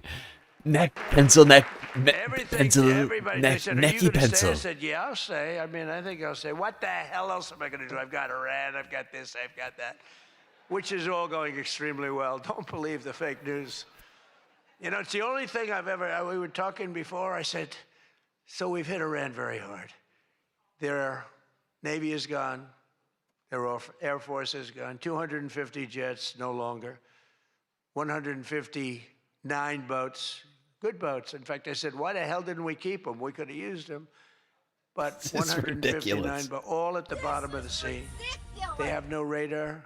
No, Very few it's all boats gone. left, despite what you see. All the Once boats in a gone. while, Gone, they gone, can gone. set some things up, but they don't have much No left. more And by boats, the way, no they more are talking planes. to us right now. They'd love to make it. No more missiles. I don't think they're ready to. I don't think it's time yet, but I'm willing to listen. But they This is cannot the have a very nuclear weapon. definition We of don't want to see totalitarianism. Washington, D.C., or any of our cities, or Israel, or frankly, the Middle East, destroyed with a nuclear weapon, because I know the power of nuclear weapons. I see it. I get to see it when I let that happen. So this is all about, we will not let them have a nuclear weapon. And they would use it. They would use it if they had it. But Oz, I do have one question about what happened that time, because he was there. How the hell did you not see that coming? He sees everything. He sees everything. He's telling me about your grandmother and your this. Why the hell didn't you? We got to ask him that question when he gets up here. Why didn't he see that coming? But of course, this evening, it's really all about the fake news media and your handling of prizes, and writing and producing and performing made-up stories like the Academy Awards. You know, Jesus Academy Awards used to be Christ. the epitome of ratings. Outside of the Super Bowl, it got the second most ratings. Now it's down in the dumps. Nobody wants to watch it anymore because they took on Trump. They hit me all night long. They hit me. The winner is so-and-so. I want to talk about Donald Trump. I hate this man. Nobody wants to hear this stuff. Right, Peter? Nobody wants to. You ever Right, see the Peter? ratings? He looks They right used to at have Peter 48 Ducey. million people. Now they have 2 people watching. But they'll learn their lesson. Nobody likes it, right, Peter? Congratulate CNN's This guy is insane. Caitlin Collins on receiving her award. It was all about me. It's a fake. She shouldn't get the award. It was a fake, but I didn't mind. I said, Caitlin, congratulations. But it was fake. There's no question about it. But she's a Help! I'm being young, repressed. attractive woman. She never smiles. I said, Caitlin, do you ever smile? Smile. Oh my You have a God. nice position. He's doing You're it again. CNN fake news. He's doing it You're again. a happy person. So smile, Caitlin. Just smile. He's doing it again. We attack. I And can't thought believe Caitlin it. had really made it big with a major new sponsorship, but then I informed her that it wasn't her on the Bud Light can. It was Dylan Mulvaney. And Dylan Mulvaney cost Bud What? Light $35 Oh my God. million Jesus in market Christ. cap. That was the worst commercial ever made, by the way. For those few people that want to hear that, most people don't care, but I would. I wouldn't want to hire Dylan anytime soon. Think of it. They hired Dylan Mulvaney, and their market cap has gone down by What is he doing? $35 billion. Who wrote that commercial? What is he doing? And then you have writer Josh Dorsey. He also received. He's been killing me for years. No, he's been, and yet tonight he shakes my hand. He hugs me. Everything nice. He kills me. Josh is amazing. He writes more stories than any human being. There's nobody that writes more than Josh. He'll write 4 stories about me a day, all different subjects. He's just going on a hate-filled tirade for all of. He's like, it's not even a roast. He's just complaining. Like, this is devoid of actual jokes, and it's just the president saying like horrifying things about other people that he doesn't like. He's almost unhireable. You know, he's just one of these guys. Wall Street Journal's lucky to have him, but you really, it's unbelievable. He's almost unhireable. CNN is also here, and I'm very disappointed they didn't bring Fake Tapper, because he's had a rough couple of years, Fake has. You know, he calls me up every once in a while. If I pick it up, I pick up my phone. I used to go to this young lady. I'd say, any calls from the press? No, sir. I said, oh, now I'm the president of the United States, right? I'd say to Stephen Chung, is Stephen here someplace? Where's Stephen? He's one of the toughest human beings I've ever met. Don't ever wrestle Stephen, you'll be in big trouble. But I say, Stephen, let me ask you, did the press call? No, sir. You know, when I was a developer, I'd get a call every half an hour. For whatever reason, I always got disproportionate press. So I said, Stephen, nobody called? No, sir. 2 hours later, I say, hi, Steve, how are we doing? Everything good? Anybody call? No, sir, no press calls. I say, I'm president. Nope, they never call. So this went on for about a week. I'd say, Caroline, did the press call? No, sir, no calls. I said, nothing. It's over a week. I haven't received a call. So I said, you know what? What the fuck is going on? That was the stupidest thing I ever did. I'm getting a call every 3.7 minutes. Stephen, I don't know where the hell you've been, but the press calls, I'm getting calls, ring, ring. I was with somebody today. They said, I've never heard a phone ring as much as fresh. Now, I look at the thing and usually just delete, delete, delete. Every once in a while, it'll be one of the people in this room that I like, and I'll pick it up. Like this one right here calls me on occasion, right? She'll call me and she says, hello, sir. How are you? We want to talk about some horrible subject, like a horrible, depressing subject. I say, Jackie, I don't want to talk about it. Congratulations, however, on your new marriage. Jackie, But great I job don't getting wanna married, talk but I don't about want to talk about it. It's true, and people call me now, and This is so for fucking weeks I go, insane. no calls. And I learned then that This is both of them, ridiculous. they feel that I'm doing a great job, and they feel I'm above it all, and that no person, hundreds of people call no person, is good enough to talk to Trump. And so we don't even bother telling you. That's not the way it works, Caroline. You have to let me know, because sometimes I do like to speak to the press, but now I have the best system I've ever had. It rings, and just so you understand, you're much better at putting your name, because if there's no name, I just can't do that. You know, I pick up every once in a while. Hello, I'm from Reno, Nevada. We're a startup paper. We're calling it the Reno Express. I said, do you believe I'm the president of the United States? Mr. President, could I have your views on Iran? And I just hang up. No, I get the craziest calls. I mean, some of them, my wife said, I can't believe you do this. This is a hell of a way to live. But sometimes they get calls from very important. Sometimes I can straighten out stories that are going to be fake. Okay, this is insane. The president is sitting around waiting for phone calls from the press? He's the president of the United States. Doesn't have anything better to do? He's just sitting around complaining to Melania about not getting phone calls? And Stephen Chung? I'm a big reporter. I work for the And Natalie Harp? New York Times, or I work for, well, I don't know, do they ever come to these dinners? Didn't they Stephen, cancel no for a phone long calls? What's time going ago? on? Big mistake. They should be here. But I get a call. I've always found that, you know, speaking to them, you just do better. You do better when you can, when you have the time. You speak to the reporter. You treat the reporter with respect. Sometimes now there are reporters where it doesn't matter. You can be so nice to them, it doesn't matter. You get treated unfairly. But you have a lot of great reporters where when you speak to them, you can get your point across, and that's a good thing. But some people say that Jake Tapper is a great investigative reporter in D.C., and that's why after moderating our debate, it only took him 1 year to break the story that Joe Biden might possibly have suffered from cognitive decline. It took him 1 year. He wrote a book about how great he was mentally, not too good. And I don't like Biden because Biden was very unfair to a lot of people. But Jill Biden insists that Joe would have beaten me in 2024, even though he was way down. She said he was way behind in the polls because he was seriously ahead. She felt he was going to win because he was seriously ahead on deceased voters. He was leading in the deceased crowd, and there were a lot of them. You're finding out there's a lot of them. Look at the numbers that just came out yesterday. And it's traditional that at least one or two potential presidential hopefuls attend the Correspondents' dinner, but many of them seem to have really chickened out. I was disappointed that Gavin Newsom didn't show up. He didn't show up. He should be here. But I heard that he recently said that... This is a man incapable of humor. Trump is a man who's completely incapable of humor, who's trying to do a roast. It's not clear that that's actually what he's trying to do, but he cannot... Like, all he can do is be mean-spirited about shit. Like, this shit is, like, disturbing. He's taking this opportunity to just rail against absolutely everyone that he doesn't like. It's not even close to being a roast anymore. It's just a diatribe. He's incapable of reading a speech. He's a low IQ person. He's smarter, however, than all of the people in the room. And then he gets sued for being a racist, okay, when he said that. But he basically said he has various mental incapacities. He has difficulty in various other ailments mentally.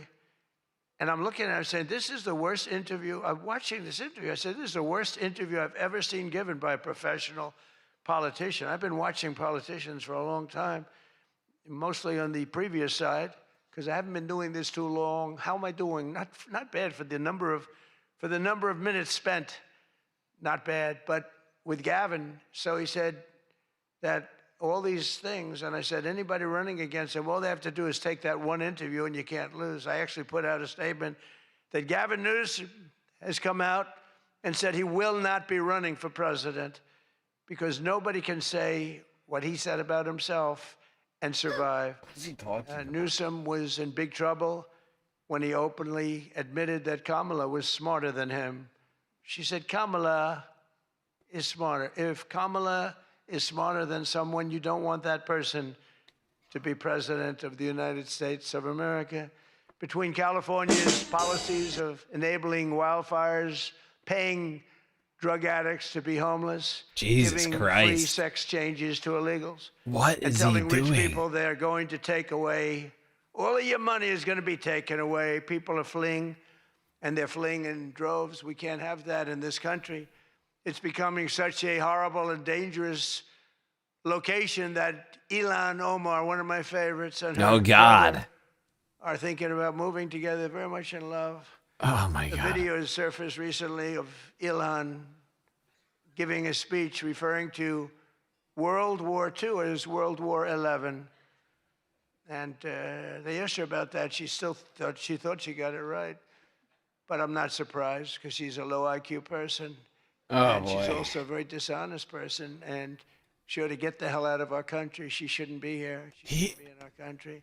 Oh, my She God. also calls her brother husband number one. Oh, my God. Omar is reportedly being investigated for fraud. She revised her net worth. I was shocked to see that she was worth much more than $30 million.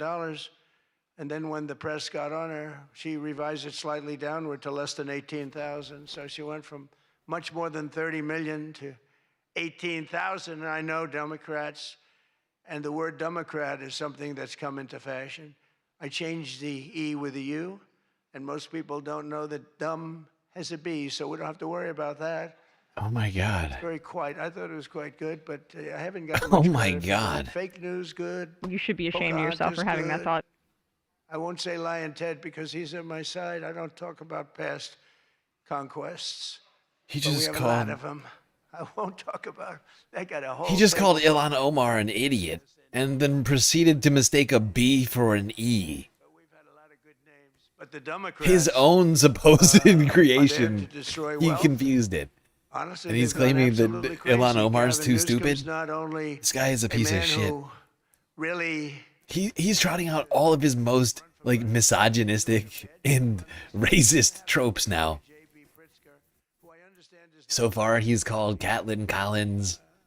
What was it? A young, pretty, beautiful woman, but doesn't smile enough while doing her job. And now, Ilhan Omar is an idiot. Wow. Call him you. You can't do that, sir. What You is he can't doing? call J.B. Pritzker a fat pig. Please. All right? Thank you very much. I appreciate it. Everyone's trying to figure out who is that guy? Does he exist? But the nice part is when you do that, the press can't get you. Because I'm defending a man Oh, it hurts. He's so who stupid. obviously has a problem. Actually, he's lost a lot of weight. I saw him recently. He lost quite a bit of weight. I don't know what the hell. He's got no chance, believe me. Anything he does, the family threw him out of the business. A number of other potential Democrat contenders sadly refused to show up tonight. We invited Elizabeth Pocahontas Warren. She's referred to Pocahontas because, in fact, I had to apologize. People came up and they said, we want you to apologize to Elizabeth Warren for calling her Pocahontas And I ended up apologizing to the real Pocahontas. But Elizabeth Warren was supposedly of Indian heritage. And then she took the test, and she only had 1,024th Native American. And I said, you know what? I think I'm more of an Indian than she is. So this is what we have to deal with. But Senator Warren did not accept our invitation to debate. I wanted to debate her on various and sundry things, and she decided not to do it. And I decided to bury the hatchet. Look at everybody. Look at the faces of the people in the crowd right now. Well, I'm not going to say this next one. Everyone is looking down. You want to hear this one? How and bad? or at each other in She horror. wasn't high up on her totem pole. Who the hell Linda wrote McMahon, that? one of the only people looking forward. She's bad news. I wanted to make sure that Jack Smith, deranged Jack Smith, remember he went after me for about 2 years? How did he do? Not too good. I'm in the White House, and he's not doing as well. I was going to say he's in a different kind of a house, but he's a deranged human being. He's a bad prosecutor. My God. You know, prosecutors are very important. A great prosecutor, a fair prosecutor. But We have a that's the demented, great prosecutors, the unintelligent ones that are fair. person They're very running important to the a country, but United this guy was a States deranged of lunatic. America. Saw his invitation tonight. He was invited because, you know, but I put it in a private text to Chuck Grassley.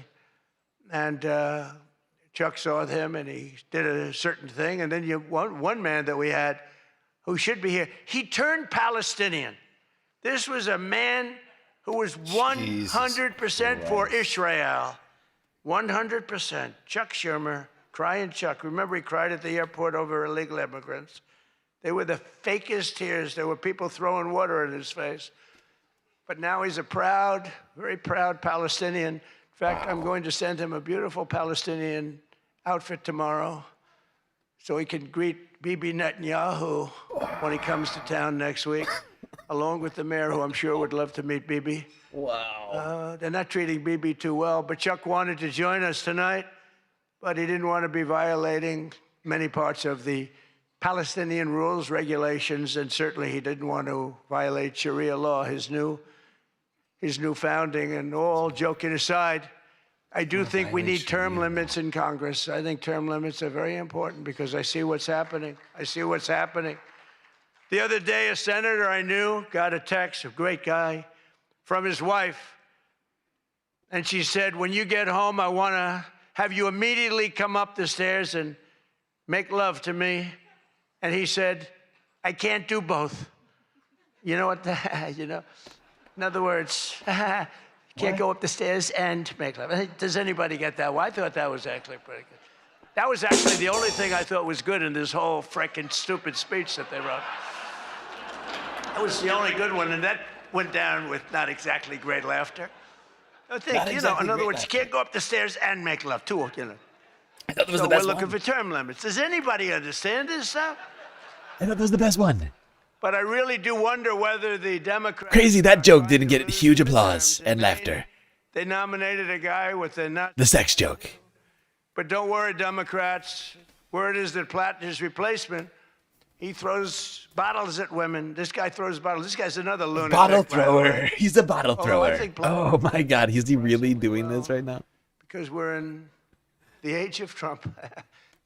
He really wants to claim that Troy Jackson is a misogynist? Plattner, I don't know. Oh, You know, nasty people bottle don't have thrower the Troy guts to Jackson. stick it out, Hates but it looked women. like he was guilty Unlike of a me, lot, Epstein He Files. certainly didn't defend himself. Number Well, in one Texas, the reference. Democrats are running a candidate named James Telefrico. Donald Trump. Who hates guns, hates Convicted oil, hates sex, sexual assaulter. hates women, and who said he is, quote, a Christian who hates Christianity. Other than that, I think his platform is quite good. And that means that he's not going to do very well against Ken Paxton, who hopefully in Texas is going to win. But Telefrico, he's Alfred. You know what he looks like to me? Alfred E. Newman. You What is he remember Alfred doing? E. Newman, Mad Magazine? I said, that guy is Alfred E. Newman. Can't imagine he'd win. Well, I have all of the press here in one place. I have to say that we're having an amazing load of accomplishments that the media never talks about. For example, under my administration, a once feared and powerful regime that relentlessly attacked America has finally been toppled. Their former leaders have been removed, and they're now being run by a gay dictator facing internal divisions. Wait, what did he But just say? I, for one, wish Barry Weiss all the best at CBS News. What did he just She's say? a wonderful woman. Most of the press lives here in Washington, D.C., and you should be thankful for me for what my administration and I have done to make our nation's capital, which was one of the most dangerous and unsafe cities anywhere in the world. You should be thankful instead of writing One of the safest stories. cities in the United States. Crime is down 88%, and our capital is shining again with 62 monuments, statues, water fountains looking more beautiful. Oh, my God. The graffiti's all gone. The tents are all moved out of the parks. The fences are all done. Our capital looks like it's really in good shape. And people coming here, people in the White House, they work in the White House, they all say, young women, young guys walk up. They say, thank you, sir. 2 years ago, we lived in a dangerous city. We lived in a city where 150 people were killed a year. Oh, my God. And now we have almost a crime-free city. Our National Guard has done an incredible job. And You know, I didn't know what to fucking expect tonight, but this is insane. He's doing a dictator speech over it's a here. great stat. It's to me, it's fantastic. 2% of the people create 91% of the crime. That's something you can fix, and we fix it. We moved out over 5,000 career criminals out of Washington, D.C., and we have the greatest capital in the world. Again, it's beautiful, it's thriving, the restaurants are thriving. You couldn't get into a restaurant because they didn't have, all the restaurants were closing. And if you even got in, you felt unsafe. People were getting into Ubers and they were being attacked when they were in an Uber. It's not happening anymore. We have tough, smart people, and they have done a fantastic job. Washington, D.C. is safe again. You can't get into a restaurant. The restaurants are opening up. They're opening up all over the city. They can't get, it's the exact opposite. They can't get space. But mostly I've given up on you in the media so that now I just gave up on you and I'm #1 on TikTok. Did you see that I'm #1, Stephen? Is that true? I'm #1 on TikTok. So how can they be so bad? 520, think of this, 425 billion views. Can you believe that, Peter? I mean, let's go, Peter. I gave up on you people. I gave up on traditional press. And it obviously worked because we did win in a landslide. I mean, somebody's got to be saying something good about me. But somebody out there, who knows who? I was able to get it sold to a group of very wealthy people, mostly Americans. I was told President Xi, who's a man that I get along with very well, he was a hard no for the sale of TikTok.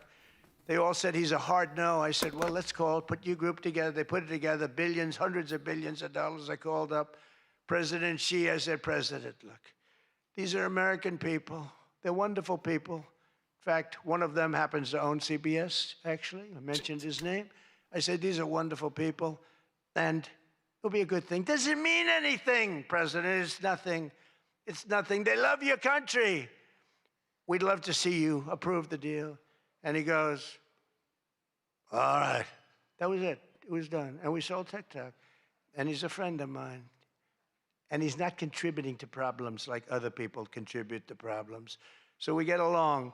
But we made the deal. But #1 on TikTok is Trump. Everyone looks so bored. Did you see that? All of the trouble that you give me a lot of trouble, a lot of heartache. I hope all of you know that I believe in the free press more than anyone in this room does. Maybe not quite. But that's why I'm proud to be the most open and transparent president in history. They called me that. You know who calls me that? Caroline. That's about it so far. Would anybody else call me that? I think Peter would call me that. Maybe Am I the most transparent? Biden never used to answer your questions. He'd ask Biden 20 questions. He'd never get an answer. Who's the most transparent president, Peter? Peter, say it. Who? Peter, say me. Who? I look at him. Peter, say me. Peter, Peter, don't be a pussy. Say me. You know you want to. I cannot believe it. Oh, he is sick. I can't believe he's standing here like browbeating Peter Ducey into just telling everybody he's the most transparent.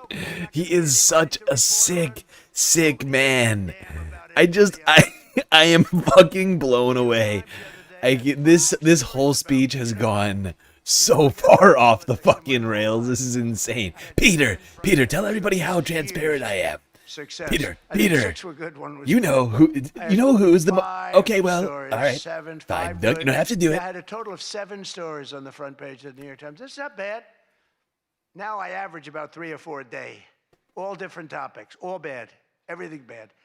But here we are. I mean, here we are. In fact, when I'm finished, I'm going right back to the Oval Office, so I have to be doing okay. But we are all doing good together. That's why tonight, to show just how much I care about the press, and I want to save your ratings, I'm pleased to announce my intention to, and this is somewhat of a scoop, my intention to run for a 4th term as President of the United States. I will be doing that. I will be having an official, in fact, I think I have, This is his second mention to a 3rd or 4th 3 term. times. Oh my Now I'm God. going to do it again. Oh no. Oh my God. I'm going to do it. I'm getting very good at running for They president. clapped. They clapped. No, I won 3 times. Did very well the second time, by the way. It's a rigged election, but we don't have to talk They about clapped. it. You know, it's interesting when you come back and you do a good job like we did. And you don't care about it so much, but we do have to This tighten is up these disturbing. elections because they really are. This is a literal in serious and dictatorship. bad shape. But on a serious note, I want to say once again, I just want to thank you all. It's been an interesting evening. I didn't really know what to expect, and it's far worse than I actually thought. But if you want to know that, but I didn't know exactly what to expect. And I've made a lot of friends tonight. I've made a lot of good friends tonight. Probably made some enemies also.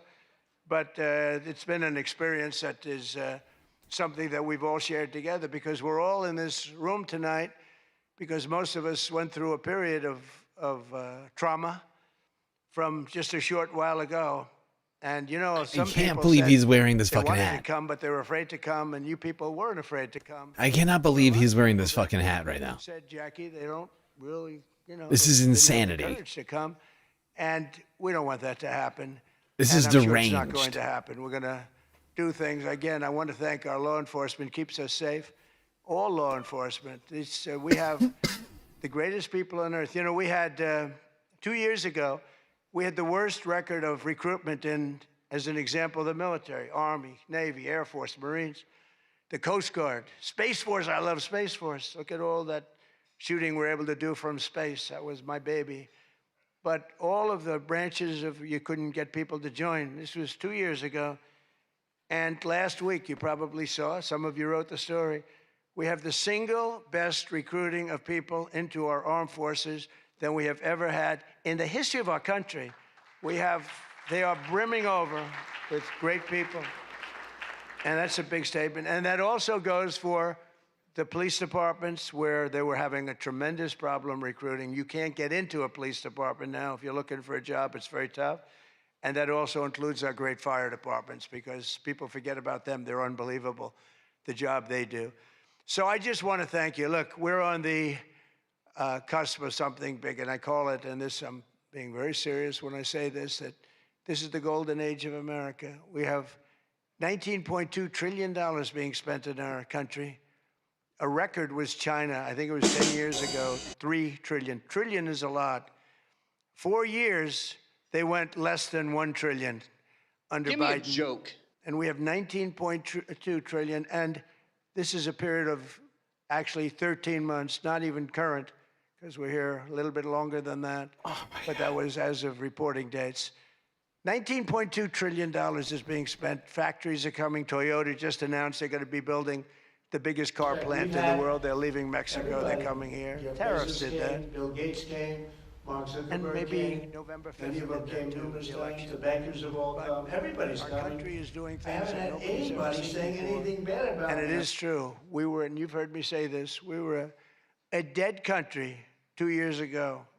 Other leaders would see me and they'd say it's a miracle. President Xi told me that a few weeks ago in China, and he's coming here on September, I think, 24th, coming in September, the end of September, going to be exciting. But he said the same thing. The king of Saudi Arabia said it. Everyone said almost the same words. We thought you were a dead country. We never thought you had a chance. You were never going to make it back. And in a period of 1 year, you made it the hottest country anywhere in the world. We all did that together. It's not me. We all did it together. And we do. We have the hottest country anywhere in the world, and we're going to keep it going. And I just want to say, it is a room. I have tremendous respect for the people in this room. Sometimes I don't feel you treat me fair. Or maybe you do. I don't know. I don't feel that. But sometimes you treat me very fairly.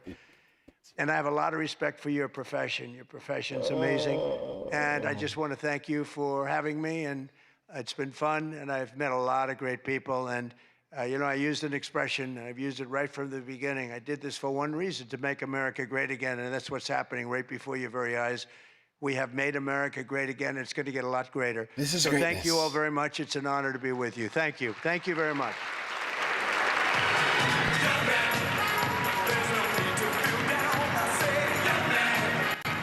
Well, everybody, greatness, according to the president. Of course, they got to end it with the YMCA.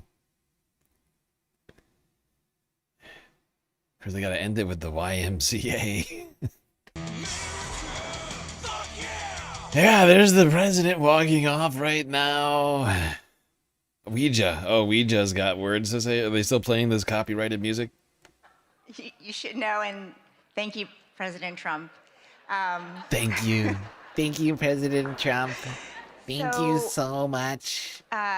This night is all about the First Amendment. Trump. Tonight was on full display. I will say thank you very much. I love you, sir. I just want to Thank you for congratulate that all of our horrifying award winners display. again. My friend. Whoopsies. God damn it. What did I just do? I didn't mean to do that. Ouija's triggering me right now.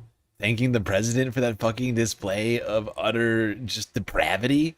Are you kidding me? How can you respect yourself as a fucking journalist and come out here and say thank you to the president for that? Oh, thank you, President Trump. Great job. People have been asking since I really love that announced speech. he was coming to the dinner back in February.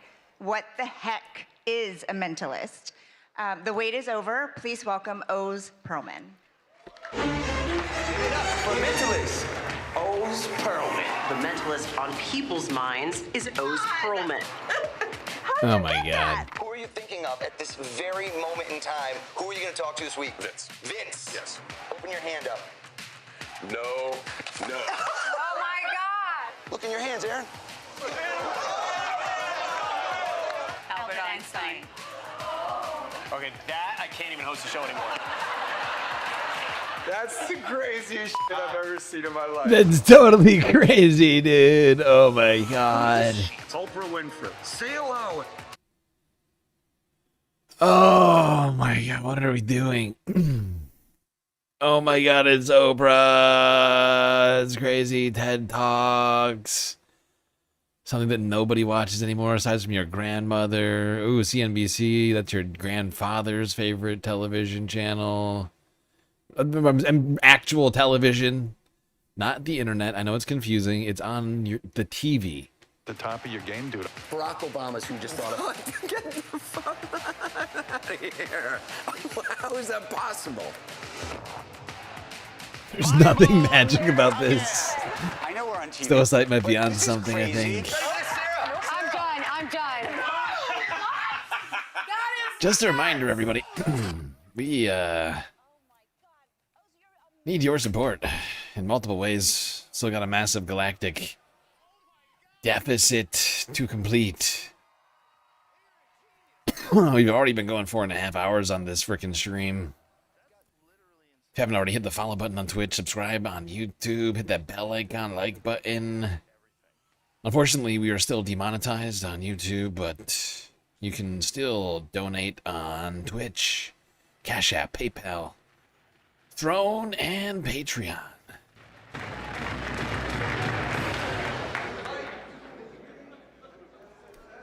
There we go.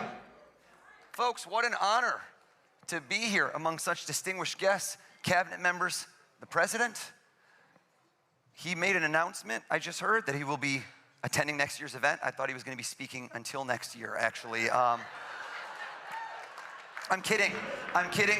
Folks, I have to give a shout out, honestly, 3 months ago to the heroic bravery of the Secret Service and law enforcement who kept us all safe. Please, everybody. My God.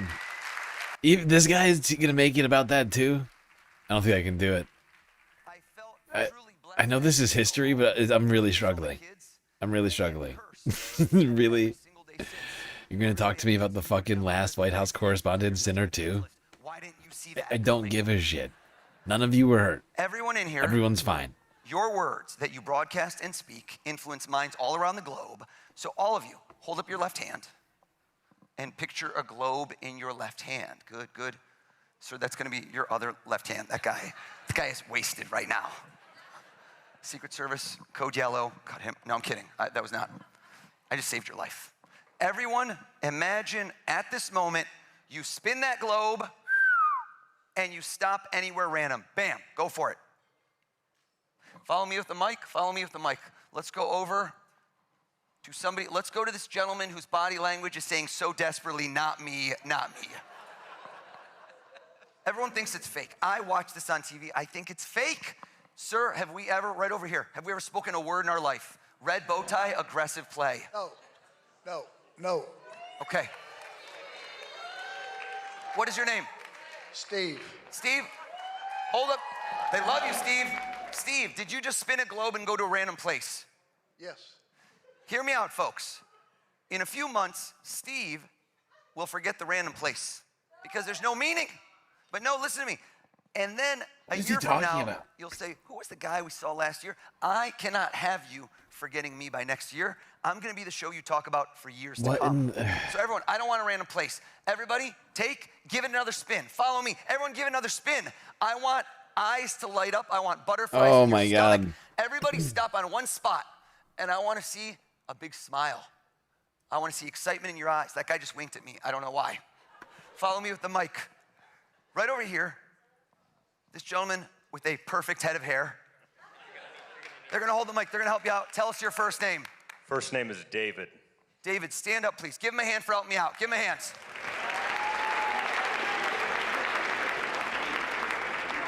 David, I don't know the future. I'm not a psychic. I would have called that 3 months ago. What just happened? I read people. Hold up your hand. What just Try happened? not to react. Wait. South America, North America. Look down again.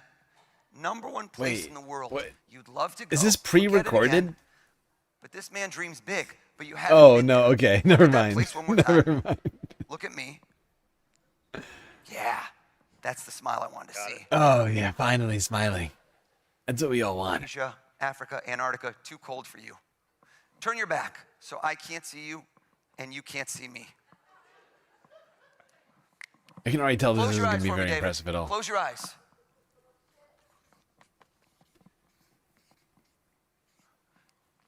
Close your David, was eyes. there any hesitation in your mind? Were you on the fence? Look, the shift in the posture, the weight on the right foot. Close your eyes. My boy just changed his mind. Come on, David. He just said in his head, he goes, if I'm not paying, I'm going big. There's a passport involved. David, keep your eyes closed. Keep your eyes closed. Keep your eyes closed. What was the place when I said spin it? This is so Stop stupid. right there. Where did you want to go? Tell us. Taj Mahal. This is deeply stupid. Can I ask you a question? Yes. That's why I said you shifted your balance. Have you been there before? Never. I'm so curious. Let me ask you a question. Oh my God. Never how this works. Did Nothing you change your mind? incredible has happened. No. Were you thinking initially of a place and you go, I've been there, so it's too obvious, and at the last moment you changed? What was the first place you thought of? He's failing live on TV. Good job. And then Oh. Taj Mahal was was the layup. There it is right there. What did you think of after that? I saw you chilling, relaxing. Was there another place you were thinking of? This is so. Wall of China. This is so Okay, ridiculous. close enough. I'll take China. big, sir. China's Turn around. Fiji. Maybe you're just China's drinking Fiji water. now. Oh my I'll God. take This is it. not. I'll This take was it. not Did impressive Fiji at come all. in your head? This is not even Came at slightly one point, I will impressive. say, Fiji did He come wrote at down one two point. things. This Got him to guy's give like, I'm 3 going on an answers. It's all-expense like, look. vacation. I'm doing a world He said the tour one I here. crossed out. I say think of one place. That's fine. That's fine. Have a seat for me. You got it. You know what? Hear me out. Hear me out. What happens if somebody lies in my show? Omega Right? 5 happens Tar if just somebody cheered lies in my show? 100 And bits. this room never lies. My mind so is there's no not chance. freaked. Your mind Watch is not this. freaked. I need to put some Mine. skin My in the mind game. is also right not now, freaked. If I lose, what happens? Nothing. I already got paid for My the mind show. is bored. Let's come out in this crowd. Raise your hand if you have any cash on you. If you have any money My on you, mind raise is your hand. bored. What is this? All the cabinets broke? What's going Oh, on? now he's gonna rob the. Where's that super PAC money? Gonna Follow rob me. the WHCD. But I was making jokes. You know Super what? PAC money. I see the name tag. I don't have to read minds. Acting Attorney General. Let's go over to this gentleman. Todd Blanche is there. Is Todd? Where's Introduce Todd yourself, Blanche? please. Pardon me? Tell us your first name. You don't know my name? I know it, but it seems I will say fake thank if you very I know much. I Todd. love I can you, say sir. it. Stand up. Give my hand, everybody, for helping me out. Todd, just tap on the mic. Let's make sure it works. Are you a money clip or a wallet kind of guy? Don't take it out. No. Neither. It's like a little, it's more like a wallet. Okay, it was a multiple choice. That's okay. Do you know, and I always ask this question because you never know, you're going out, cash isn't as common now. Do you know exactly how much is in there or you're not sure? I'm not sure. I like that. Did you hear how offended Todd was when he didn't know his name? He was like, "You don't know my name? You didn't know my name? I'm the Attorney General, dude. Almost. I want you been to count it. Approved by the But Senate." hold on. Do it under the table so there's no way I could see. Under the table and move away with the microphone.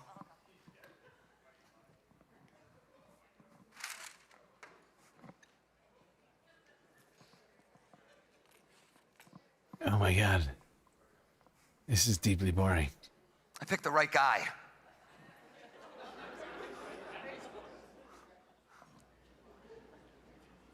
Stand up. Lie to me.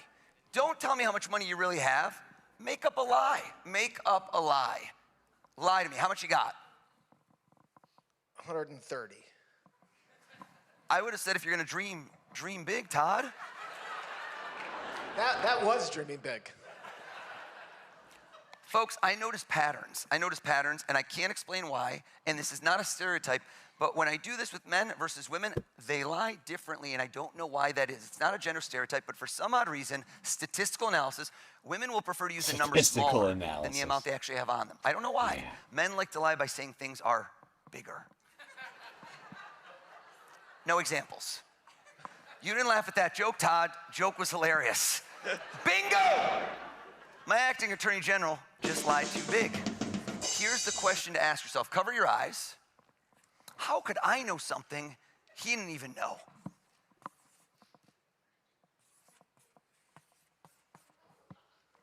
I'm gonna show you over here. I'm gonna show the president. President's still admiring the Czech crystal, I'm noticing. Those are beautiful chandeliers, sir. Open your eyes. How much you got, Todd? $85. $85, everybody!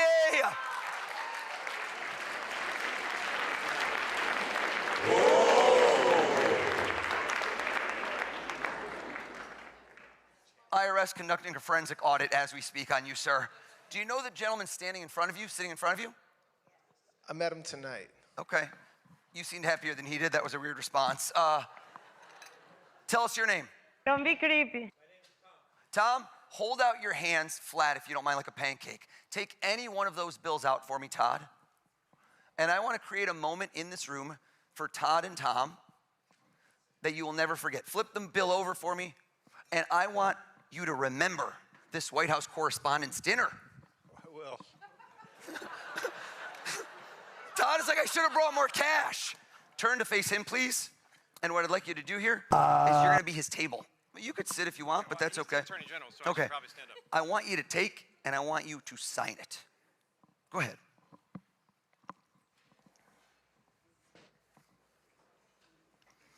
And then hold it up so everyone can see the federal offense you have just committed. He just clearly lost the Senate confirmation hearings on camera. I'm teasing you, Todd. Todd, did you sign that bill? I did. I don't know why you're smiling over here, Tom. You're an accessory to the crime, sir. Okay. This is the acting attorney general. I want you to take that bad boy, fold it in half, please.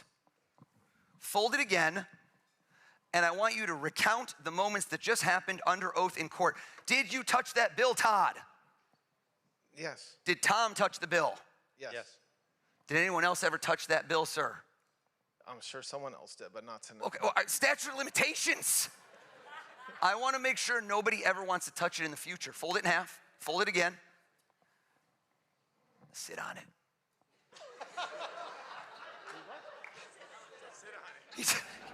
He just confirmed with his wife, and he didn't even go right or left cheek. He went dead Oh my center. God. That's a man. This is so much worse than comedy. This is like 50 times worse than comedy. I would have taken just a little bit of bad political comedy over this Journalists, accomplished people who like to get to the bottom. every I night want of the everyone week. to take a deep This breath is in, deeply boring to me. and I want everyone to give me a nice strong exhale out.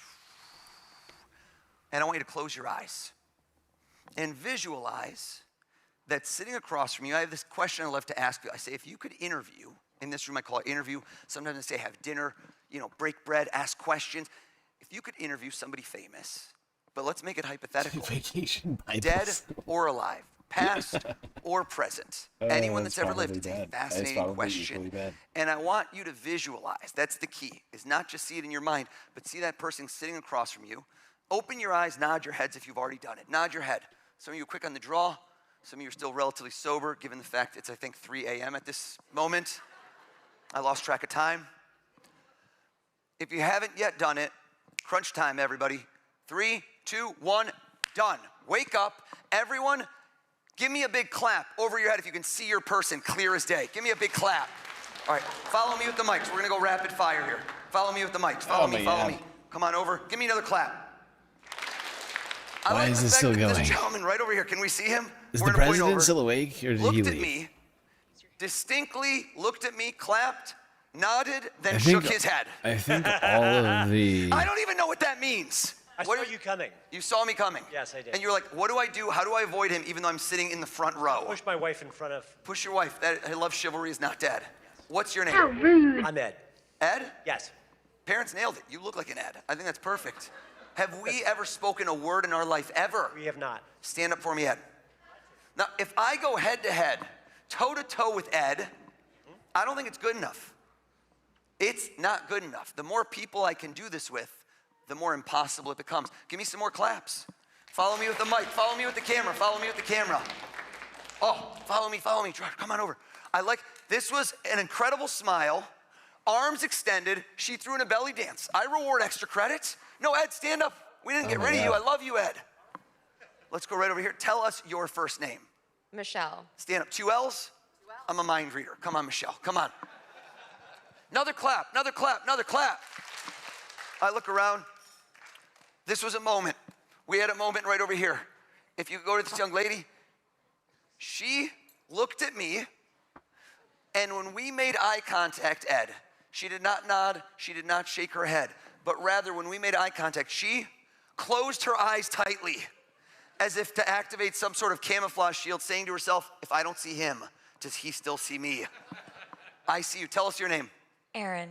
Stand up for me, please. Okay. I now have 1, 2, 3 people thinking of 3 different people they want to have dinner with. This side's feeling no love. I can see it in your eyes. You're feeling no love, so let's keep it going. 2 more people, rapid fire. Follow me with the mics. Follow me. Give me some claps. Your joy is effervescent. Also, the pocket square, 4 ripples. Next level, my friend. Next level. What is your name? My name's Kevin. Kevin? Yes. Stand up for me, Kevin. I never go past 4. Give him a round of applause. Make some noise. Oh, God. But this is not just any event. This is the White House Correspondents' Dinner. It's been going on Can over anybody tell if 100 the president years. is still here? I'm the first I've been mentalist. trying to find angles. One more group, right over here. I didn't even tell you I would do this. I don't Give me a think clap. Let me I've see seen it. him, but like, Who thinks it's they hard have to someone tell. I will not get? You will be my Fiji water. Who will that be? Give me a clap. Okay, all of you with the big clap, you're too confident. I don't like it. I like the people that are on the fence. I like this young lady right over here. This young lady looked over. Is Fox only showing squinted Trump? at me. She Or you didn't can clap. combine the She just 2 gave me an, feeds. I'm looking at you, buddy. Tell Did us Trump your first leave? name. My name is Alex. Alex, give Alex a hand too as well. Which one is it? Alex, Kevin, Ed, Aaron, Michelle with 2 L's. Each of you, I asked to think of somebody famous sitting across from you, and you are at the edge of your seat, scintillating, asking them questions. Sit down if it's Jack Kerouac. Huh? Sit down if it's Jack Folks, Kerouac. Don't hold the applause On in. the road. Let it out. That's so obscure. Like, you should Fox not Business have Cam gone. is only Trump. Okay. Never bring a knife to a gunfight. Joke is too soon. Have a seat for me, please. That's it. That is 100% it. I know. I can read your mind. You know, That's what you I know that. Yeah, you don't have but to keep everyone telling me. else knows it. Thank you. Have a seat. Thank you. I like how Erin just rethought her choice. She's like, mine's too easy. Mine's too easy. Oh my God, he's sleeping. Look at him. Kevin, you are a ball Oh, of Trump is positive energy. half asleep. Just looking at you has uplifted my mood. Without caffeine, He is not into this I at can tell you all. for a 100% fact. I'm not even going to Look at the president. Oh, eyes closed again. Eyes closed again. Your person is alive and well. Am I open. correct? You are correct. How did I know that? Your vitality. The president is so bored. Versus if we Look at the him. camera at Ed. Oh, nodding off back there. I'm fine. I'm awake. Just resting. Just resting my eyes. Come on, man. And neck. Is it a dead guy, Ed? Vital. Is it a dead guy? It is a Yeah. Classic Yeah, Ed. I'm awake. Wait, my eyes are closed, but I'm awake. I'm up. I'm vertical. Oh, there we go. Dead or alive? No, I'm saying I'm vital. I'm just saying he's dead. Oh yeah, it's nothing about you. You're gonna live to 120, baby. I'm talking about the person you're thinking of. Yeah. You know what? Arms behind the back. This guy's very proper. He's done a lot It's of World fine. War It's a II little violence. bit past my bedtime, but it's fine. Winston Churchill. I'm doing fine. You're right. Totally not sleepy. Nothing about this is making me sleepy. The sound of this boring man's 6% voice, applause on things that deserve 120. not at all the sort of thing makes you tired. Have a seat for me, Ed. Having a great time. Have a seat, Ed. Have a seat. Bless you. I knew you'd sneeze right then. Aaron, playful hair adjustment, always a guy. It's always a guy. The hair adjustment twice, it's a guy. Am I right? It's a man. I could tell. It wasn't playful hair, but it was just an adjustment. Okay, there's no implications here. Very sleepy. It's okay. I No, like how Tom I'm just awake. told Todd, he's like, why didn't you bring more money, bro? Why didn't you Not bring more falling money? asleep. I just look like I'm falling asleep. I did this last week. I filmed my Netflix special. And I did this, and the last person standing thought of a movie star. And when I got it right, he did not sit down. And the tension grew in the room, and I said, sir, did I get it? He goes, yeah. And I go, okay. And he goes, oh yeah? What movie am I thinking of? I'm like, buddy, there's no on-demand feature. It's always, I wonder what movie she's thinking of his. But I'm going to go with it. Do you know what question you're going to ask him right off the jump, or is it more just a flowing conversation? What's Flowing, the just flowing. Flowing. I love that. I love that. And you were debating, and I was thinking like, I think he's passed away. Am I correct? Correct. It seems somber. Yeah. But it Not was- summer, but passed away. Okay. I don't know which movie. Tell us all, who are you sitting down to dinner with? Who's across from you during this scintillating interview? Jerry Garcia. Are you wrong? Don't ever doubt me again. Don't you ever doubt. Look at the president. Look how impressed he is. His face didn't even move a little bit. Look at him. He's not even slightly impressed. It's like, whatever. I don't care. I'm going back to sleep. I'm going back to not impressive. Caroline's loving it. But the president's like, no. No, it sucks. We are okay. I'm going back to my nap. With two L's. Nappy Kevin, time. With the tremendous smile. We have an issue right now. We have a problem. You don't realize it. But the issue is that so far tonight, I'm on fire. No, don't you smile, Kevin. It's a bad thing. I set the bar too high too soon, which means that right now, I can no longer guess who you're each thinking of. Because you will say to me later, what'd you think of that guy O's? And you're like, he's pretty good, but then he did it 4 or 5 times, he plateaued. Kevin, I don't plateau. I peak. So I'm gonna hand each of you, we're gonna hand you each a poster board and a marker. If we can grab, come on, I need you. We're gonna hand you each one. Don't open the markers yet. The markers, just because people try to unscrew them, they just pop. Don't do that, Kevin, don't do that. Hand each person one, and each of you, very important, don't open the marker, hold them close to you, hold them sideways. Landscape is good. Okay. A little twist there, Kev. There you go. Thank you so much. Beautiful. Freeze. I'm not going to guess who you're each thinking of. I'm going to do something exponentially crazier. You're going to talk about this for years. Oh my God, he's down. He's back. He's sleeping again. Oh, he's back up. For 82 cents. Look at him. He's so tired. I'm awake. No, he's fine. Just gonna. This is literally Just gonna sit here. the worst frisbee in the world. Totally awake. I'm not I could sleeping. have my friend Tom Brady right Oh. here trying No, to throw look, it to you, my eyes are, it would not land. they're back It does not open. fly true. Let's see. Who could we get? He just keeps falling asleep over and over again. President? Look at him. He's like smiling. Yeah, look, I'm having a great time. Look. Oh, this is a good one. But you want to throw them to me? Secret Service. I'm Is this awake. okay? I can catch a frisbee. They just went code red, mentalist, no. I have the coordination skills to We'll catch. see what we can do. I don't know if I can aim this thing, President. There. Okay. You know what? I knew he was going to be able to catch it. No coordination. Let's go. Someone catch. Or nobody catch. And he knocks over the bunch of glasses. Good job. Really good job. This is going well. This is going really good. Hear me out. Okay. Are you okay? If you'd like, this is entirely your choice. You can help me. But the frisbee goes further than the hat. So it adds elements of excitement and randomness versus the hat had about 3 people to land because it appears I've made half the room disappear. Would you like to keep it or would you like to throw it onwards and make this even more random? Actually, What is I would happening? love to keep it. Would you like to join me on stage and be my mind-reading protege? Oh, Oh my why God. not? Give her a round of applause, everybody.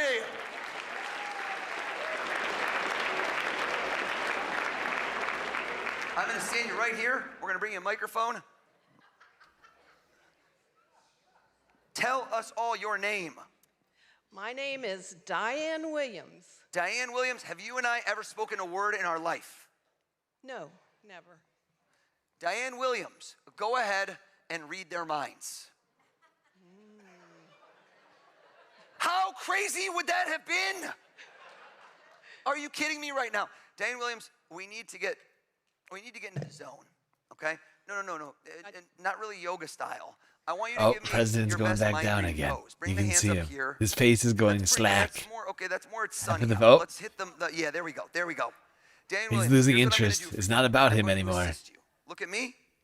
I'm going to have you picture a crystal ball. He was suddenly jolted Not awake really by crystal all that ball. You are involvement going to look down in this. into my hands, and I want you to look through that crystal ball down into my hands, and I want you to nod your head if you are seeing clear as day 2 people or pretending. Can you see them? He has no Is that a yes? You're interest really in playing them. this up. He's And just keep your looking up eyes at the closed. ceiling.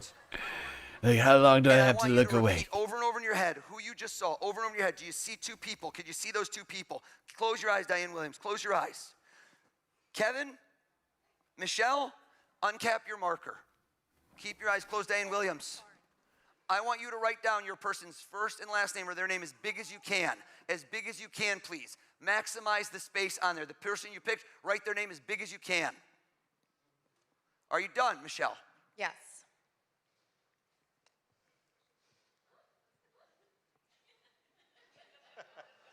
Take your time, Kevin. I'm getting bored of my own show. Kevin, you're done. Diane, wake up. Come back to the light.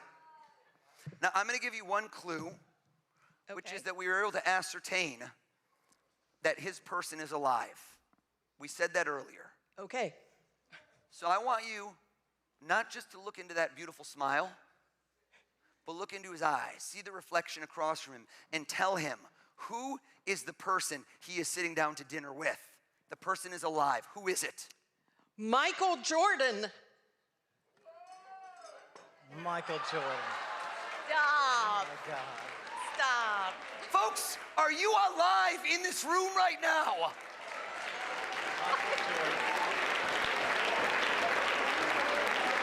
Crazy. That was a 3 out of 10 on something that should have been a 12 out of 10. So no, I'm not looking for pity. If lightning strikes twice here at the Waldorf Astoria and Diane Williams nails this, there better not Just tuned in. What the fuck is this? This is the White House Correspondents' dinner at the Waldorf Astoria. Donald Trump trying to avoid falling asleep here. Hours past his bedtime, I think. Technically. What's that? I just saw one name. Okay, well that's his name. Okay. What would we do? What if we put on your mind reading face? Okay. Diane Williams, get back in the zone. Look at me. Stare me This in is the a eyes. magician. Well, her eye contact is very intense, folks. I hold this crystal ball up. We look Through it, we see this beautiful check glass. Down, we look down. We look down and we look down and we see a face. And we say to ourselves, who do we see? You're pretending even though What God is knows it's not going? gonna This work, so I'm lady hoping is for the best. wild. Okay. I don't think it's going to work, but who knows? Are you staring at Michelle? Are you looking into her eyes? Look deeper, look into her soul, and give it your best shot. Diane Williams, who is she having dinner with? Could it be JFK? Turn it around, turn it around, turn it around!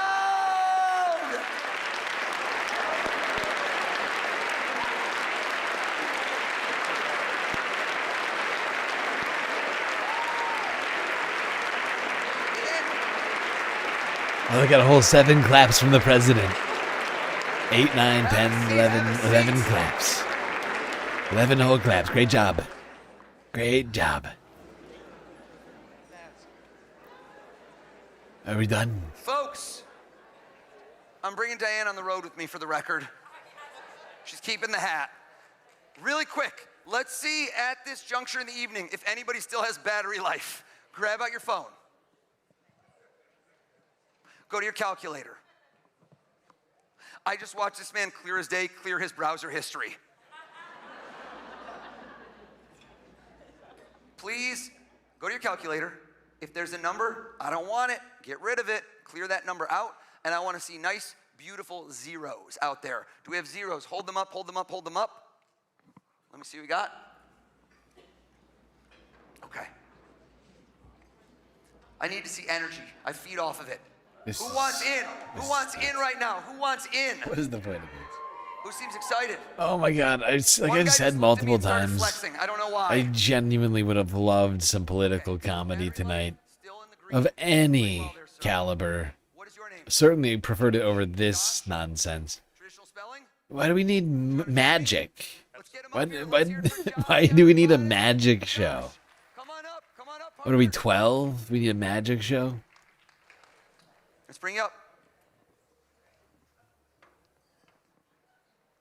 Josh, here's what I want you to do. I need to get somebody else in the mix. I want you to do 2 things. We're going to fact check this. You're going to type in this in. One more partner in crime. Pick somebody out there for me to help me out. Who's it going to be? Dina. At your own table. Okay, so I like the nepotism here. He's like, let's just stick with my own table.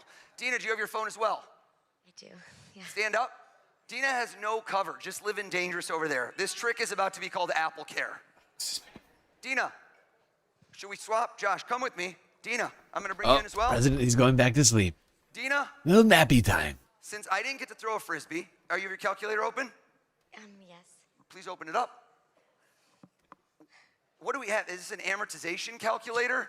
She's doing my mortgage calculations is what I'm seeing. Okay, I'm sorry. It's okay. I don't know what this one is. I can't do, this is like the buttons are too small. I can't see anything. I'm so sorry. I gotta use someone else because I can't see. Put the brightness up. Grab yours. This one's big even though you're at 7% battery. I love it. Dina, give us a number and we're gonna go on stage. Come with me, Josh. Give us a number and I want you to do this. I want you to give us a birthday. Come with me. You know what? Join me. Join me. We'll bring you up. Josh, you're gonna be on deck. Josh, sit down. This gentleman, come with me. Oh, wait. I need you. Da, da, da, da, da, da, da, da. I feel like the president is genuinely gonna fall asleep at some point. How are you? He keeps getting texts from his table saying he's gonna get you good. Who is writing that? I'm gonna bring you a microphone. I like you saying here, Dina and Oh, look, Josh, it's Mike each tell Walls. me- Dina, tell me the birthday. Good old signal chat. Mike Walls. Oh, watch out. That phone right there might have So take a moment with it. classified Tell us the information birthday on it. Of someone you care about deeply. Go ahead. August 17th, Pause. Whose birthday is that? my husband. Everyone go, oh, good choice. I don't want to touch anything. Put in 817, please. 8, slow. 817. Freeze right there. Okay, have a seat. Thank you, Dina. Oh my God. In honor of Dina picking her spouse, which is a common choice, raise your hand if you are married as well. Okay, most of the room. I need to know why that woman just He's did this. ensuring Did that anyone see illusions are was banned at future a very strange WHCDs. reaction to One a can relatively only hope. binary question. One can only hope Those that are this real-time will Facebook status. It's complicated. Dina loved that joke. just Let's sort go of over to end someone new that this has not helped me yet. for good. How about right over here? I'm going to go to the gentleman right next to Steve, who I loved earlier, who thought of Bora Bora. That was too obvious, Steve. Make it tough next time. Let's go to that gentleman in the green who felt so slighted. What is your name? Arden. Arden? Arden. That's correct. Arden. Seriously though, why is this still going? What's your wedding Look, the anniversary? president's falling asleep again. May 26th. What was it? May 26th. Do times. Look at him going times down over here 526. hard. But don't do Can equal barely yet. I'm keep doing those it. eyelids August open. 17th Look at him. times May They're getting 26th. heavy. Kidding. I don't know. Oh, so heavy. Michelle. thought I Oh, could do just need a anything little for John close. Fitzgerald's Just go a family. little, You get to little instill closing. a little bit of yourself in this. Do you have a lucky number or something special? Not sleeping, just You do? long One digit? closing of the eyes. One digit? Bring it close to the Just heart. an extended eyelid heart. Yeah, shutting. They're We're not very there yet. heavy. We're not there yet. Very, And I want you to hit eyelids plus. so heavy. And hold it close to you. And put in Just- your lucky number. Just And taking then a walk rest. out into this crowd to somebody that you do not know. Momentary. Is that possible? You seem a social. Not asleep, just resting. And I want to lock eyes.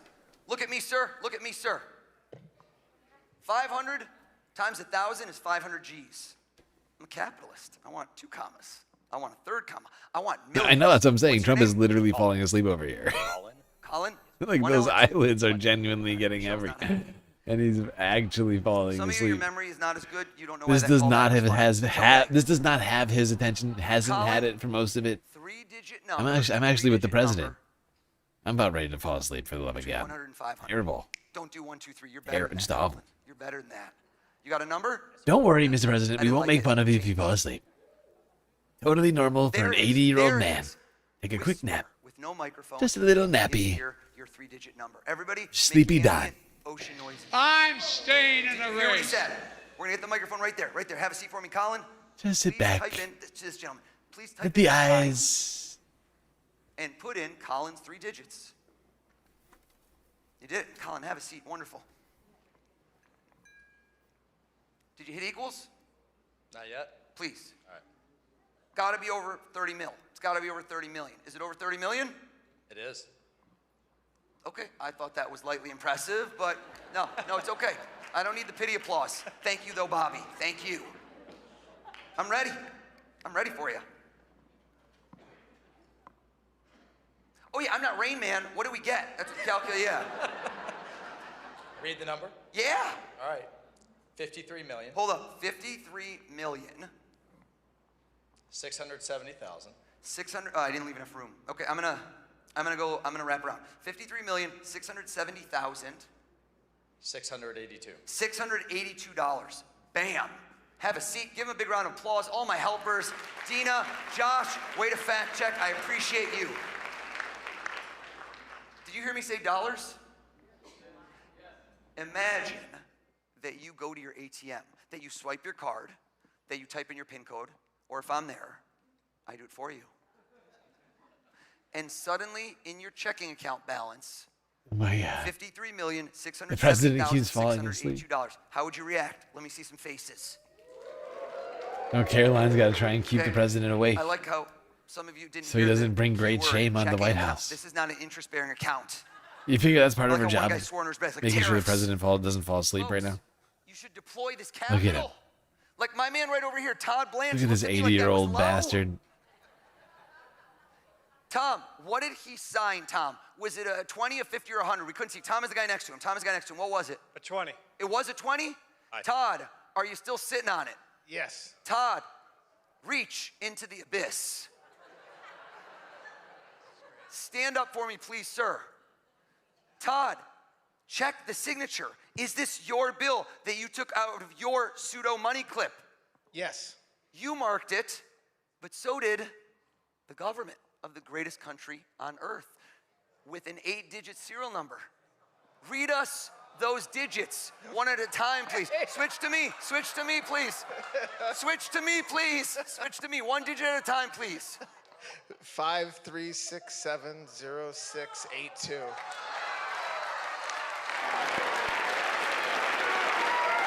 Thank you very much, everybody.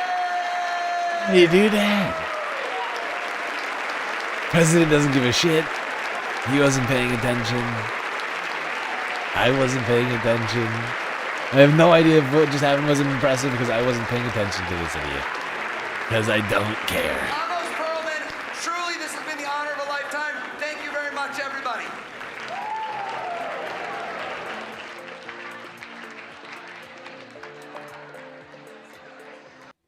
Is that Sade? I think I hear Sade in the background. I guess that's it. President's leaving. He's out of here. That's going to do it for us, too. That's going to do it for us, too. My God, this went on so much longer than I was expecting it to. 5 hours? You're shitting me. Wow. God.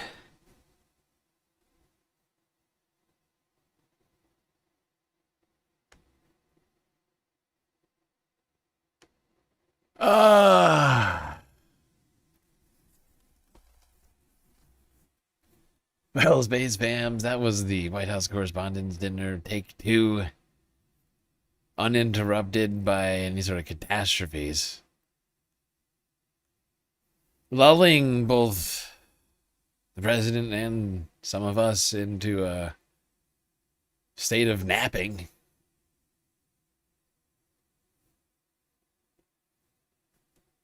No Kid Rock performances? Nope. Nope. But suffice to say, a long time to get through that. And unfortunately for all of us, and technically me too, we did not complete the galactic content goal for this. So I'm going to hold off on the week-ending report for tomorrow, which is, not a big deal. We already got a lot of stream in tonight anyway, didn't we? Got like 5.5 hours of galactic streaming. But I will do a weekending report tomorrow. Got a bunch of stuff to talk about. We already did the midweek report. That was crazy. Suffice to say, a lot more has happened since Wednesday, which we need to talk about bigly and greatly. So much stuff. Honestly, probably after having spent the last 5 hours doing that, I'm starting to feel we should have just done that instead. But at least we witnessed history here today. We'll catch up on what else has happened this week tomorrow evening.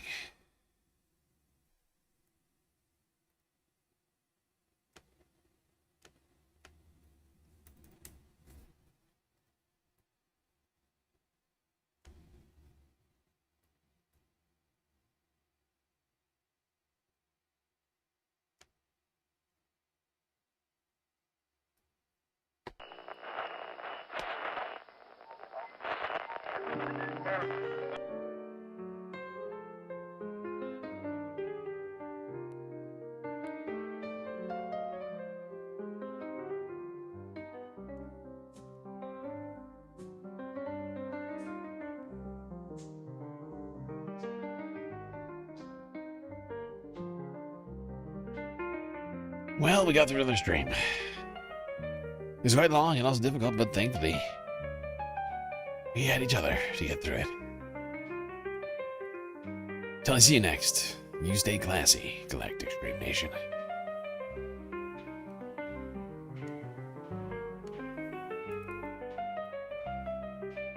Can't forget this. These are your galactic patrons. Gabby, Gaunt Dogs, Aaron W., Schmegley, PB, Mitty, Afrobonics, Snarl by Nature, Interplanet Janet, Godcat, Robot Cat, Disco Wolf, Callie Braiding, Sammy, Geo Dragon, The Anti-Orbitist, Obsessive Audio, Moa Nadia, Choki, Skelt, Selena, Omegastar, Sasha G, Pitchforks Dragon, Vincent Morales, Donald James X, Evan from Portland, Lovely Pariah, Mish, Becky, Decipher, Icebreaker, Columbia Rican, New York, Will in Detroit, Sisyphean Task, BC, Free Palestine, Hermit Horologist, HPX, Menda, Lori Lunchmeat, Carl Gaslightocracy, Paige Larson, Frisla, Benny Hanna 99, Dark Sparkle, CJ from the 6, The Reference Frame, Glitchmaster, Social Butterfly, The Anarchist, Perfect Cell, Winnie and Robin, Young Chris, Echios, Emily S, Hagante, Trevor, Sweet Chewy Forever, Rogue Gerb, Tracy Eva, and Mr. Nice Guy. That's right, all these people here have helped produce the show, which your eyes and ears just got done enjoying. you can too for just a few Earth dollars a month on Patreon.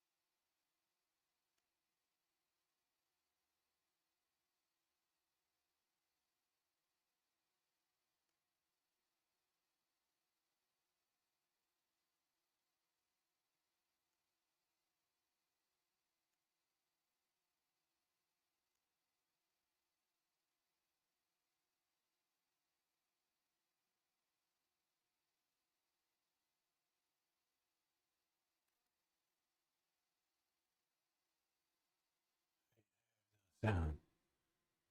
What's happening? Oh, that's weird.